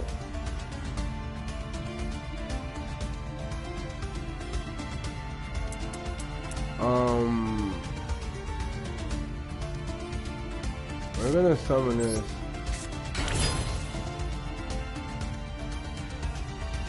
And now for some reason we can actually sing some. And if you do special summon one. But yeah, we can think of some. Ooh.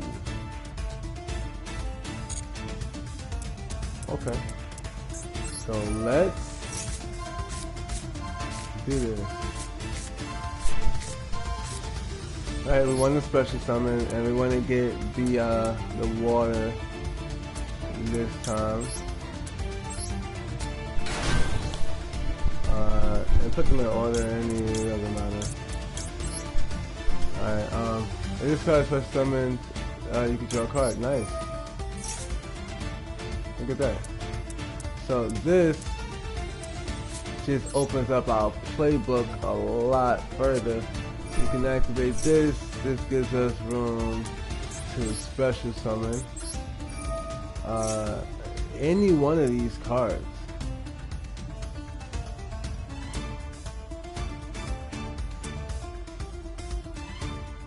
Face-up attack with your monster cannot activate their effect.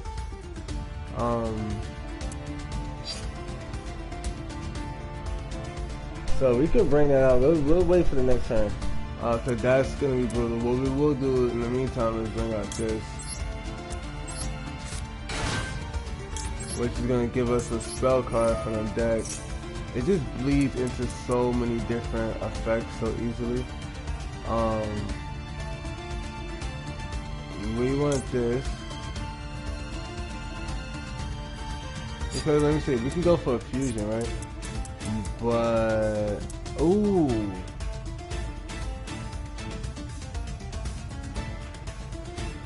Mostly either fusion summon or special summon from the extra deck by tributing the above cards, in which case you do not use polymerization. So basically you take 3 link monsters and you can fuse them together. This card can attack all of your opponent's monsters once each. When an attack is declared involving this card and the opponent's link monster, you can banish 1 link monster with the same rating from your field or graveyard. Destroy that opponent's monster if you do inflict damage equal to their original attack point. That is disrespectful. Anyways, we don't need the fuse or anything, so we're gonna take this. Oops, yeah. Alright, now it's time to dance. Alright, we're gonna go for... We got World Legacy. We could bring out a World Legacy card.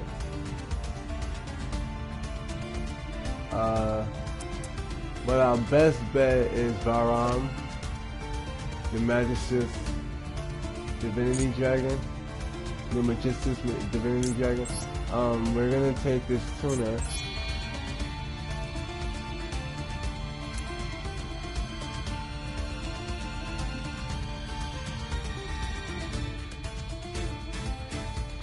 And we're gonna take this Magistus monster. And we're gonna synchro summon.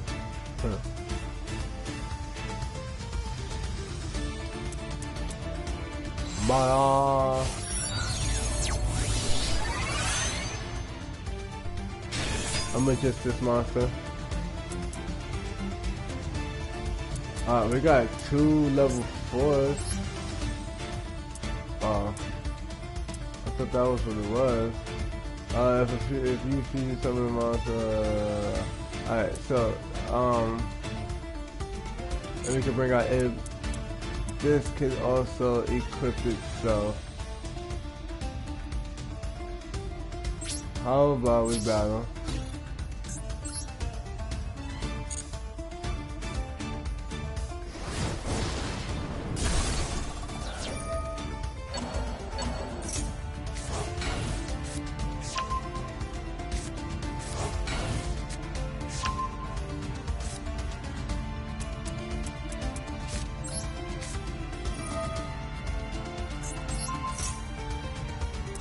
And how about, since you want to play that, we're gonna attack your ass again, nigga.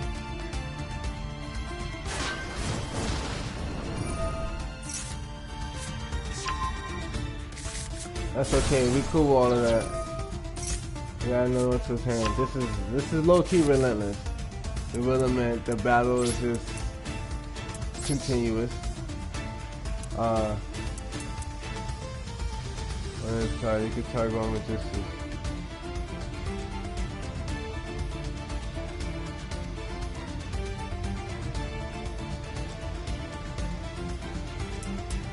No.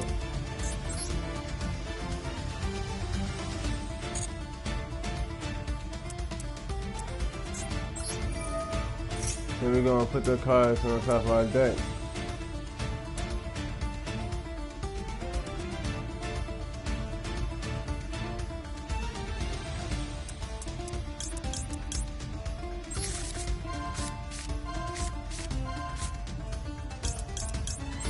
So now we pretty much got all three starting Pokemon.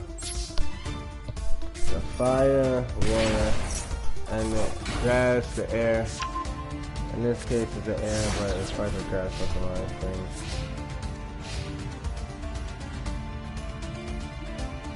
And sometimes you get a flying Pokemon to start off with too. Impossible or unheard of.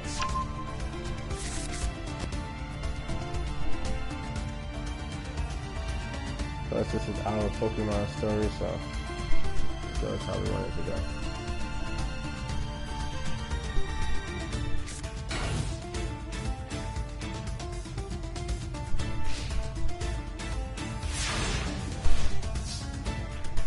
So he ended his turn.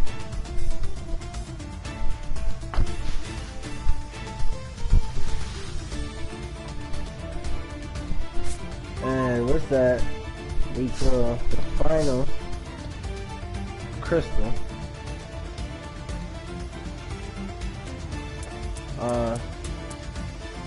So what we could do is we can normal summon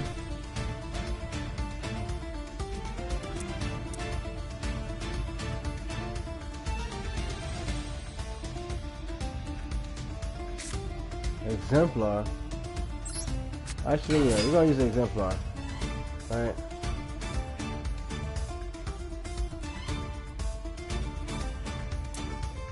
Then we're gonna go ahead and special summon.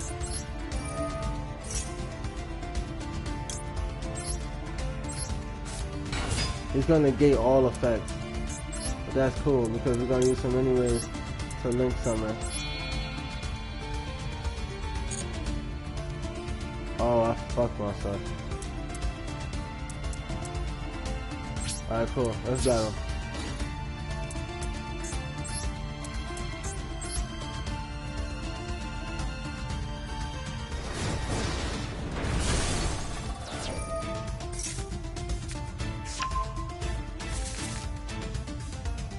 Alright, so we're still able to get our attacks off.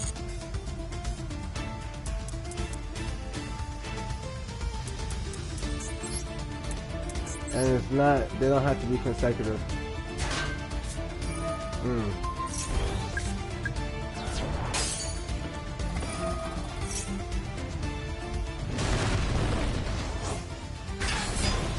Wait, what?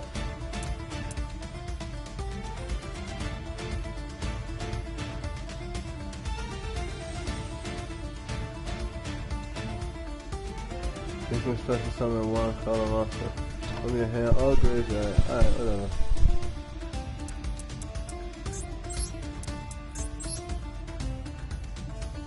pop that again.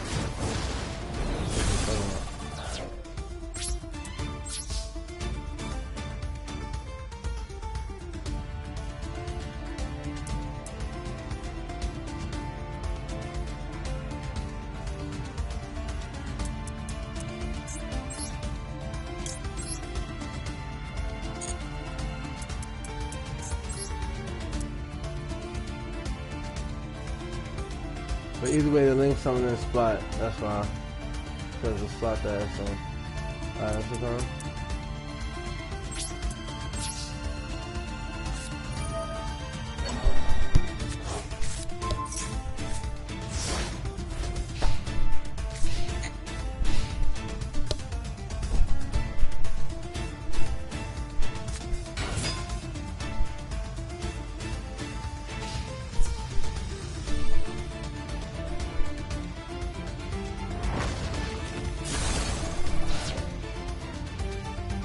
So he had to pop that card because otherwise he couldn't use any effects for any other monsters in the attack position. They will all get negated. But either way, we should be stepping out of this pretty decently. We want to go for the normal summon.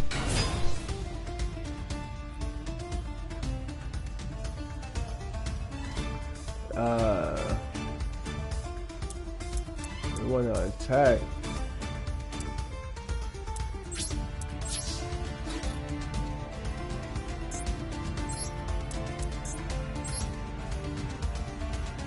$1,200 damage.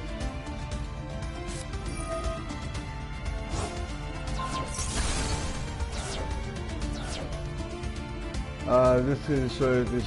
You can destroy all face-up cards your opponent control. Yes.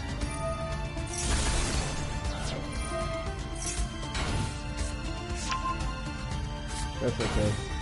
But now you can't use that Verdant Sanctuary.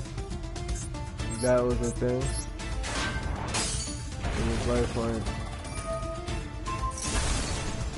Stop my card. Alright, we're going to main phase 2. And now it's time to dance. We can go into using this.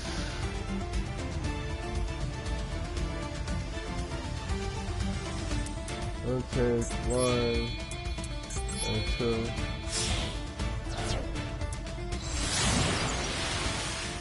Bring out the water. And then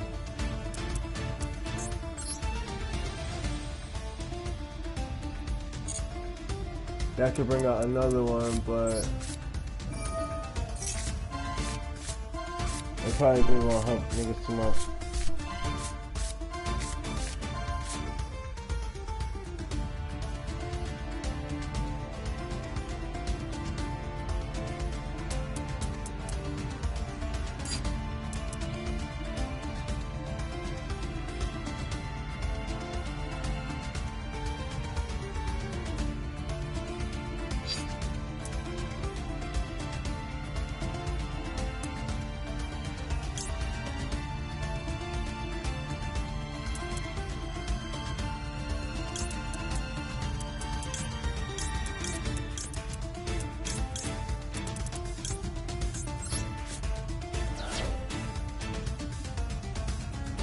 What? Did I cancel my effect? Yo, what? Did I just cancel that shit? I don't even know what happened. I have no idea what just happened.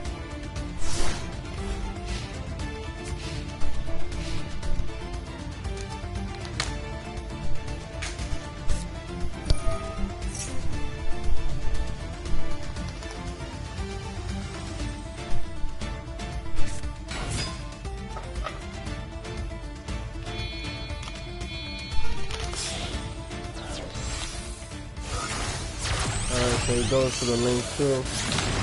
He brings out his boss monster. He attacks him. The boss. Take 100 life points, they flip effect. He brings back another freaking monster. So we really, it's gonna be hard getting around that. because it's like relentless summoning. Every time you see one, there's another one, another one, another one, another one. We're gonna use the cauldron, and we're going to heal off the cauldron, and that is gonna end our turn.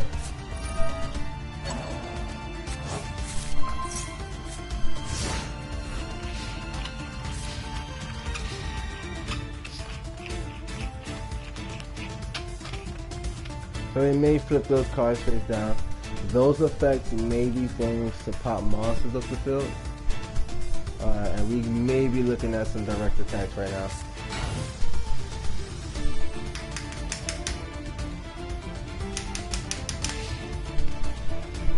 Except that did not happen. So instead, we're in a really good space. What we want to do is, we've used these up as much as possible for these rocks for now, because we'll add more once our deck gets better. Oh, that might have hurt us, but we'll see. We'll add Alistair Crowley to the deck. Card number summon, you can add one invocation card to it. So we'll just normal summon him.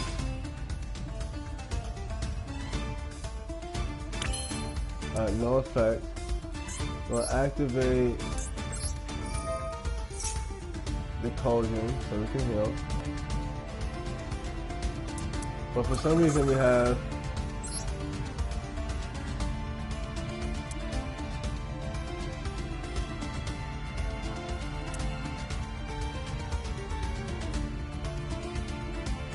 the ability to link summon. Let's add the water. Okay.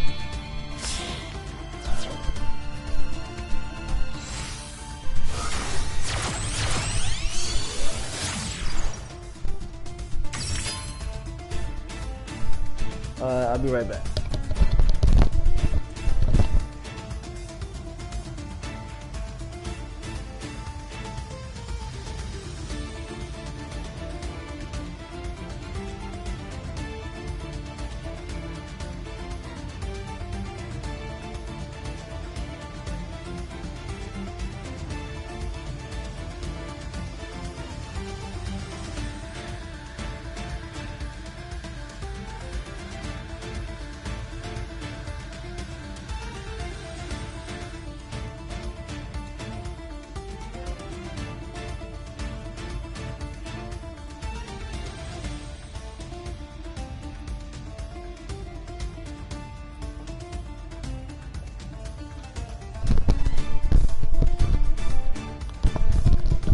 Alright, I'm back. Alright, so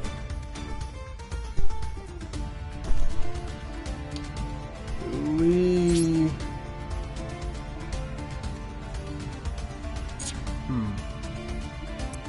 have a card in our graveyard we can use. Banish this card, target one no monster in your graveyard, special summon in defense, which we have one. That'll make it so we can bring out a Link 3. Except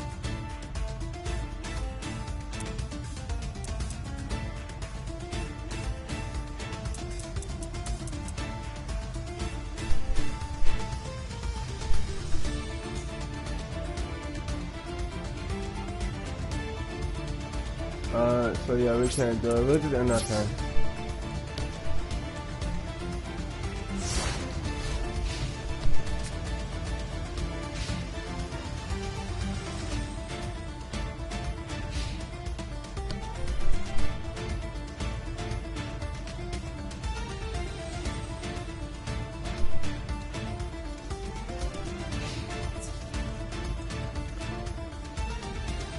So he swings into our monster, we lose 100 life points. And we really can't get past his monsters. And you get the field card, you got even stronger. We blew our chance to being strong enough to continuously defend. we had that set up in the beginning, but trading out the field cards actually made us weaker. So there's a chance that he could attack over our defense.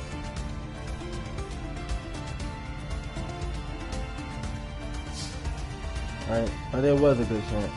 Now it's a little bit different. We'll go ahead and heal.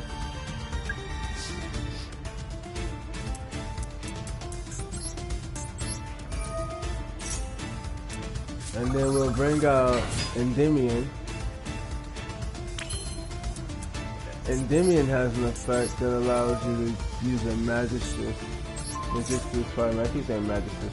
But to take a Magistus monster from the extra deck and equip it, I'm going to choose this one because it's going to allow for us to get stronger than him.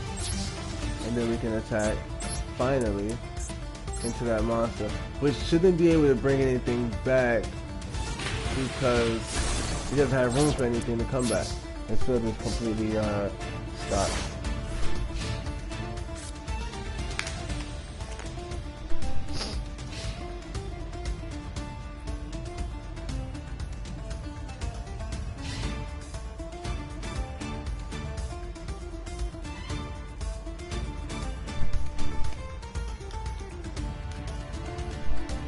But also because of that 2-round healing, we're now in a position to be able to start to damage him with effect damage and not have to force our way through this battle.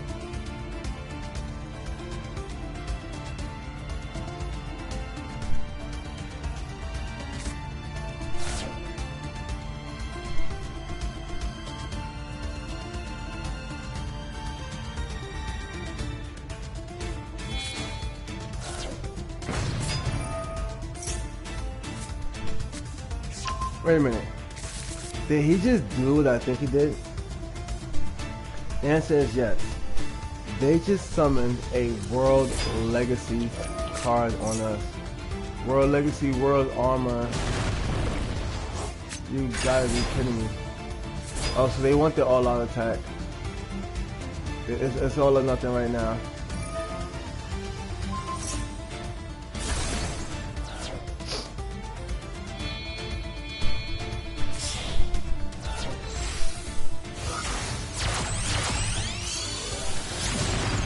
What the fuck? Oh, bro, that's the boss. That's the X thing. Oh shit. What the fuck? Bro. So either I draw a monster or I lost. What is that?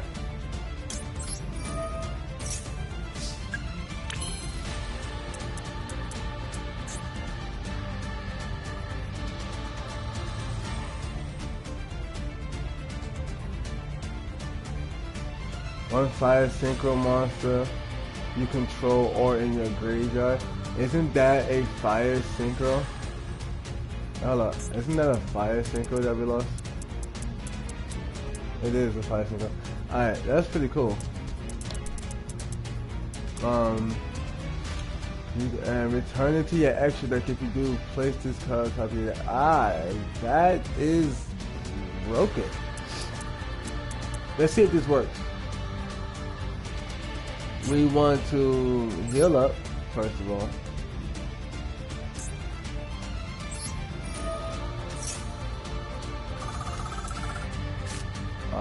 Regeki.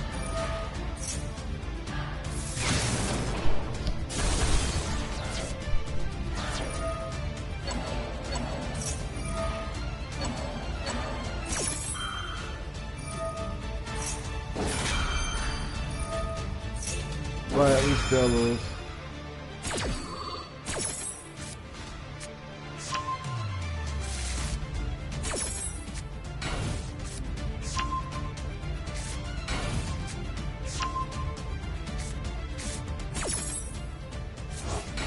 Yeah, it's just too many monsters. So they're gonna link summon and summon enough to destroy our monsters. We got 5 monsters. There's no way that he can't bring out a monster that's gonna defeat us. But that was a good game. Still, we'll just use this. Send that card back, and that's gonna end our turn.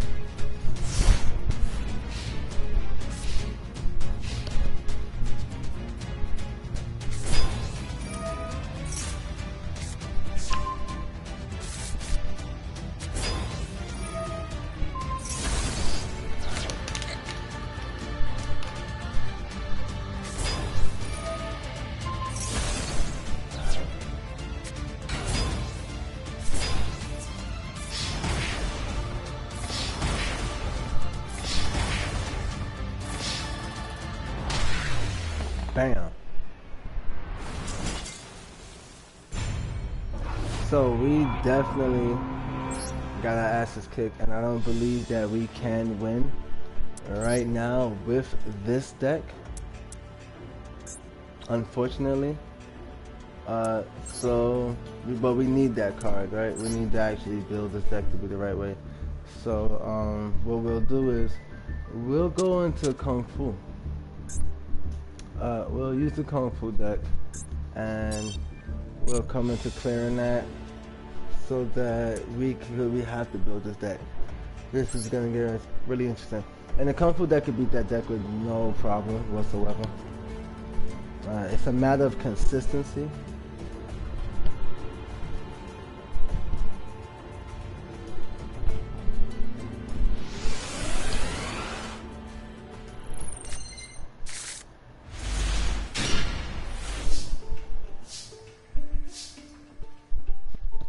Alright, so it's a matter of consistency.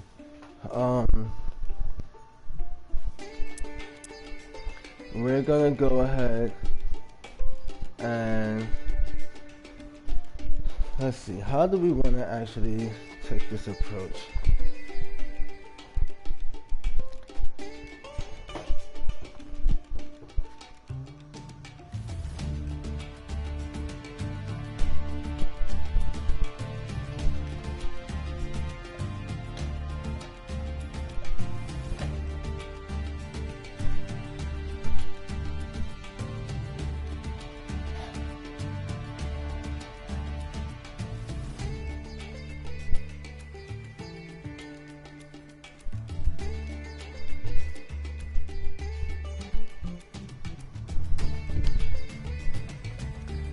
We're gonna start off with we're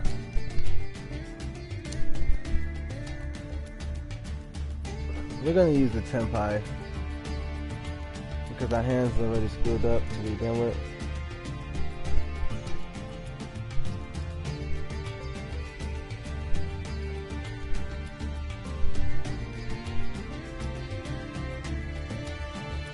So let's just start off with that right there.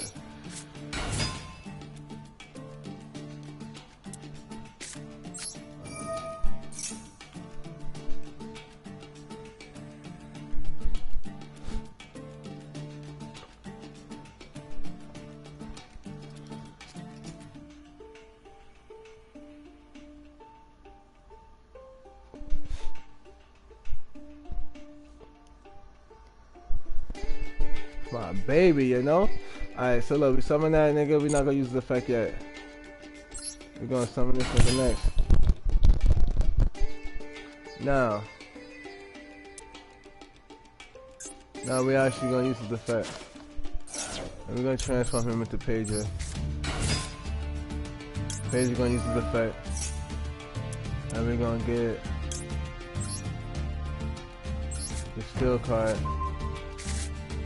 We're gonna activate the field card, and then we're gonna end our turn. Now, if he ends up popping our field, we got Nahada that can link summon into the Tenyu. Oh, but see, they got that continuous shit, right? Where they can continuously keep summoning cards and all that bullshit.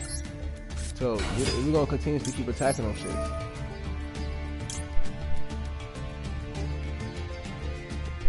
For every monster he summoned, we should have an attack.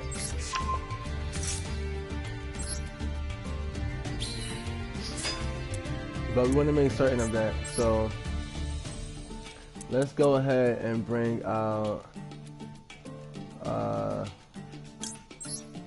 Moolah.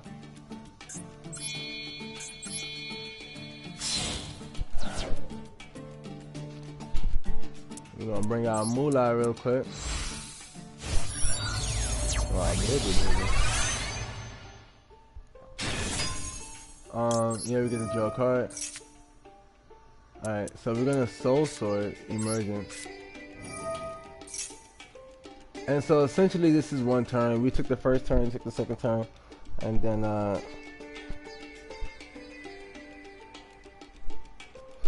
tap me if I'm not looking backwards. Otherwise it'll burn out. Alright, we wanna put right here this nigga, because then we're gonna special summon him. What's that? Baby. We're gonna discard. We definitely have enough attacks for all of these monsters he has. We're gonna bring out this guy.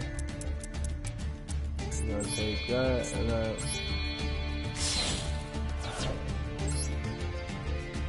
And that right there should be game no matter what they play.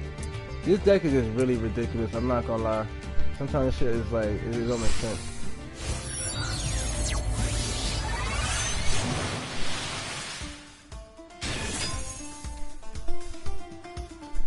$1,200 damage to his life points. And then we start attacking that ass. Game over. So we're gonna throw these weak niggas out on first. So we attack with him. Solid battle.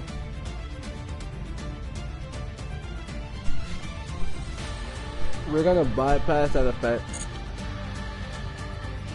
We're gonna activate the second effect to bring out this green dragon, and it's game over. This dragon is gonna bring back a monster from the graveyard, bring back this dragon, and then tap edition. Pop that monster. He brings out another monster. Okay? Now, we pop that monster.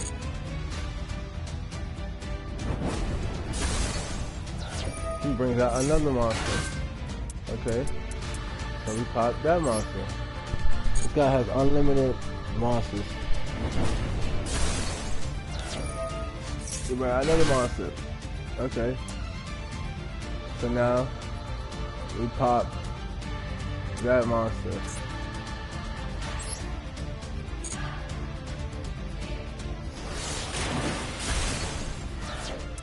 Then we are going to synchro summon the twin-headed dragon.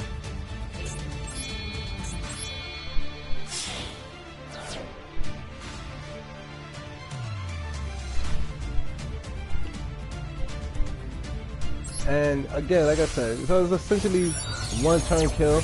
Almost every time that's how his deck is gonna run out. We use this effect to bring back a monster. And we're gonna bring back this monster.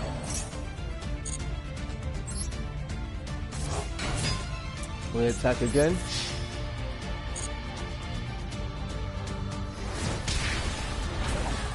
We attack again with that monster who we just brought back. And we synchro summon one more time.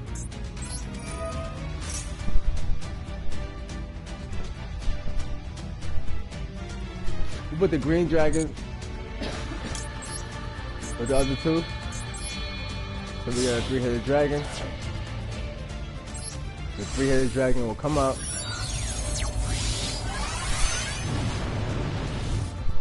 And finish the duel with the final attack.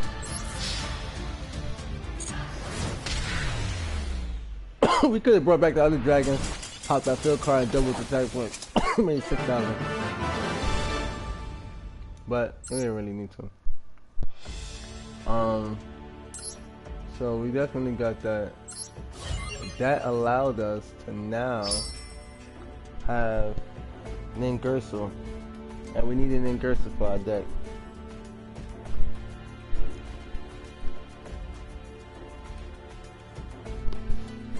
So that right there was definitely something necessary. Got that shit out the way. That was a fucking little thing. Now, the next one we need to do is up here. We can't get to this, we gotta do this first.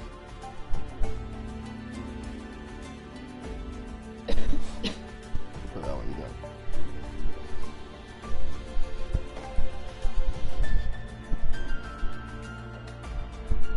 Alright, so we're gonna unlock this and go to this. Alright, this is gonna give us the sleeves. So let's do this duel so we can get the sleeves.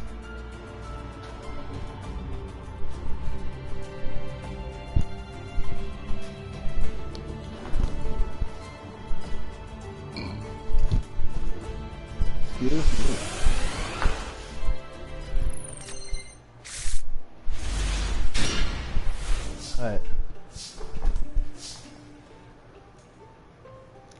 Alright, we want to make sure we can win this as fast as possible.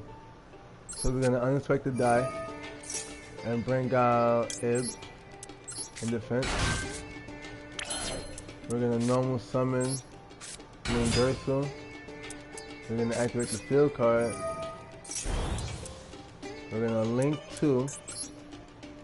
No, we're not. We're going to link 1. Oh yeah. So we should be able to do pretty good because we know a little bit about this deck, right? We're gonna normal summon. We know a little bit about this deck. Now, to go further,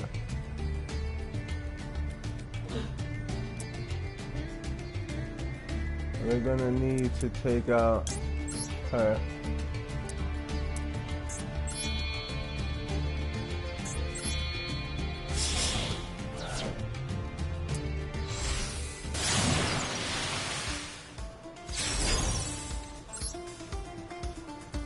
And then we should be able to. No, we can't go for the 3. I thought we were gonna be able to go for the 3.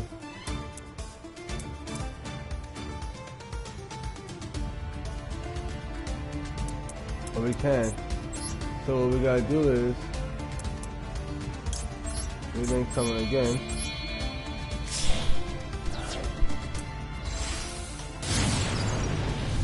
Now we come out for him, but then we can use in our graveyard the dragon. Which is gonna allow us to bring back Ib and allow us to bring out Ningerso. No? Okay, that's cool too. No line of defense.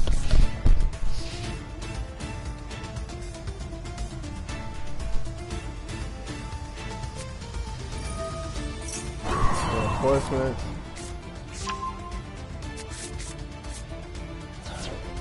The Evocator deck.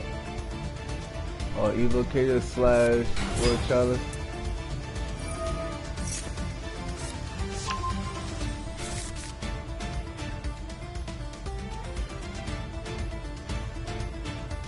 So you use her to summon the, double summon, okay.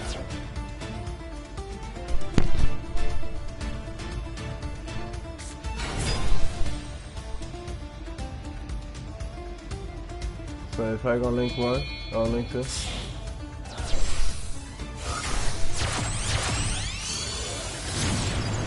Blade Master.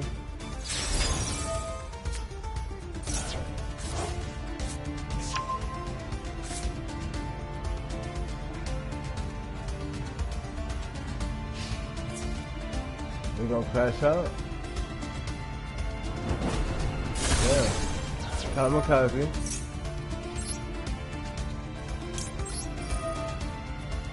He gets a card, I don't.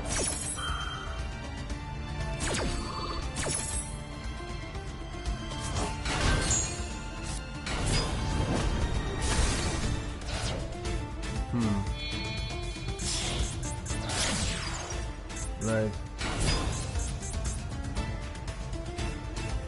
Well, he already used double summon. I wonder if he could summon again. Wow, that's insane.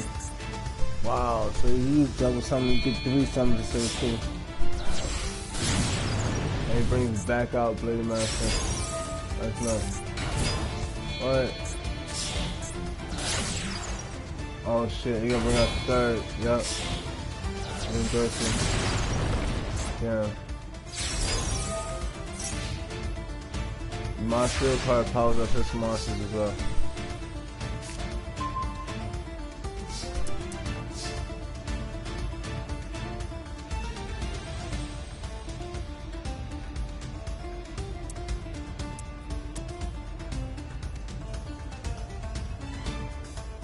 Wow.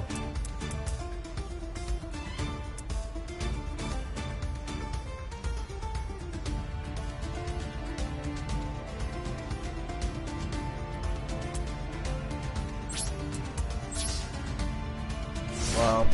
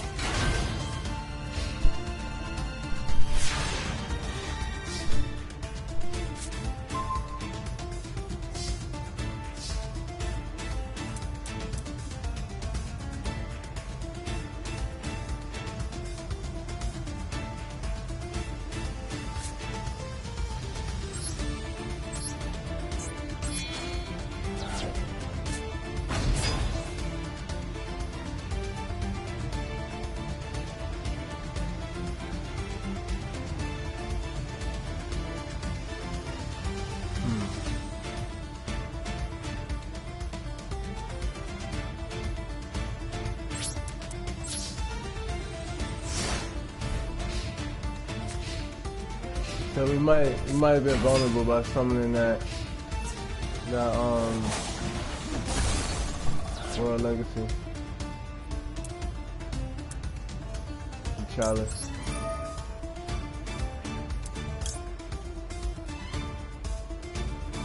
Oh. I'm gonna use one per turn. But we might have to shift it on. Watch this. Yeah, we might have to shift it on.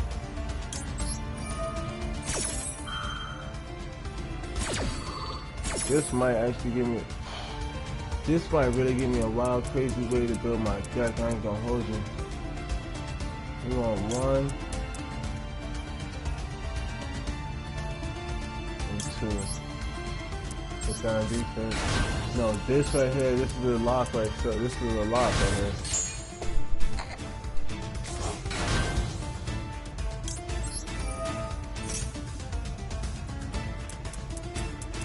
A lot.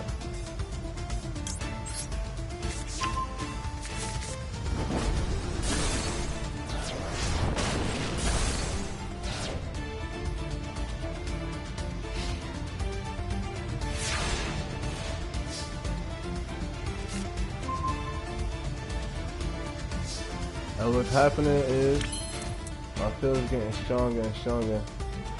Hold up, let's go.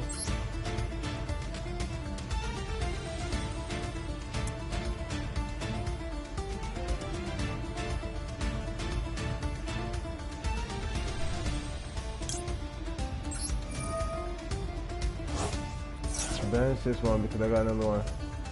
72 more monsters, give me that. 72 here.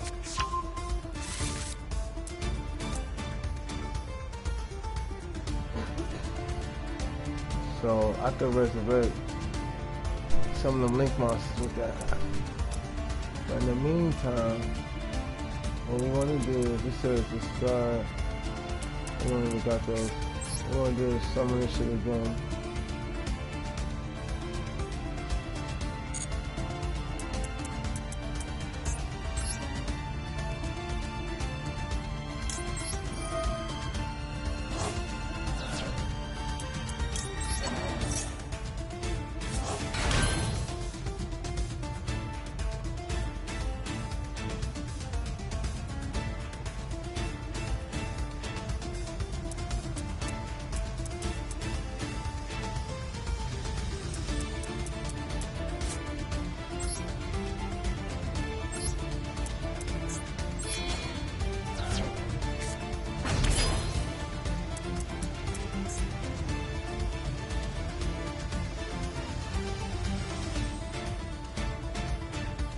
Oh wait, hold up. If this face of card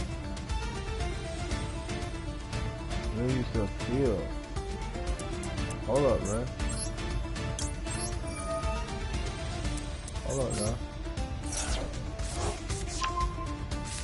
What the fuck? Ain't no way. Ain't no motherfucking way. Each effect once. And it says you can add one monster. So we're gonna say 1, 2. Yeah, we might be on this one.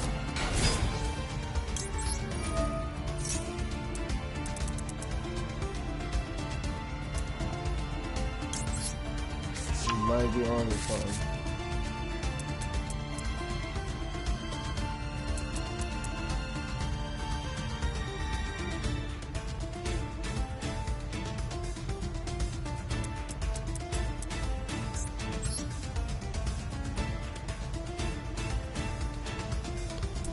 I don't care about using big cards.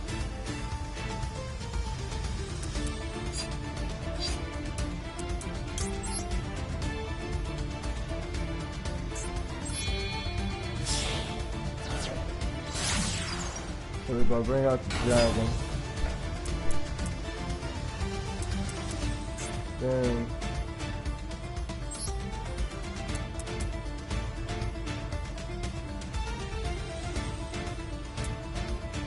we're gonna bring out another ib. Oh fuck, we can't. Hold up. Oh yeah, yes we can. So we're gonna bring out another ib. No, not ib. Because we don't really bring out nobody else. We gotta bring out Aurum. We gotta take this. Oh, it's another pointed spot. We can bring out ib. Bring out this and this. Because it's another spot pointing. So with that, you should be able to bring out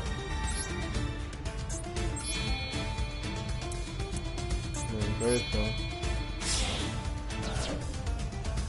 And since he's already holding a link spot right there, I think it's wise it's supposed to go right here. So we can possibly lock him off the board.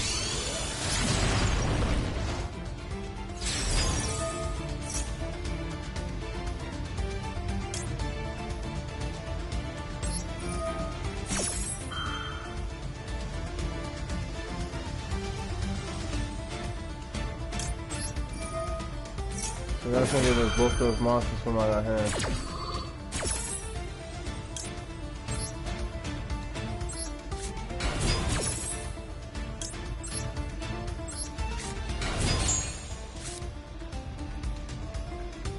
Which then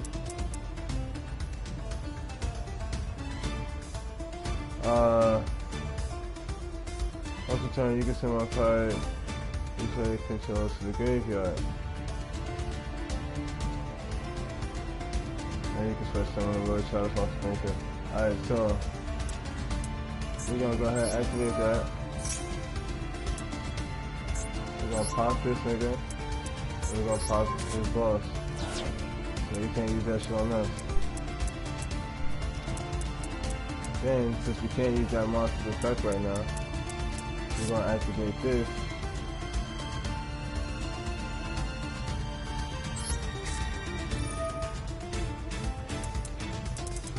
Bring back 2 cards. So, 2 cards we want to bring back actually is 1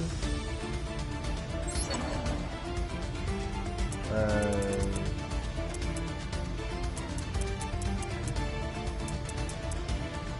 2.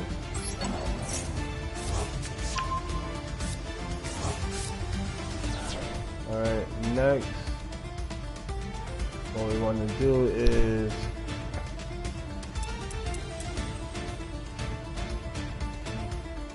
Going for the attack.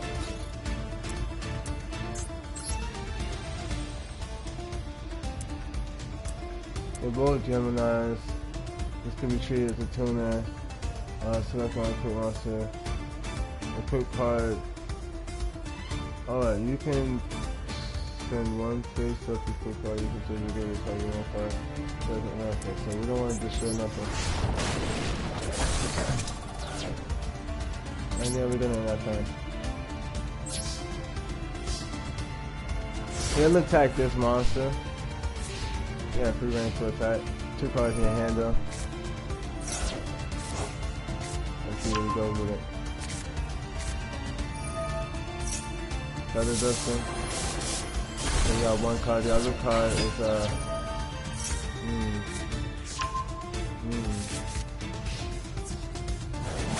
617. Oh yeah. So it's sick. I definitely think we get the game. We get to play the fill card again.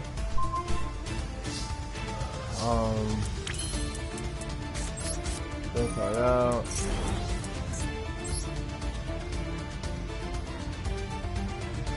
If it's card in the graveyard, you can send 1 monster from the hand to together as well.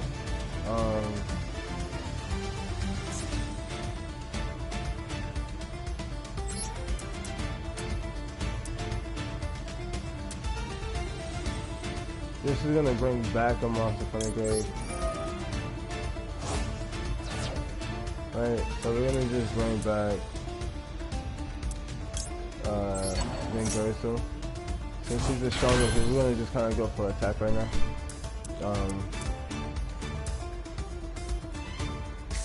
We're gonna summon, normal summon.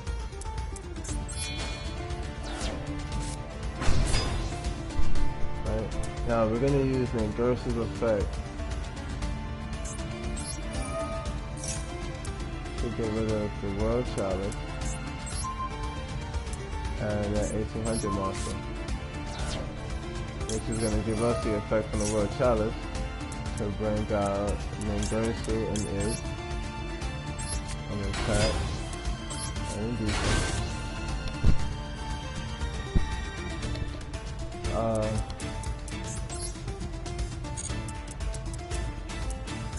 We can then go into a link to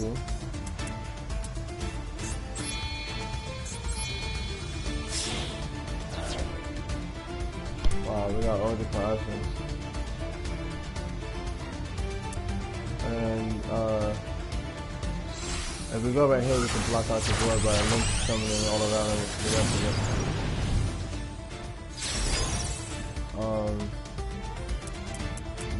But yeah, we go for the attack.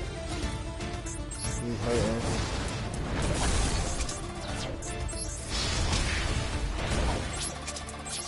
And then I turn. It's our turn again. And we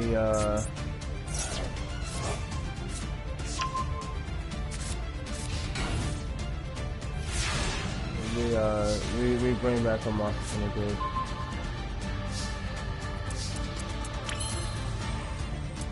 So first we normal summon, then we link summon,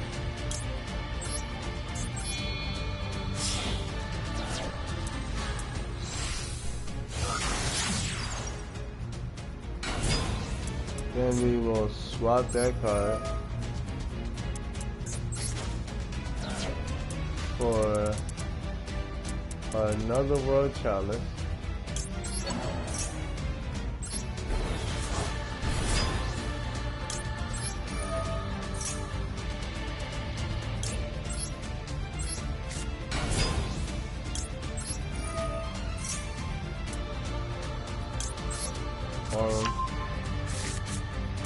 Alright.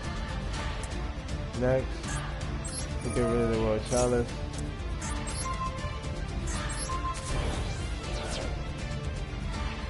And we attack.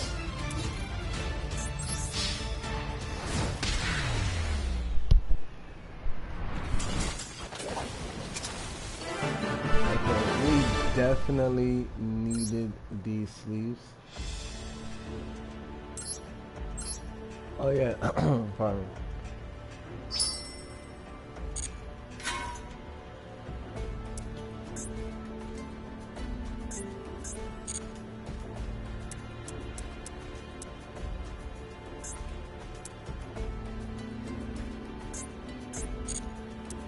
A couple of these things. Alright, let me go to the bathroom again. I'll be right back.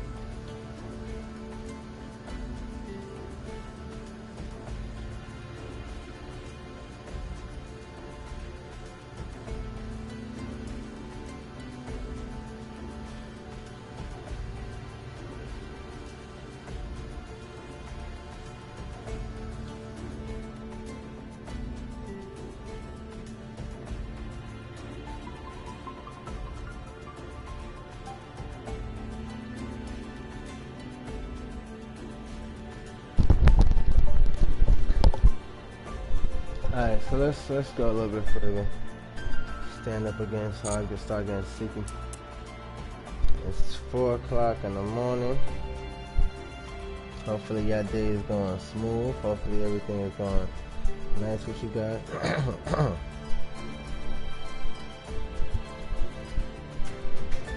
Hopefully everything is going good, man. You know, just trying to keep the energy smooth. Alright, so next, we're almost done. Right, we're very close to the end. So let's just achieve our goal. We'll come back here. Now we had to play with the loner deck to get the skin. We'll come here. We're gonna change decks, and we will attempt to try this again. Now what we know is this deck needs to be predominantly World Chalice. So let's edit the deck.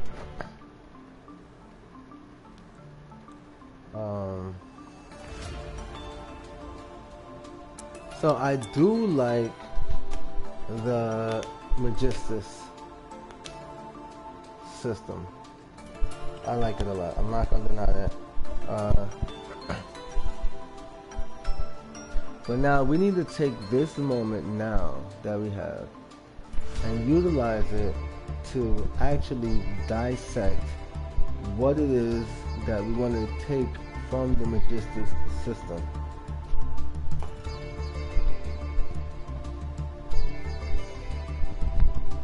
Unfortunately, we cannot take the entire thing.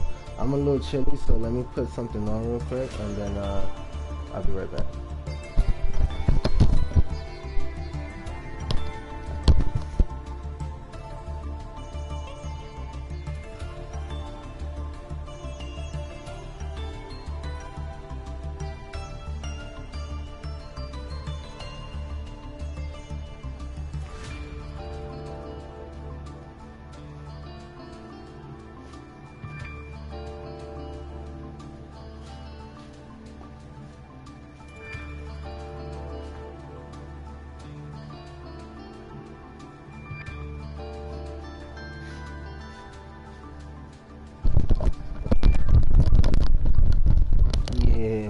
Alright, now we back in action all the way. We fully. Granted, I'm tired, bro. Don't think I'm not. Let's put this on a little bit. Yeah, I might hear a little bit staticky real for a second. Sorry about that. But yeah, now we sturdy. We should be sturdy. Alright, listen. So, again, the key to this deck is the World Chalice. We will not neglect that. We will not neglect that. We will put this in the deck. Now, we're gonna follow the story, but we need to understand a little bit about the Magistus. And see exactly what it is we want to use and what we're not gonna use. Alright. So let's look at what we got.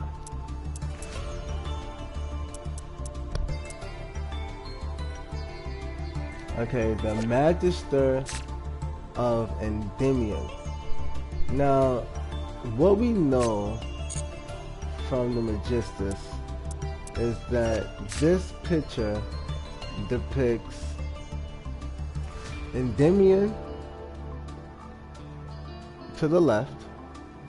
As you can see, his staff has an orb with a ring around it.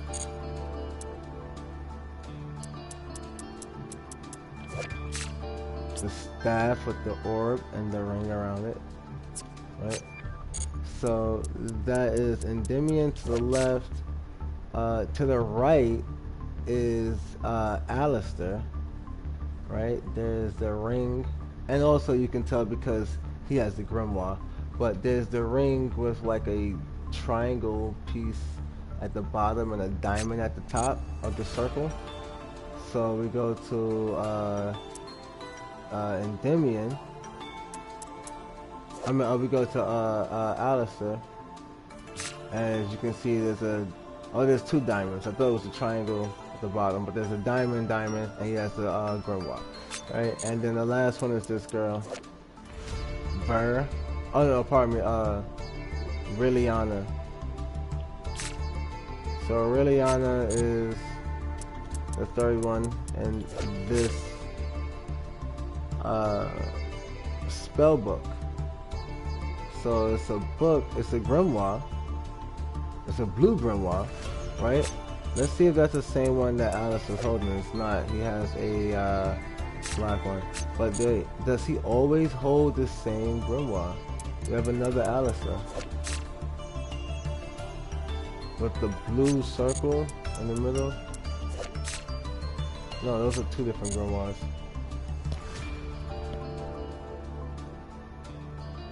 So it's possible that that's something he had. Excuse me. Shit. So it's possible that's something he had. All right. Anyways, this is a really cool card. It allows for you to special summon a spellcaster. It's safe to say we do not need 3 of these, so let's reduce this down to a 1. I do want to keep this in the deck so far.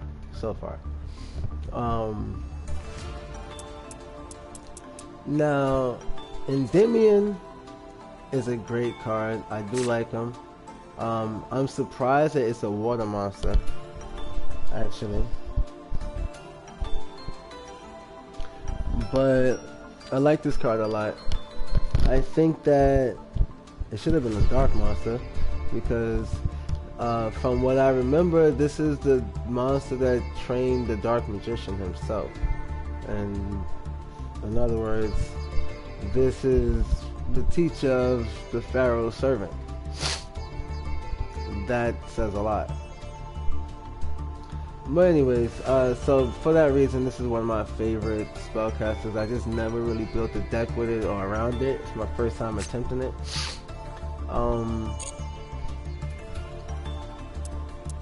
Alistair, I love grimoires, and his ability is pretty cool too.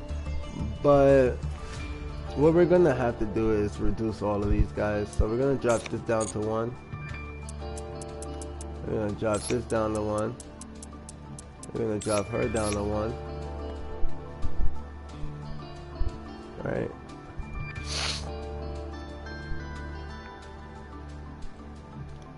Now, we want to keep the Pokemon, so these guys, and we want to eventually have, or the Adamanticators, but we want to eventually have them with their evolved Pokemon and all of that stuff too, right? If we find another way to express that, we'll replace them. But for now, I think this is what we got. The magical library is gonna have to stay because it represents knowledge and just us learning continuously. So it may block the deck a little bit, but it's okay. I think we're good with that. Yeah. So we'll keep that. Blast Magician is just a random ass magician. This card can actually go. Magical Exemplar.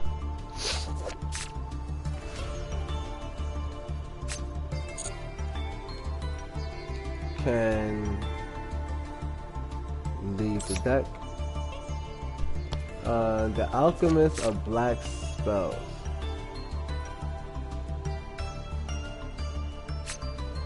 Can leave the deck. Gendo, the Ascetic Monk. We might want to keep this guy for now. Right? Alistair the Invoker. Now this is doubling up on Alistair. This is saying that he is a key player in this system, which is something I can't take away because Alistair Crowley is a big influence on me studying magic and stuff. Quick effect. You can send this card from your hand to the graveyard. Target one fusion monster you control. It gains 1,000 attack points and defense until the end of the turn. If this card is normal summon or flip face up, you can add one invocation from your deck to your hand. Now, do I have that card? No.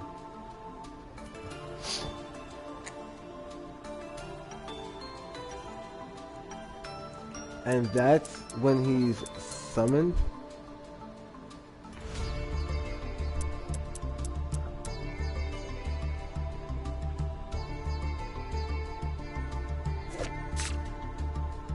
Alright. So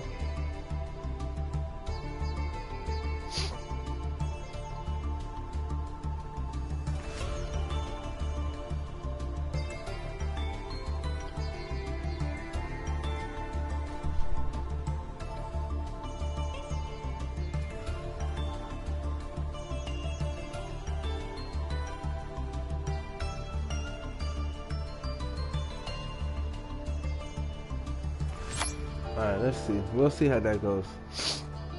Right? That's when he's summoned. Alright, boom. So then we got these niggas. They're the Pokemon trainers and the Pokemon. Alright, we got this nigga. He's he is actually the fourth person, as you can see in here. I just feel like he's their enemy, but it tells their story, so I don't want to take that away from the situation. So far, because it could have to get taken out. Right? We may have to get rid of that card. Now, the next thing is we gotta consider some other cards. This is a very cool looking card. Let's go to the top 5 of this.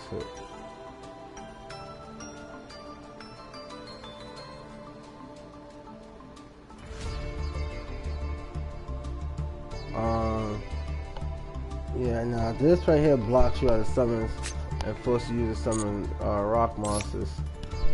That right there could fuck me up. But just this invocation. This is still a fusion summon. Hold up.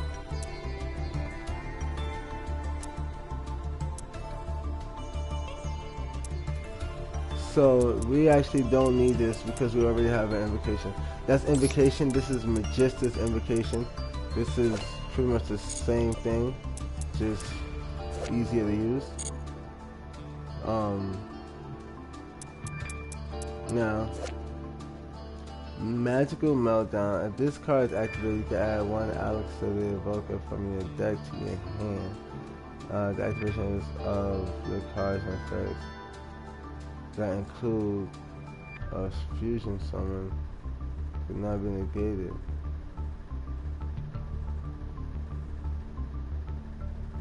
Your opponent cannot activate. Also, your opponent's cards cannot affect. Your opponent's cards and effects cannot activate when a fusion monster is summoned this way. Oh shit.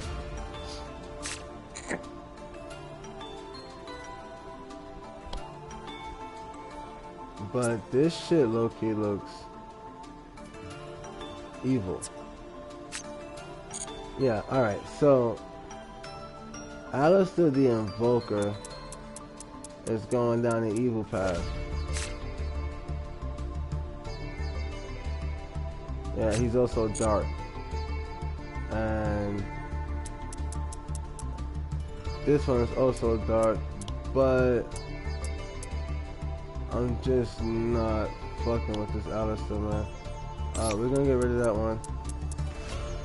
Get rid of that Alistair Crowley. And that means we also get rid of this one.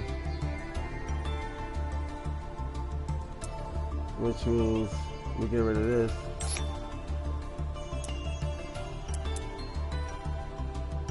And this. And this. And this. And this.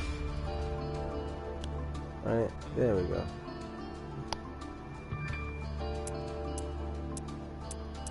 This right here, we don't know yet. Let's see, who? What are the cards? Oh yeah. We gotta eventually get to that. That's definitely part of the story. Somehow, some way. So, but we'll find out what's going on with that as we go.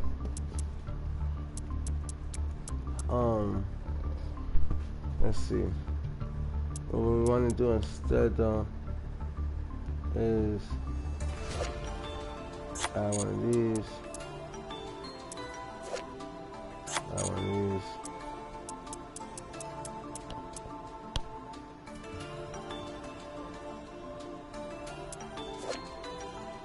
Add one of these.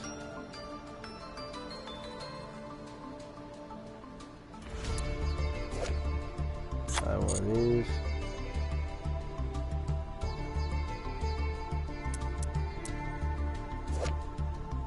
I don't know why I didn't have two of those, but alright. Now even in here we might want to take out this and this.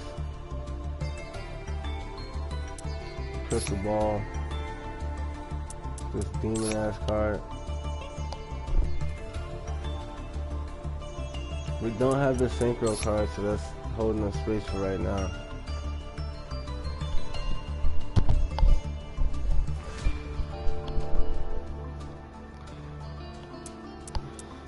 We don't use spell counters. This card has spell counters, and this is Endymion, but this is like the evil Endymion. This is not the same level, nigga. This right here should be decent.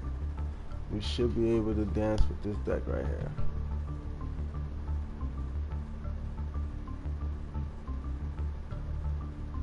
Yeah. So we already beat it that way.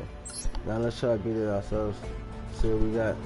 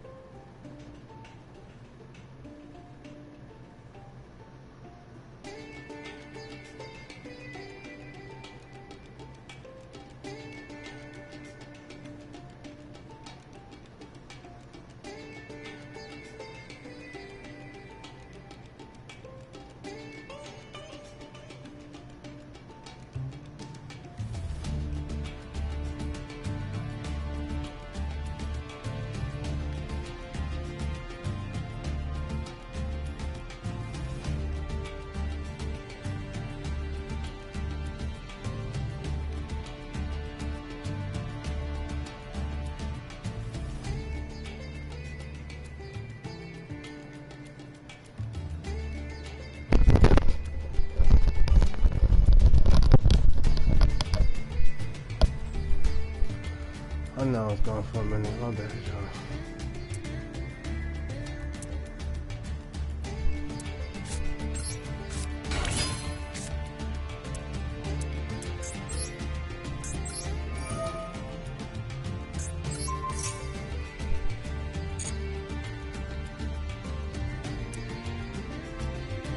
So we want to make it so we can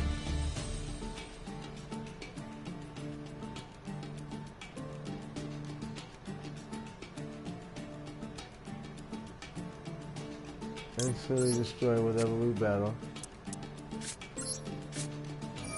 Also, we want to be able to battle twice.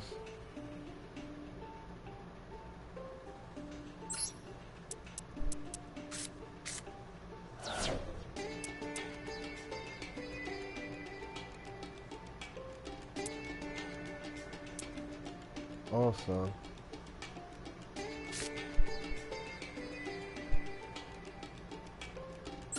we want to use the World Chalice.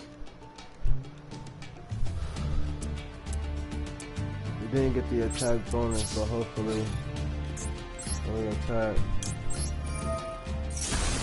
kills our card. Negates the battle. What's it on? All monsters, yeah. Alright. So we can't battle, but we can pop it. If we bring out 2 monsters, we can pop 2 monsters in battle. Double summon.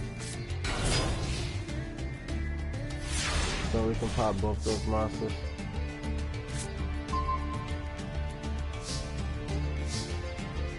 We want to summon this dragon.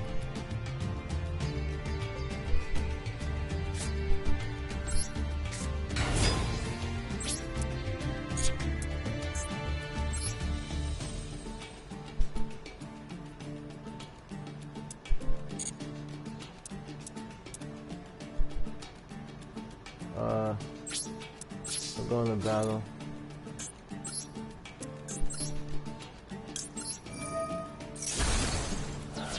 Then you should be able to battle again. Oh. So it's only something you can use once per turn.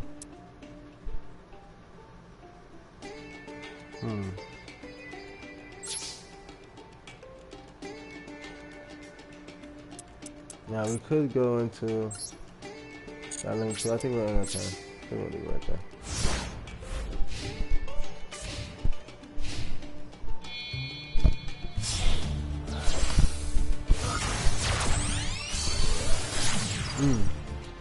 And Duke, nice. So he kills himself. He kills the baby version of him. Oh, son, why you do it like that? Why you do it like that, yeah? Come on, don't be violating. Don't be violating, homeboy.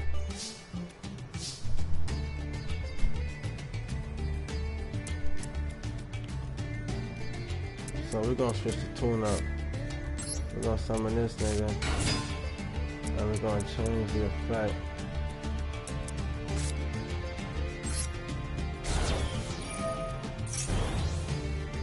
Now, can we, no, we could do this though. We could put,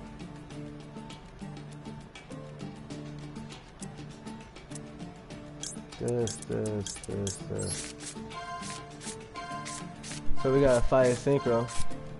So we want to get that fire monster.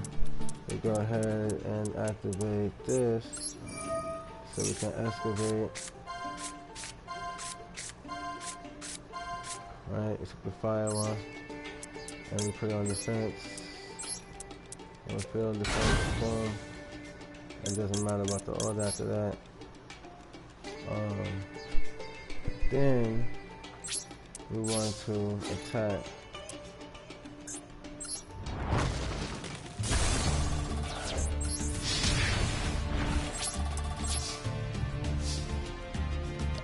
We could have went for the link after that, but yeah, that's pretty steady. Yep, see, that's why it's steady right there. So now this wand we've never used. We're not thinking about using it either. We're gonna go for this red chalice. We're gonna switch back to World Legacy. And we're gonna actually go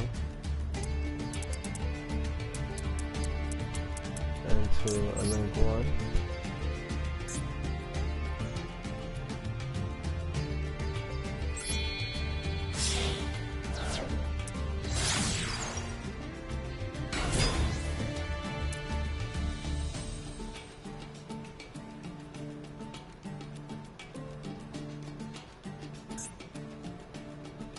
Activate the front.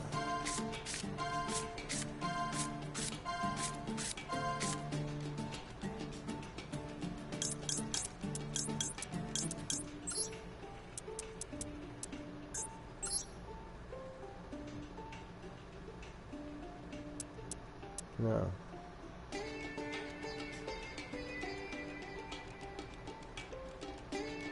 Next, we're going to bring out the 2. We're going to say 1. Yeah.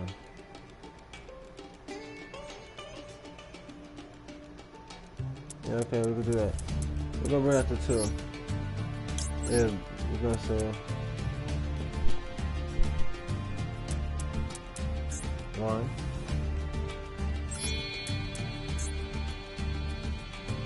2.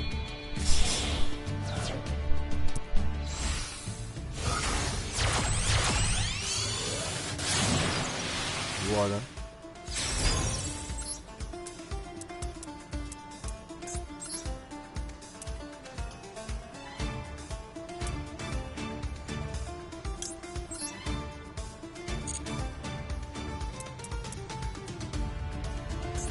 Then we're gonna bring out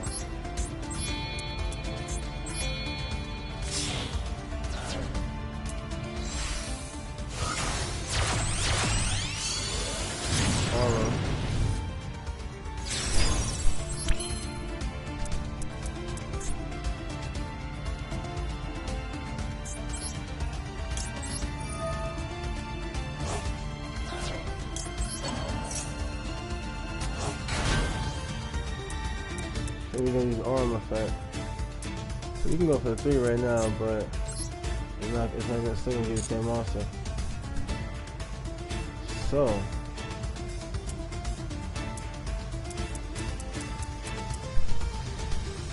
we're gonna use arm effect. Pop some normal egg for the link egg.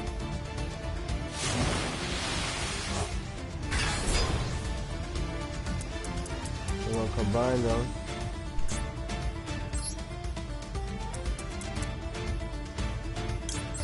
For the rank 3.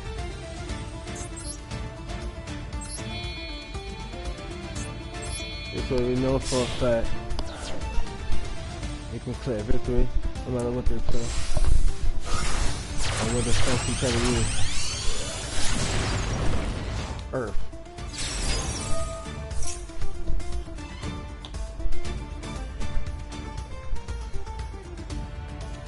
So the whole time we sturdy.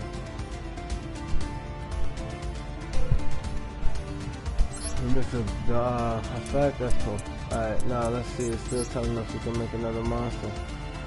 2 monsters with opposite elements.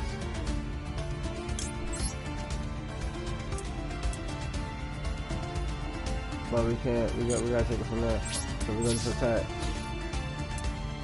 I don't know why they didn't give us some music, but they're about to give us some music.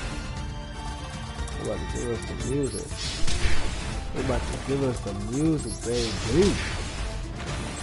There you go. There you go. Make that shit sound right. If they battle him, the monster dies. They're gonna drop the monster in defense at any turn.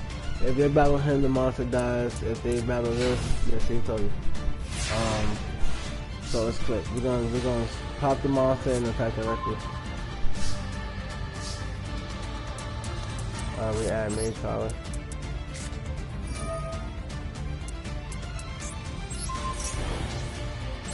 And then we pop the monster. attack directly.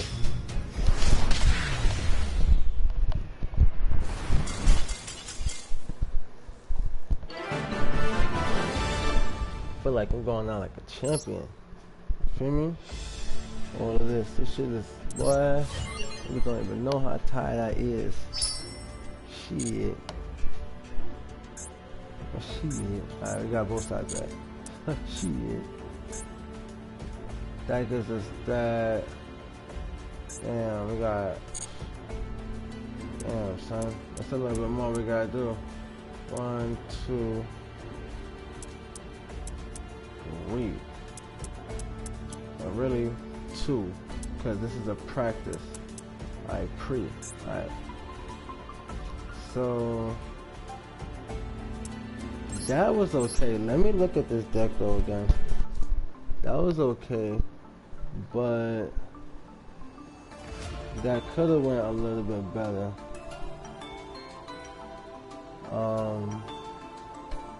So we may need additional copies of these guys. Right, one of each.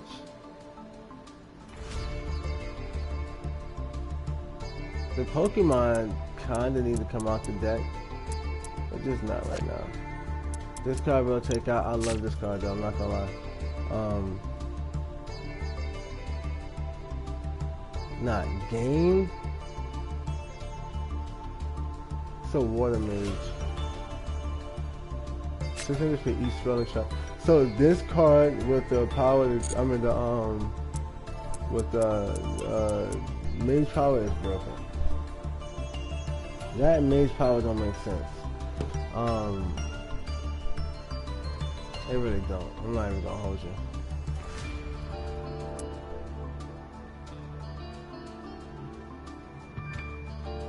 But let's see. We might want to take away Child's Play.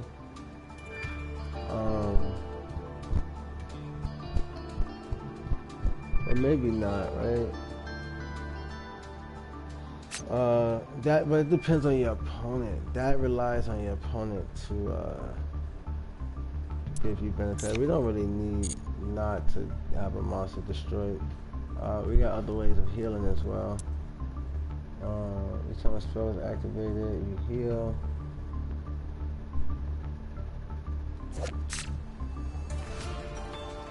Spell absorption. Is that Endymion? Wait, who is that? Is that Dark Magician?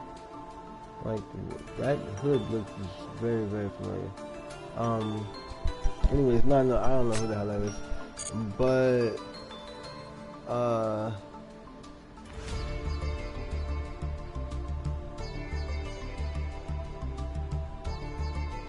yeah, eventually these cards are gonna have to swap out anyways. This is one field. So I'm probably gonna run this deck the same way I ran my other one. Like one field per strategy. So we'll drop one World Legacy card, and we'll drop one Cauldron of the Old Man. Because ultimately that Cauldron may be at a 1-of. It may be at a 1. Actually, no. We want to keep the Cauldron, and instead, damn, do we get rid of our Geki?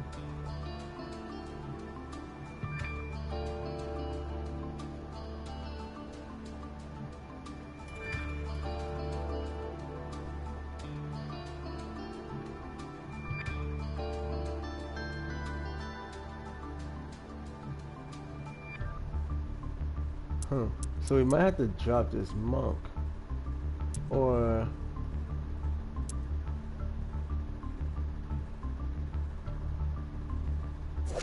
yeah, the monk is pretty cool, but I think I gotta drop him for now. It's not directly what we're looking for. This is pretty decent though. I like what we got.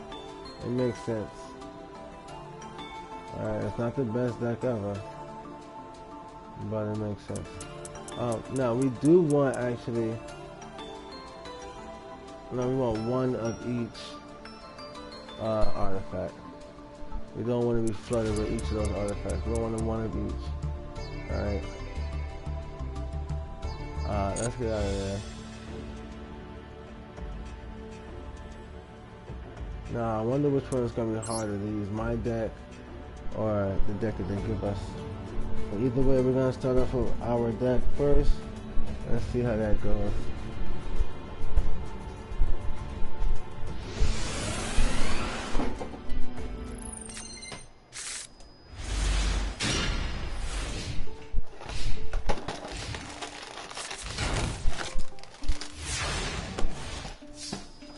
Our deck should be decent. It's very similar to what they have on display. However, the difference is they may have a little bit more available than we do. But we should be fairly decent. The thing is also is they'd have to prepare for the same deck. And we're using some of that card, some of those cards, but a little bit also we use some different cards as well.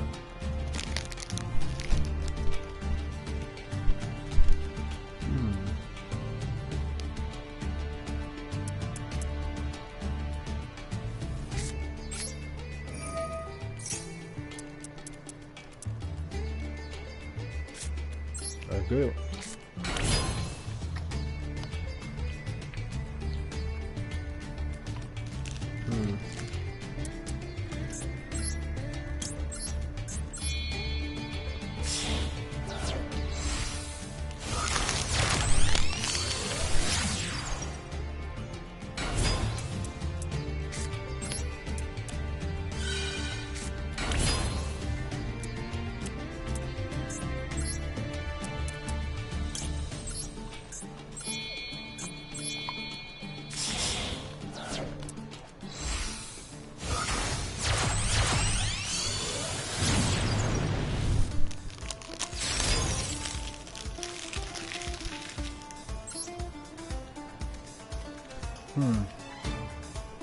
Really?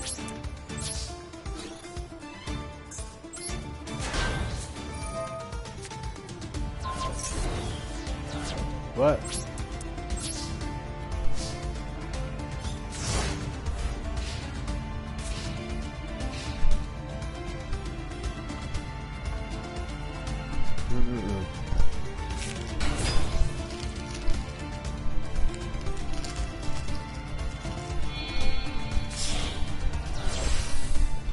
Like, no matter what, they can't stop feeding me bullshit. Now he's gonna go for Link too. But his monster's gonna be stronger than mine.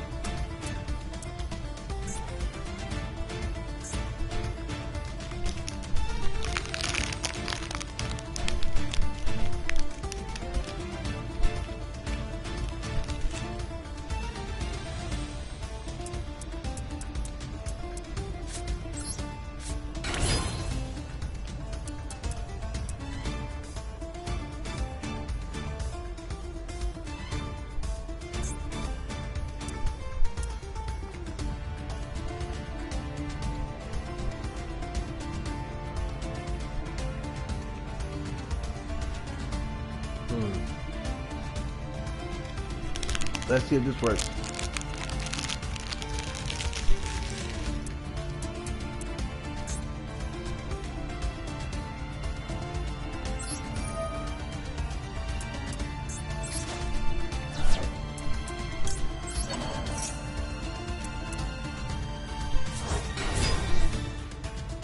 Let's see if this shit works.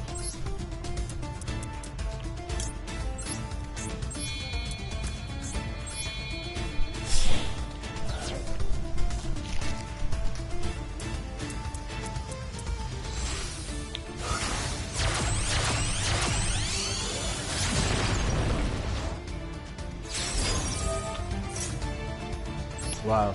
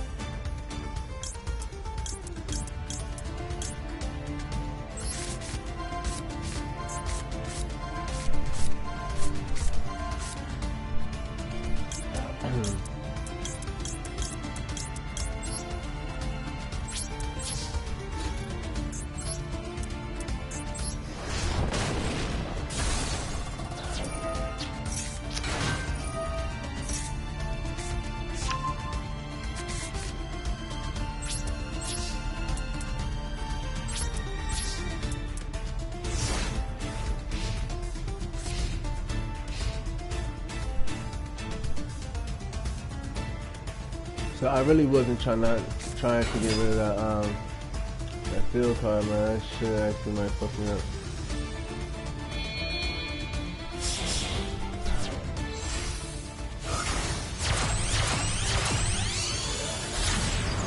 What? Nightmare unicorn. What?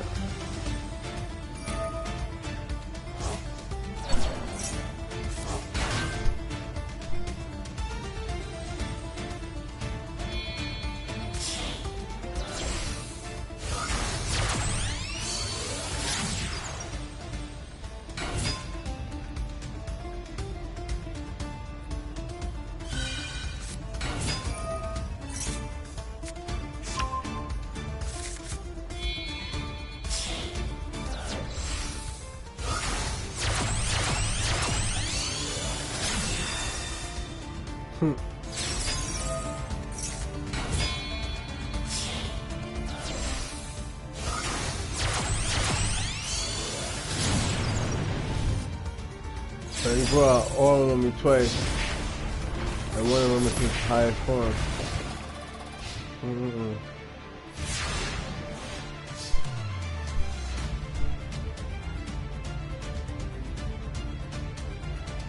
That shit is 3,000.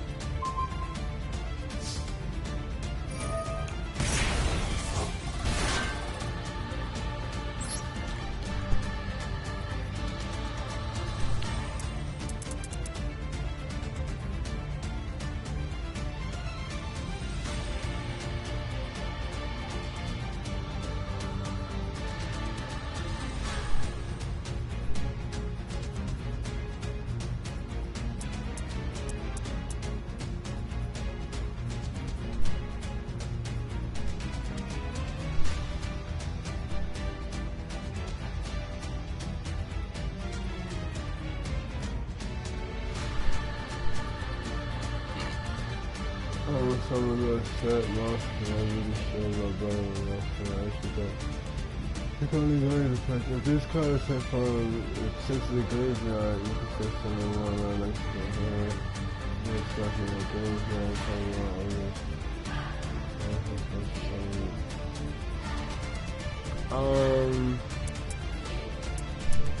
So I could special summon a monster. It's during my standby phase. This is during my standby.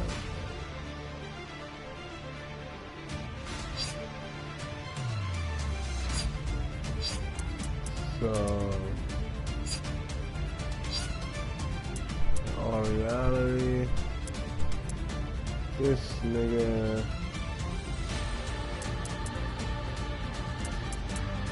is my strongest monster.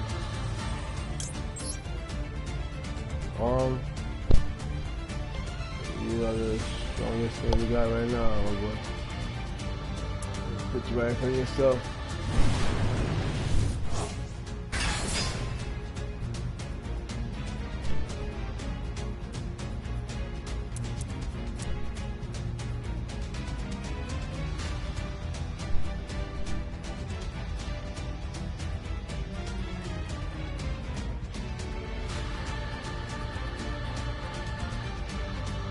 So we're going normal summon,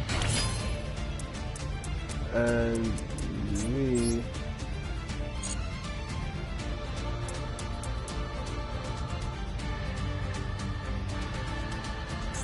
are gonna then activate its effect and grab. Hold up. Your opponent cannot target this card with card effect. Also, the monsters cannot target monsters for attack except for this one. If this card battles a special summon monster with the effect you can move. Attack. Alright.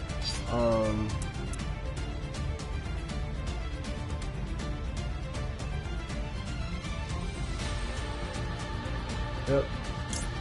So it's not targeting its monster. It doesn't target its monster. So I'm willing to think that if I go in for its attack, I should be able to use the effect And he pops my monster.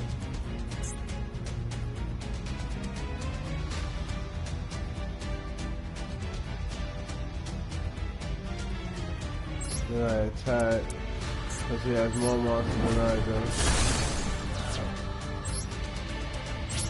And then main phase 2.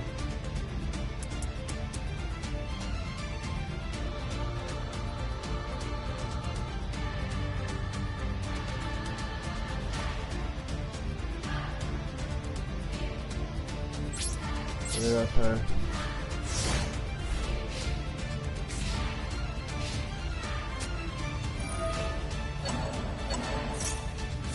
Oh, there it is. GG's.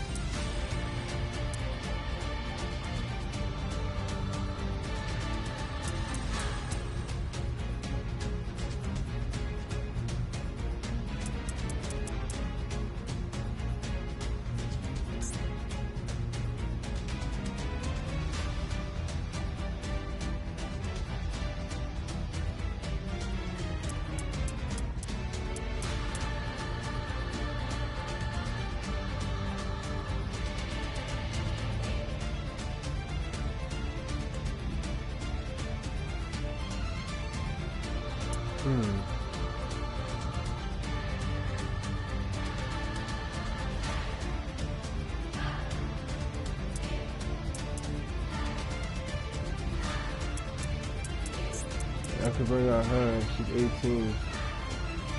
It's not gonna be high enough.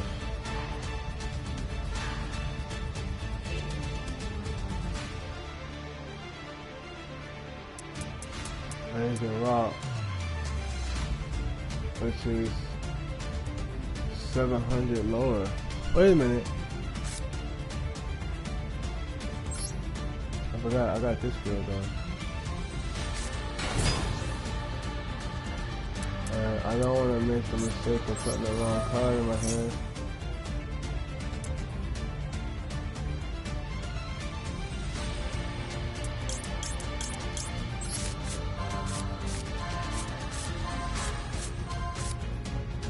So we're going to make sure we put the right one.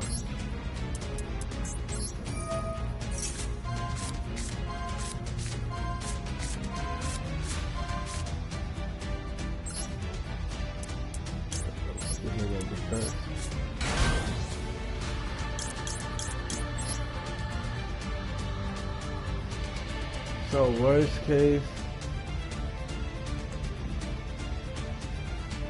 so we gotta attack because he could fuck around and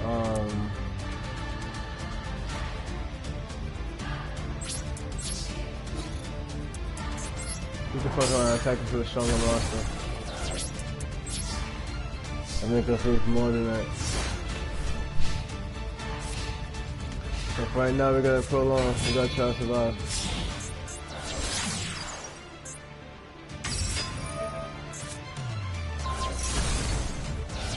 Damn. Damn, son.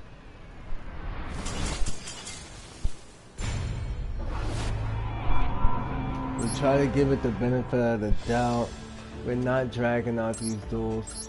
So we try to let this deck work first.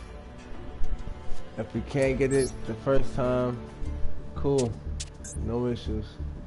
We go into the main deck and we clear it out. Only because we're trying to go through this as quickly as possible. In most cases, we want to enjoy the ride. But in this situation particularly, I've been up all night and I just kind of want to lay down a little bit.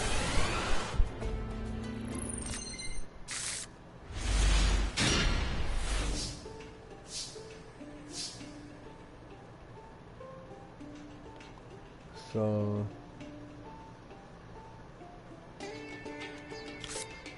We summon Moi.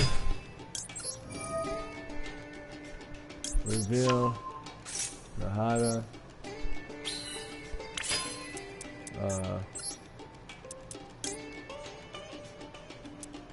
We go for the Grand Master.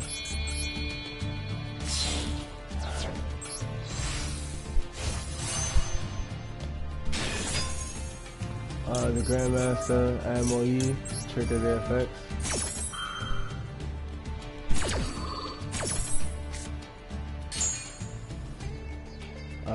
We want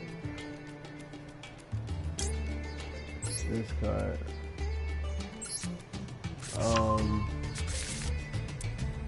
Then we're gonna discard Nahada. Special summon. Yep.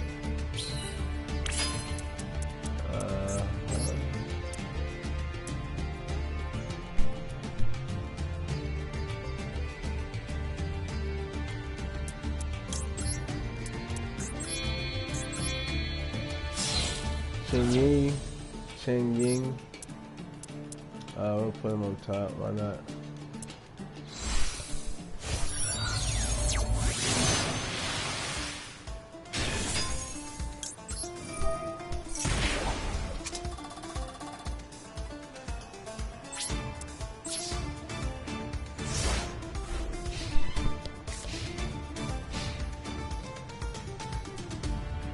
Turn 1, he's down 1200.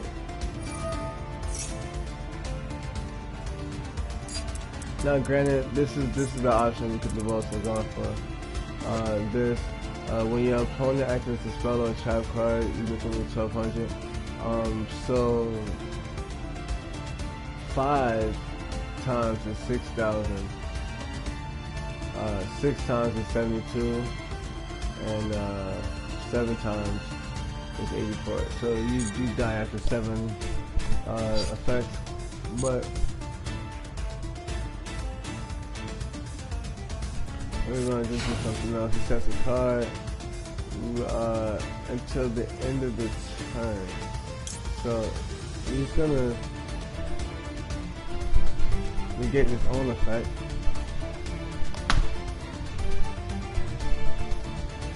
Right, so we're going to go ahead and banish Mo Yi. Alright, this is where it gets a little stupid. Because like if we start off with the first turn, obviously we can't win turn 1, so we have to win turn 3. But it's either turn 2 or turn 3 victory. It never gets past that. Mo Yi goes into banish.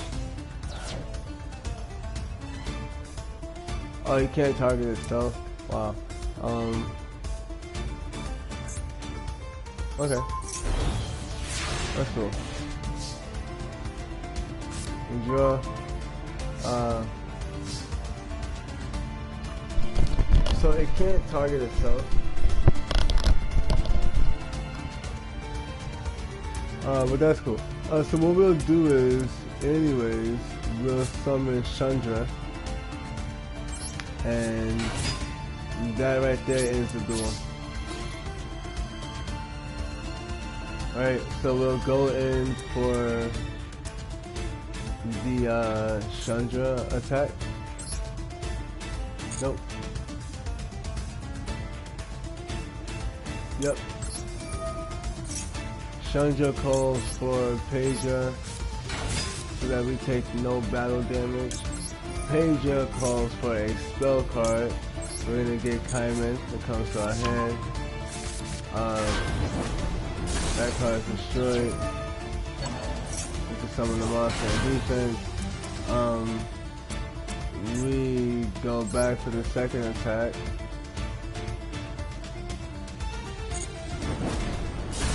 Boom. And then we are going to attack King Ying, attack with the Grand Master,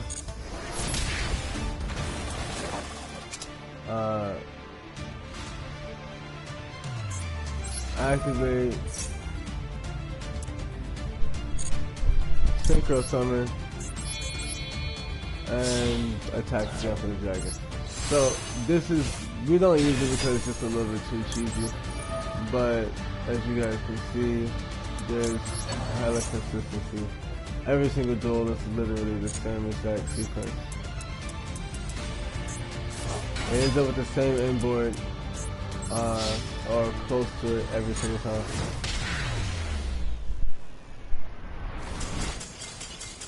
Slight variations. That other deck struggled like hell to do what this deck just did.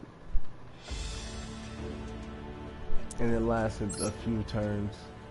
And we still got our asses kicked. So it's like, not really what we're trying to do. Yeah, let's finish that. We'll go back to using the proper deck.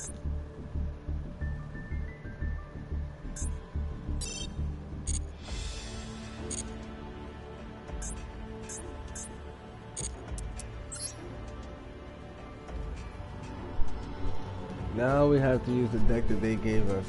Now the thing about using the decks they give you is interesting because in most cases, they give you a setup that will allow you to win first turn. In most cases, they give you like a really good setup, and then you just have to figure out within that where your combination comes in and where you're able to you know, create a certain situation.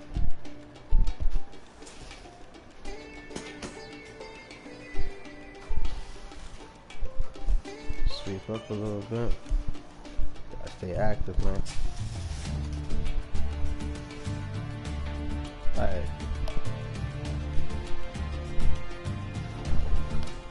Let's see what we got. What the hell is this?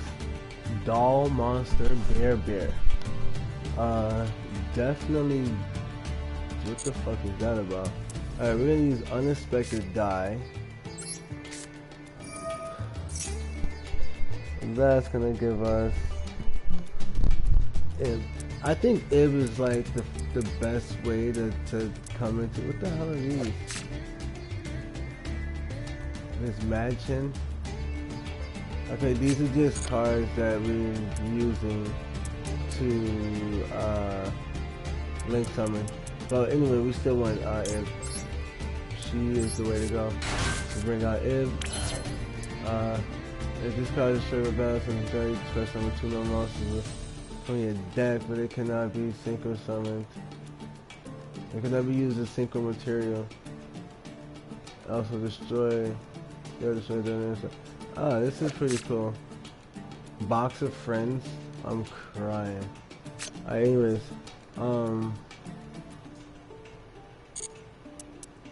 we are going to we're gonna save Ningirsu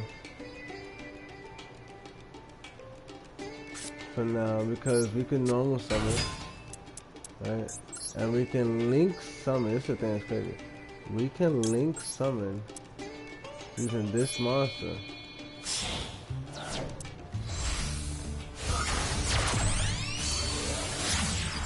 But we're turn 1, so we can't win first turn. But we can definitely get that turn 2 though. Yeah, turn 3. You feel me? Alright, let's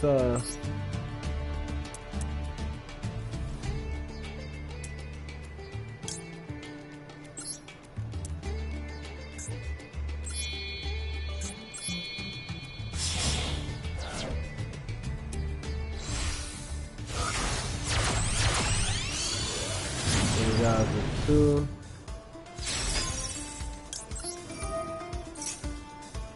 Special summon from the hand.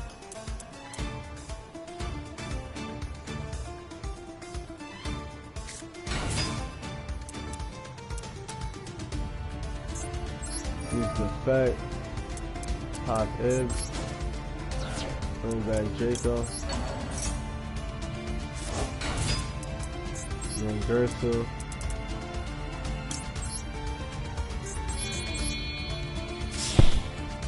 There's 2 main Gerses on the field. Ningersu is very, very powerful. Just a really cool card to have too. We're gonna end our turn right there. Low key the dark edition of the deck. 2500 5 points. Very Genki. Damn, disrespectful as well.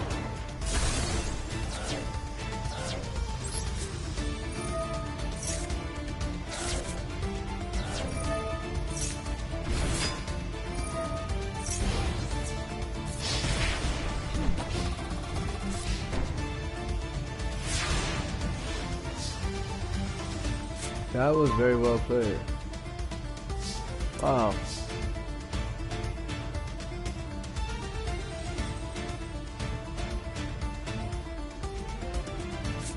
We're gonna activate Dollhouse.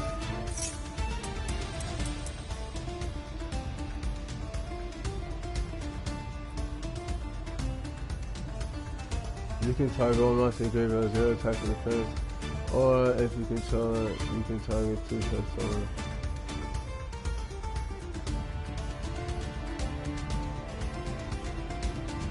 Oh, so I can special summon right now.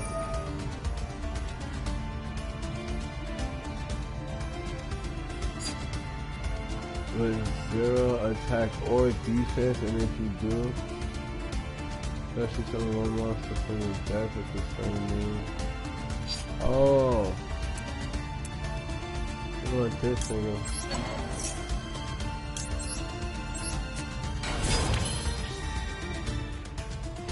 What the fuck?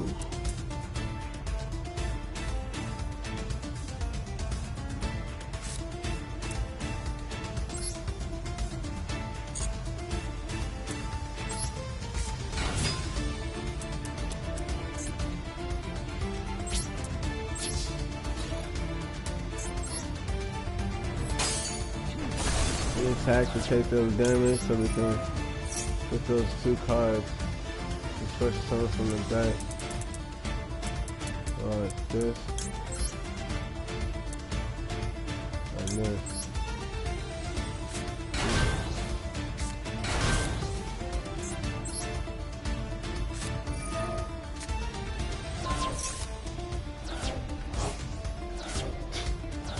I have control.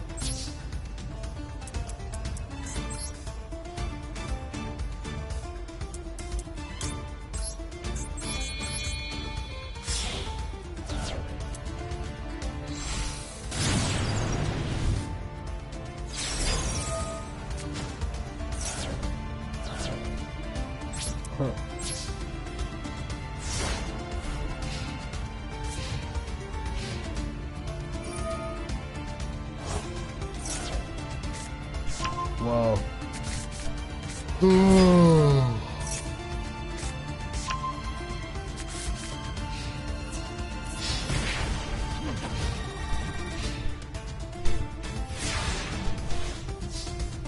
Tell you one thing, they know how to clear the field.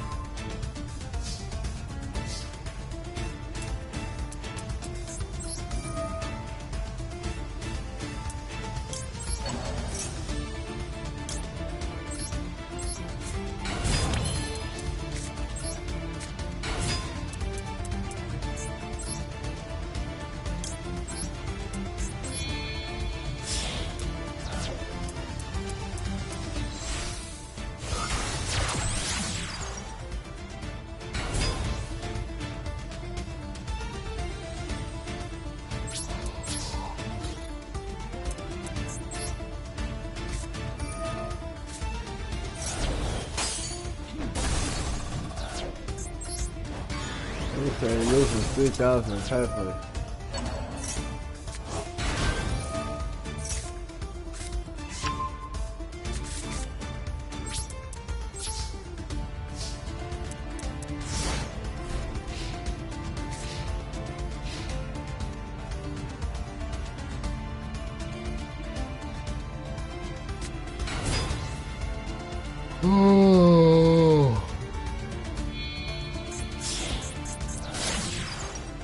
Well, I'm tired. Tell me.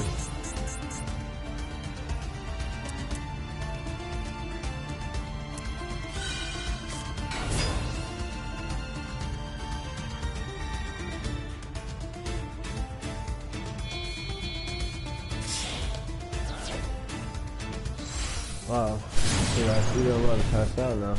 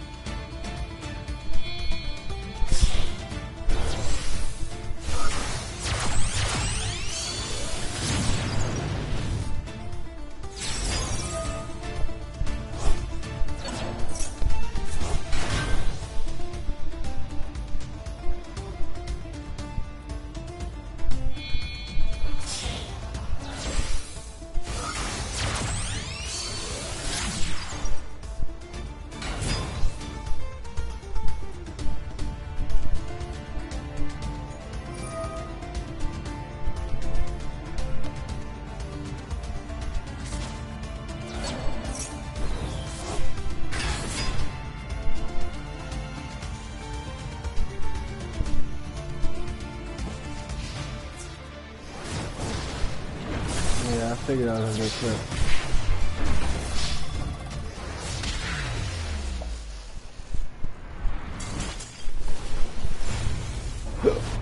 I figured that was gonna happen. But we got no choice but to just retry that because we're using their deck. So there's nothing, we can't modify anything in our deck and make it go any differently.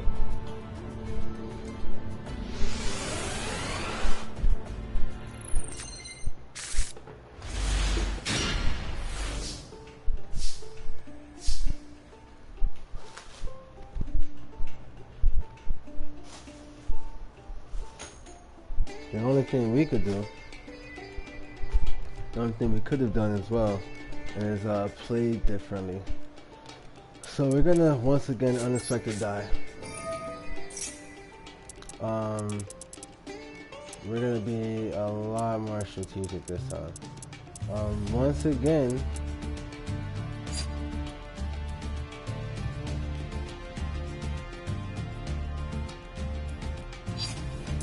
we're gonna get Gerson. Next, we're gonna use Terraformer. We're gonna pull out Alright, we'll use Dollhouse for now. They're forcing us into this Dollhouse strategy, which I'm really not the biggest fan of.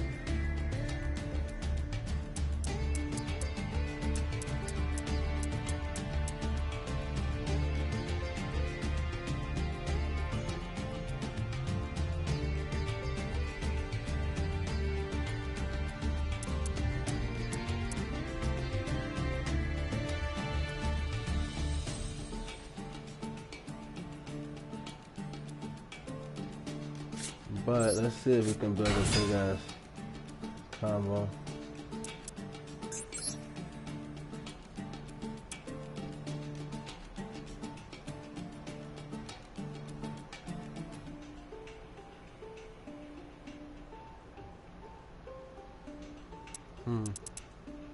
Utopia. Interesting.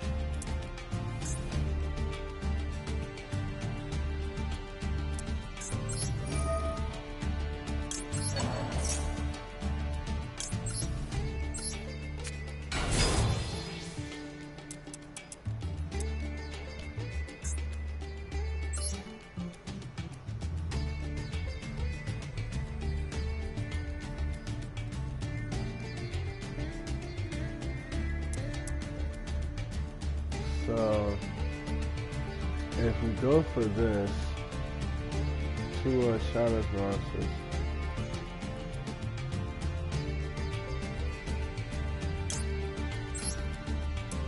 take this and then he might still have Regeki, it's possible. But we don't care. We got Regeki, so what? That's really how I feel about it right now. If we got Regeki, don't even matter.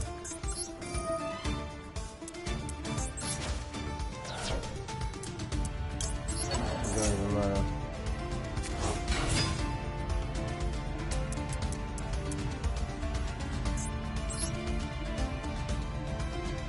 Now, here's where we might make a little bit of difference. Because this time, what we're going to do is go for the link 2 first.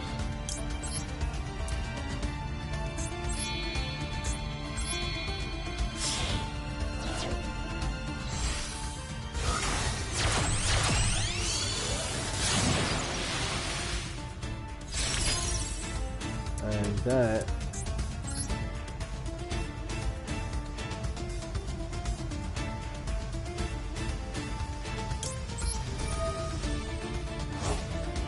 is going to allow us to bring back the endorsement so that we can bring out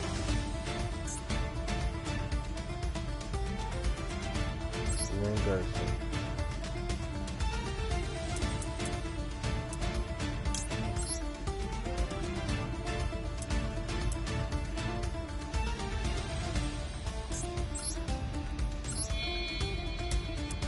And we're going to take our ghost two foot.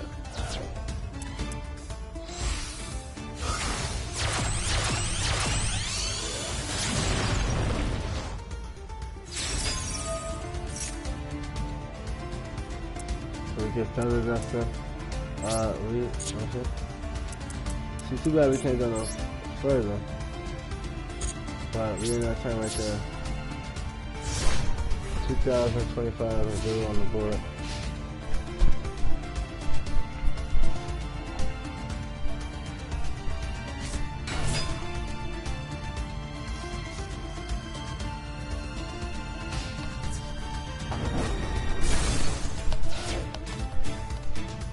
We pause 1-0.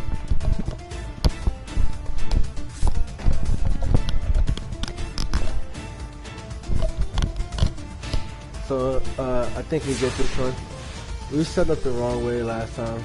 Now we got a little bit more preparation. We karma cuts. Possible cards to fill. To stop me from going. I'm done. Did he banish that card? He did.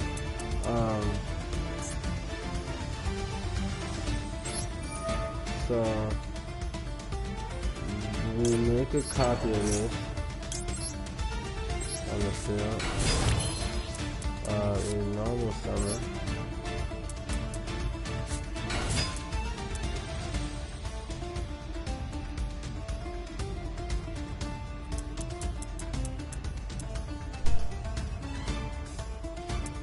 So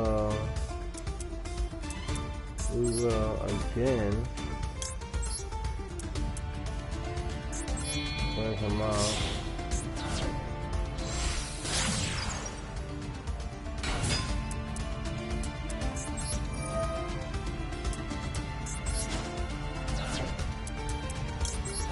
By popping out, bringing out the same thing, same formation. Once again, we use the link and Garso.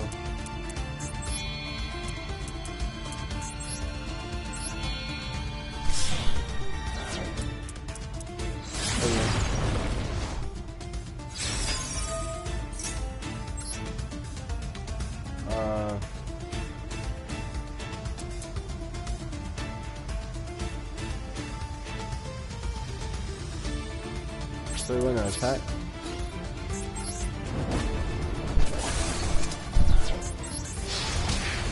And then we run in that time.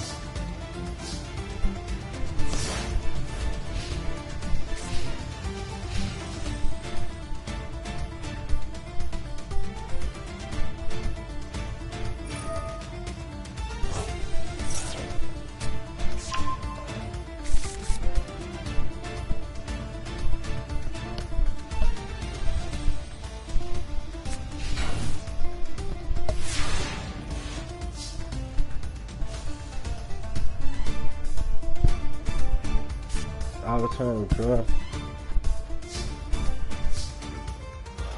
So go for the summon. The Lord Chalice right here. Reset. Feather Duster. New special. Universal.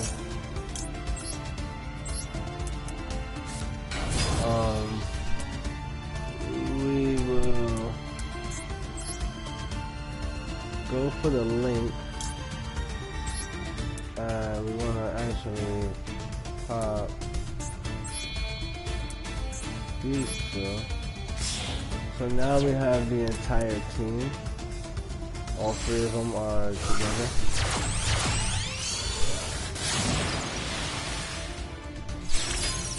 And so because of that,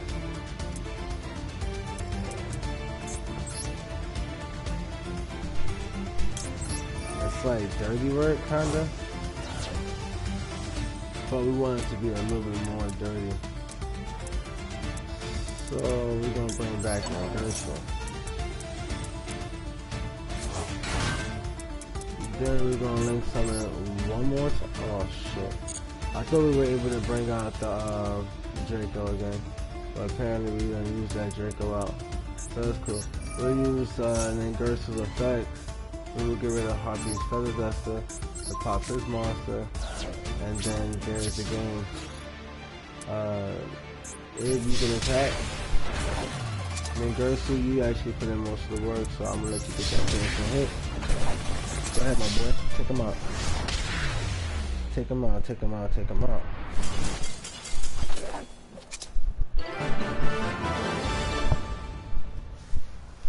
So that right there was a little KO action. A little smack smack. You know, that was a little struggle. I'm not gonna flex like that shit wasn't crazy. Cause boy, that shit was crazy. So we unlock this, and we got a little practice. Practice. It says learn the ins and out of the crawler deck. All right. So somehow we went from fighting against the crawlers to being forced to learn how to use these niggas.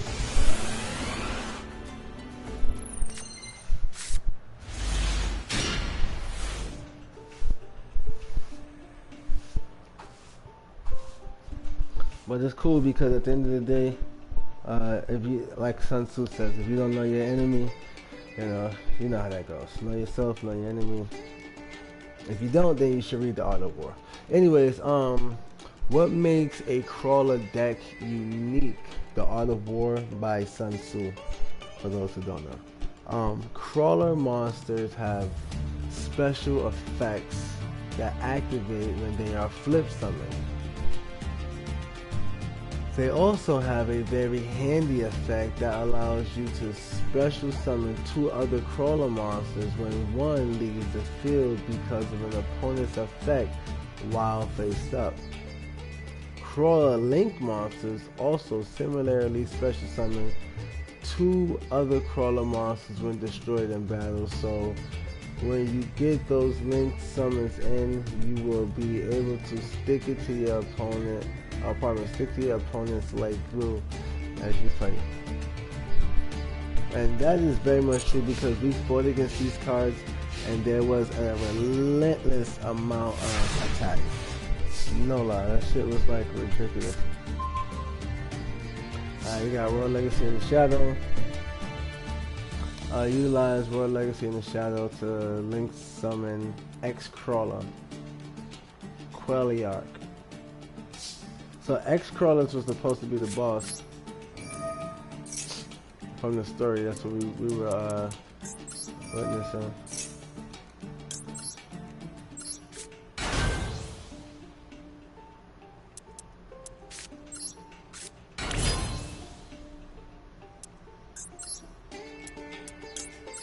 X-Crawler.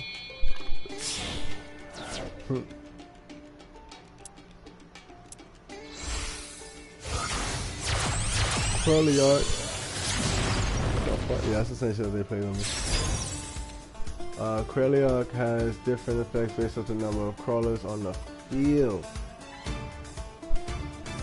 Special summon Crawler Dendrite with Monster Dawn. Alright.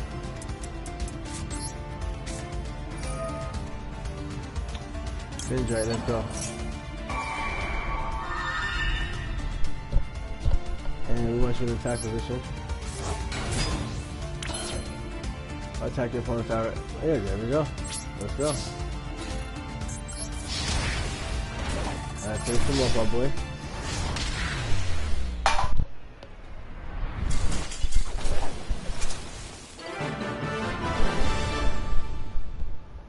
That's a victory.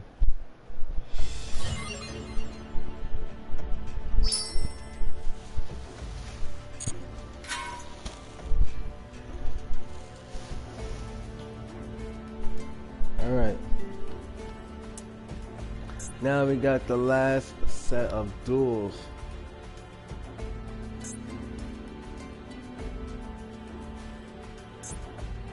Let's use the loner deck first. Seeing as how it's probably going to be the harder one to do. Because granted they kind of give you the duel set. But if you don't know how to use the cards, you'll be there for a while trying to figure out what it is exactly you need to do.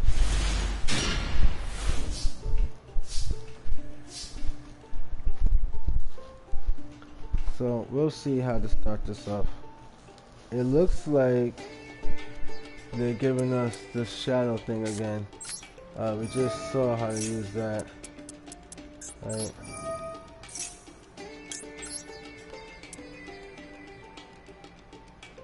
We'll special summon his face down defense.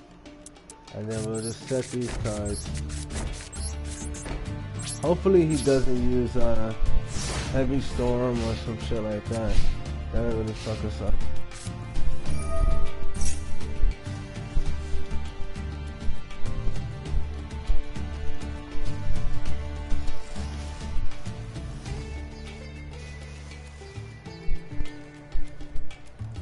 Alright, so Crusadia Crawler. Oh. Aha. It's making sense now. It's making sense now. World Legacy Pawns. Oh yeah, this is when they first encountered the 7 Mech Knights. She's being protected by her big brother. Okay, so it says target one face down monster you control, change the interface up.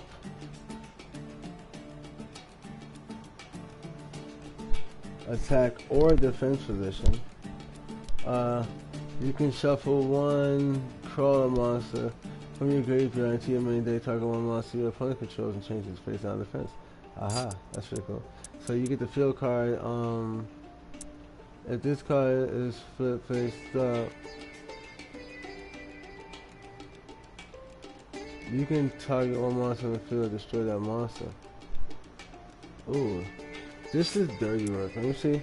Special summon this card as a monster in defense of this card is if this card is special summoned by its effect to add one more legacy. Okay. Let's see. Go get your card. We got the same field card. I don't know why you want to play that shit. But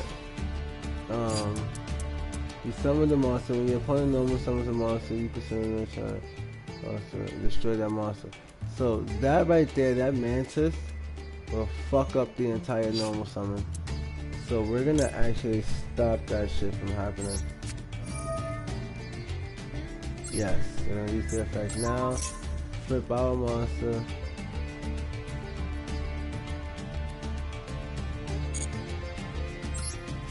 Face up. Use that effect.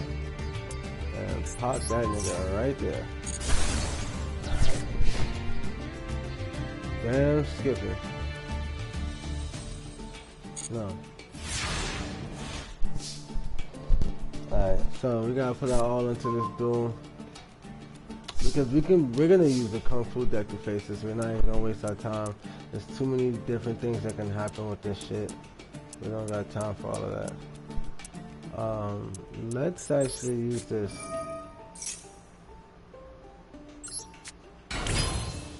Yeah, I figured that. Now we can link something. But this right here is the boss. No. They're all bosses. They're all X-crawlers. The X-crawlers are the bosses.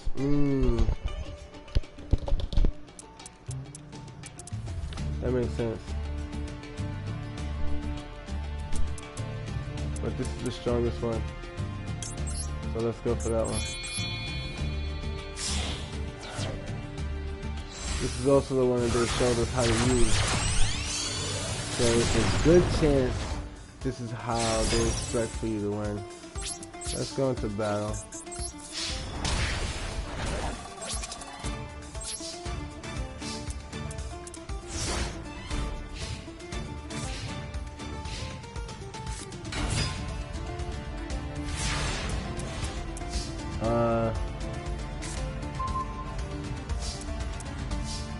Initial monster you control targeted for an attack with effect. You can send this card from the field to the graveyard, reserve the attack, and end the battle phase.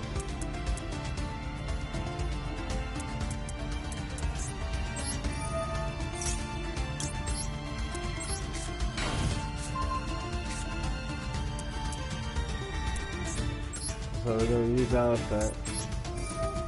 You can negate my effect. That is going to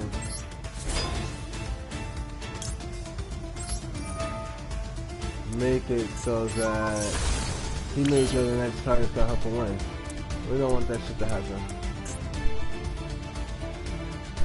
Does this shit go hiding too? No.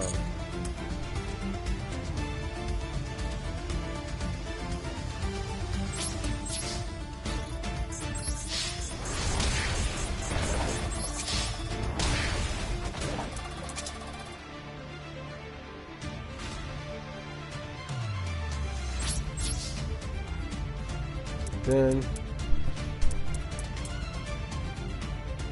for target one artificial monster on the field, target and change that power to a sound of contribution. Assign your opponent.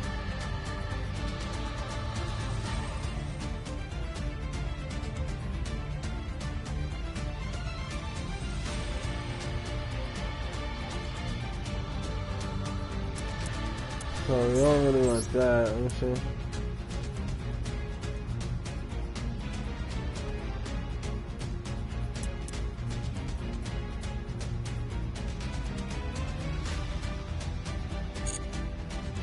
Nah, really, we good like that. We got that turn. We got 2200.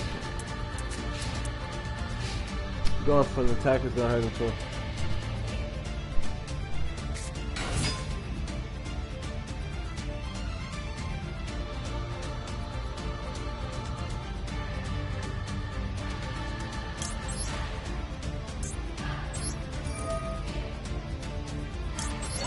Shuffle that back into my deck. That lets me put this guy face down. Once per turn, when opponent clears an attack. Oh, see? Once per turn, when your opponent declares an attack, you can send the card top to negate it. Alright, so we're gonna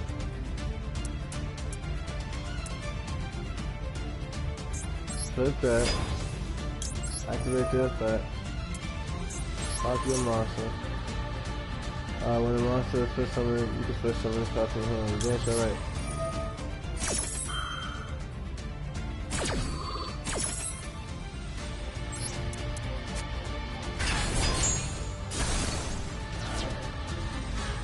Because first summon, you can add one roll up to the card.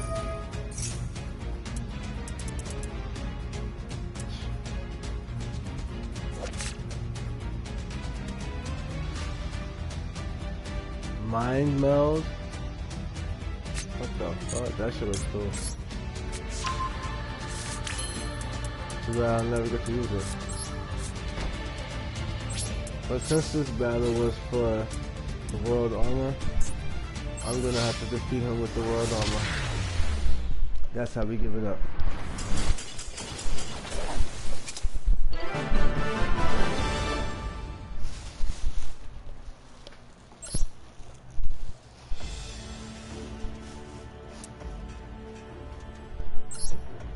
Alright. And now, of course, last but not least, I want to use this deck so bad. You guys know that. But we can't. We don't got time for the confusion these niggas is about to pull on us. Actually, I'm lying. That defeats the whole purpose of the video, right? Let's switch it out. We can't keep just beating them niggas up with Kung Fu. I mean, we can, but it's not fair. Kinda is. So, and it takes away from the challenge, man. We don't want to evade challenge. We just don't want to be stuck doing bullshit. But I do believe this deck is sturdy now, right? We should be Gucci. It's not the most powerful. It could use a shit ton of adjustment. What's this? Which one? It could use a shit ton of adjustment.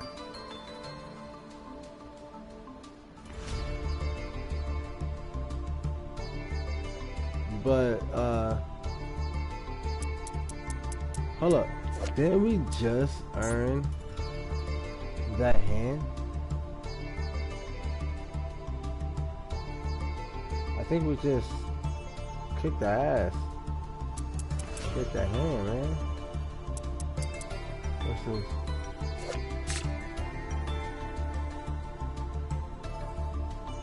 Orchestrated return. There's no way. Oh, they killed her and he brings her back to life. Is that what's going on?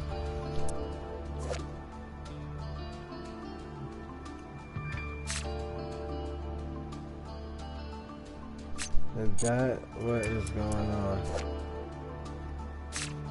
What the fuck? Yeah, bro, this story, this may be my best deck ever. I think I'm actually gonna use a lot of this. I'm gonna incorporate a lot of this story into this deck. This World Chalice shit is deep, bro. It's not just some random shit. This shit is deep. Oh, that's the world key that this girl holds. Right there. The world key blade, guys. Oh my goodness, what the fuck? Which one is this? World Challenge, Jessica.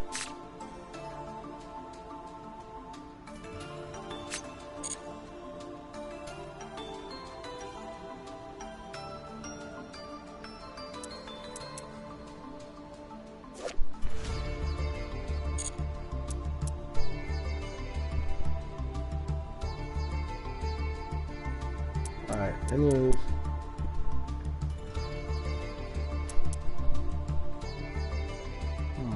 This is really, really interesting. But regardless of the fact, let's finish this duel. And see if we can handle them.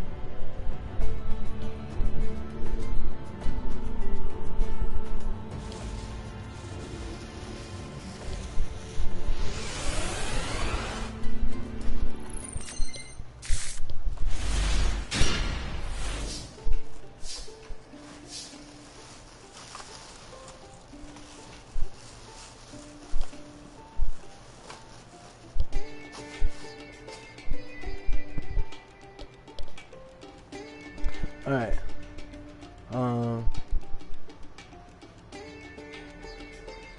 No holding back, man. So we're gonna normal summon. We're gonna link summon.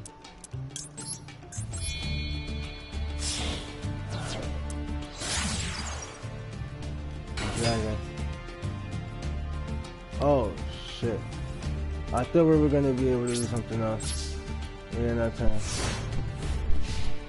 So this deck reminds me very much of my King deck. Actually.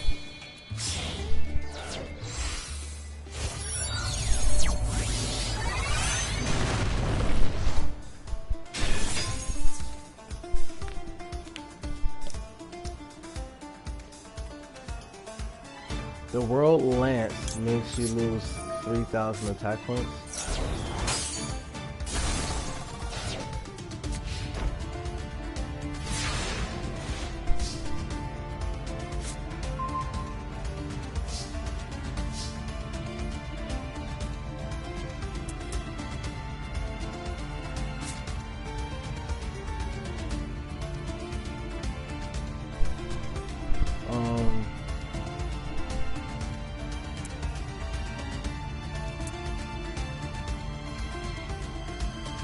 I'm gonna go ahead and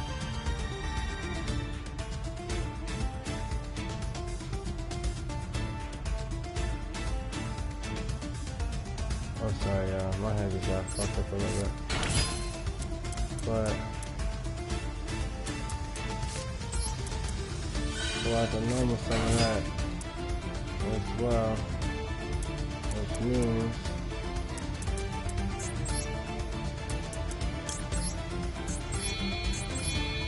there's a link summon for the link too.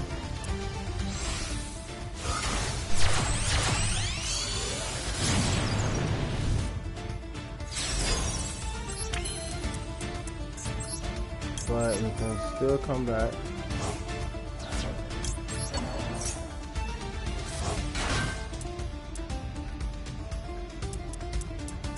And then summon for the link 3.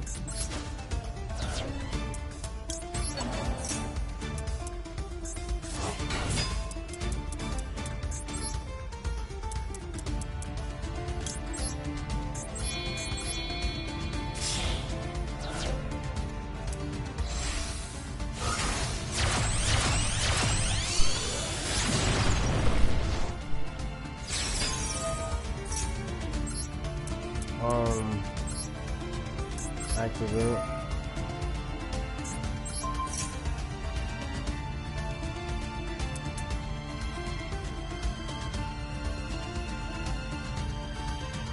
Oh, this is to attack our monsters this time.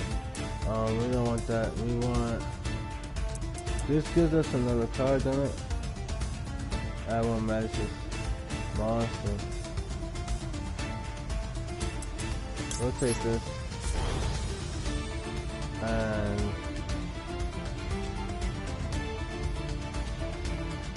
we'll attack that.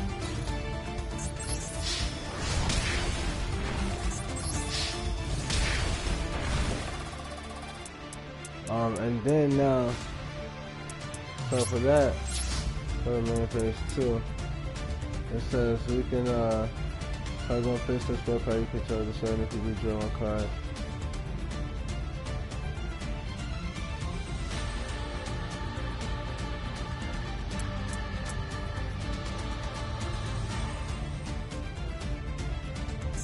We don't want to draw a card. We want to get rid of this. And get rid of this.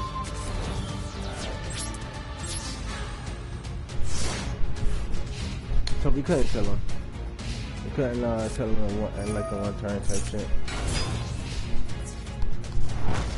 It's too much to try to manage.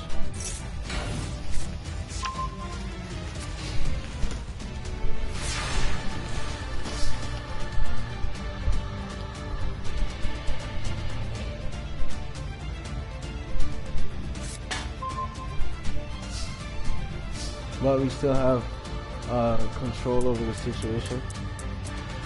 What we'll do is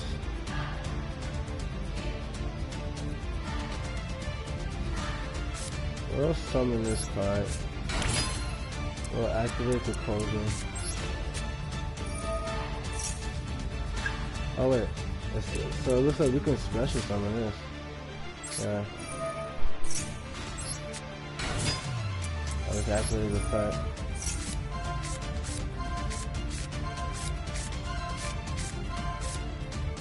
Then we can special summon again.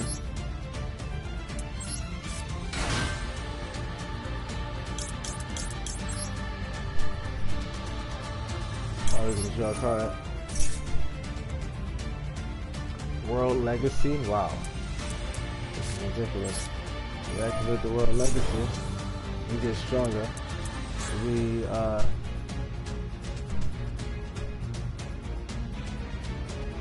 use this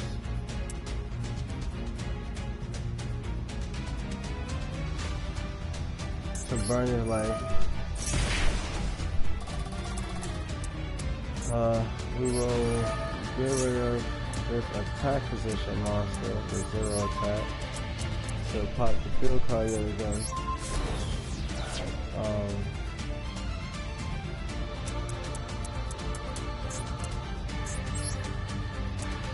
Then you can take these. No, I can't. So then we can attack.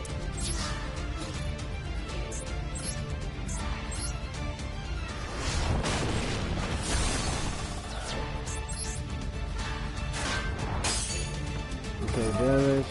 Slap that monster. Bring back a monster on defense. Then it goes 2.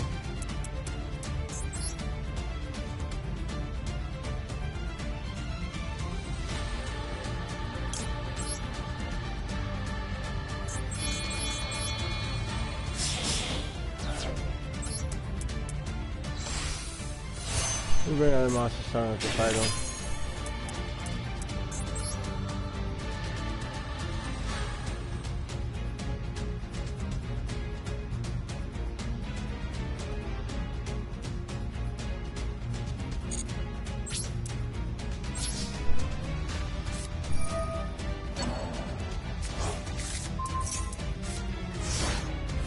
Oh, you're gonna flip it and pop a monster again.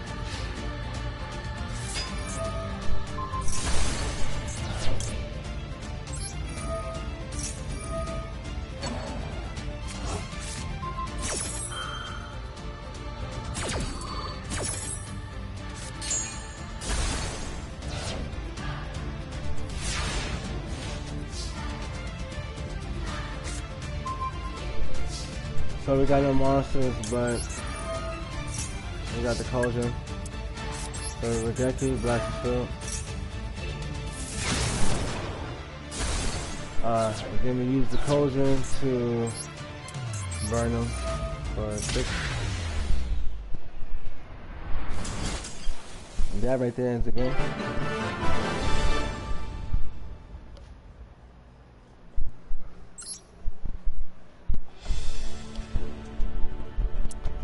Alright, so now we completed that.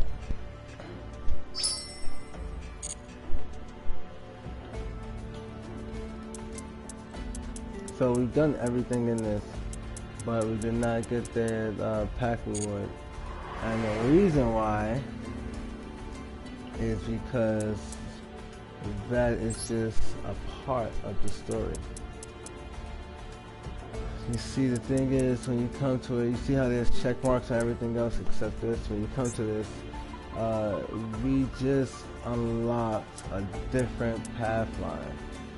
We completed this, but there's 3 more path lines. That first one was pretty cool. I had fun doing it. The second one, I just look at it, but I don't think we're gonna. What the fuck? I don't think we're gonna actually do this though. Let's look at what the goals are. What can we get? These are cards. Or Legacy Awakens. This is pretty cool.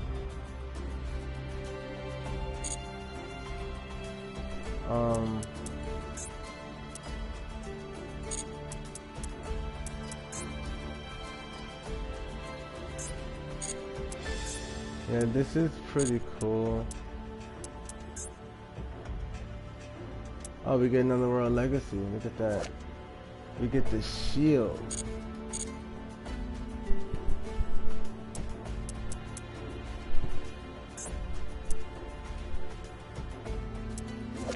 And from here we get World Legacy Clash.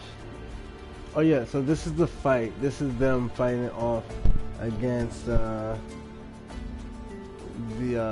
crawlers right when Ib is captured, or right before Ib is captured. So duel number 4.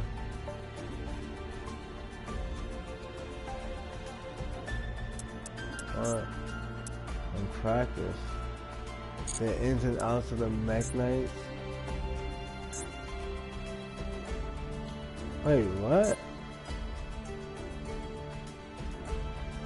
The World Legacy Duel Field?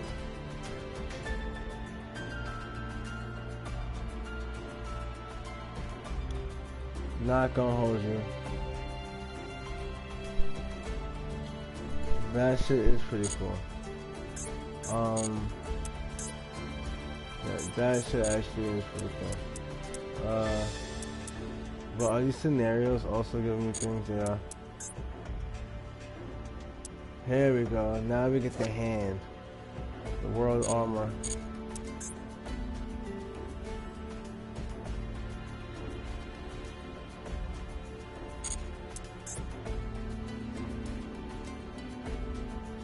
This is really interesting. Ha! That, and this is what we're fighting for. This is actually our ultimate goal for this. Is to get that World Chalice Guardian.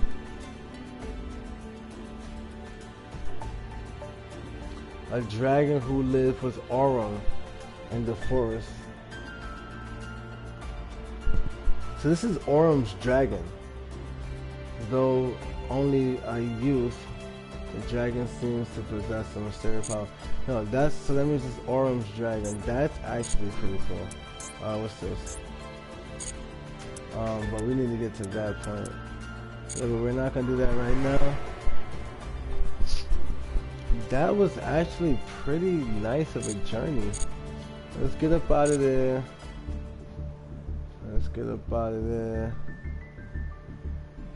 We had to do what it do. We're gonna collect.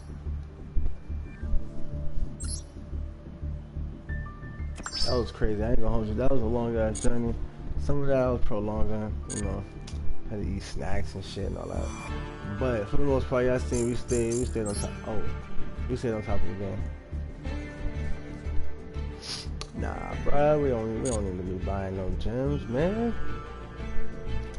Nah, man.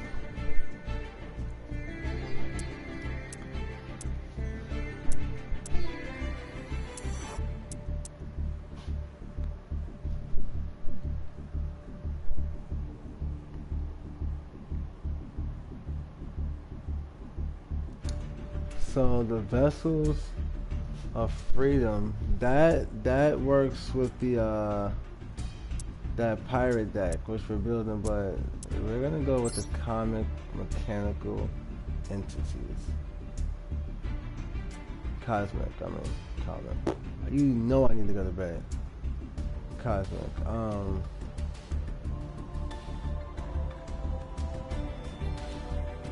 Because the next thing that happens is the Mech Knights. So, with any luck, we'll be able to get something that can utilize. Proton Trident. Silent Optimization. World Legacy's Sorrow. Mech Knights. We got Indigo Eclipse.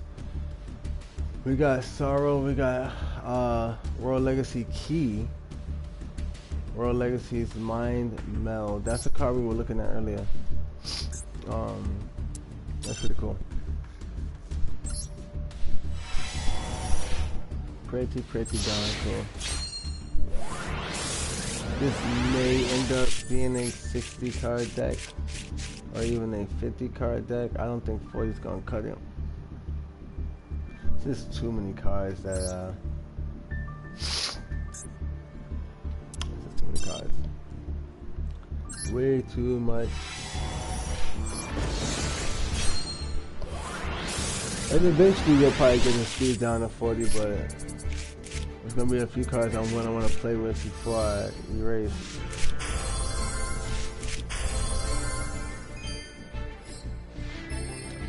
Dual Avatar. Now these are those Avatar niggas.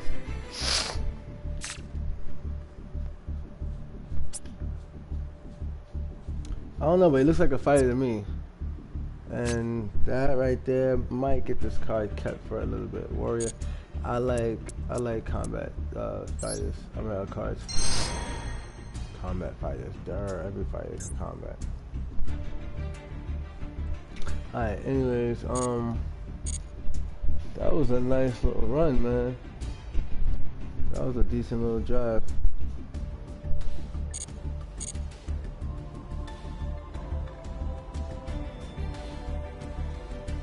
But with that, we're gonna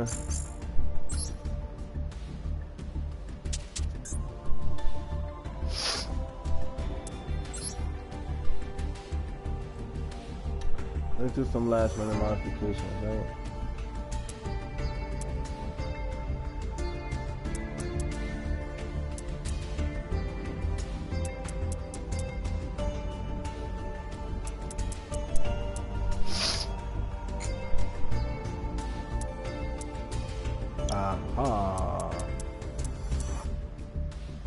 You haven't earned the field yet. Nor the mat. Oh, pardon me, the mat. The mate. You haven't earned the field or the mate or the base for the mate.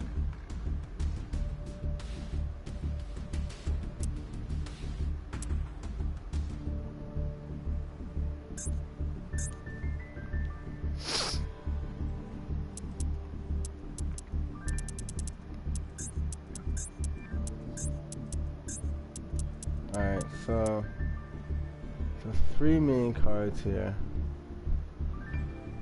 are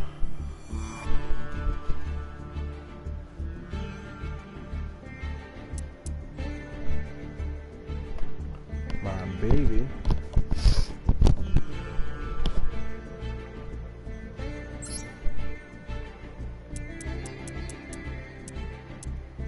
me, and the dragon. I know y'all probably think Ningirsu because I use him a lot, but it's just the strongest card we have. It's not the most important. It's pretty awkward actually. It comes out and kind of fucks shit up because of its link arrows. So it's not the most promising, but these three are the main three.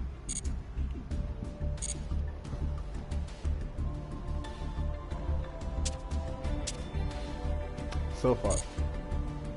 Oh. Didn't we just get something new? I'm so sorry. Didn't we just get something new?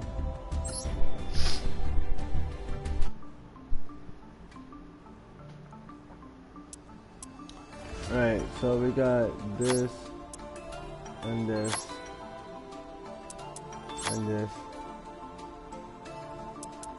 and this.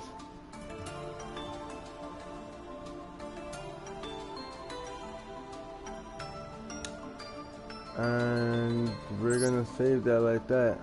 We'll come back next time and make sure to look into this a little bit more. We love y'all, man. Enjoy the rest of your day. Make sure y'all subscribe to Stomach Gaming Girl on YouTube. Man, enjoy the rest of your night, man. We love y'all. Peace and blessings, man.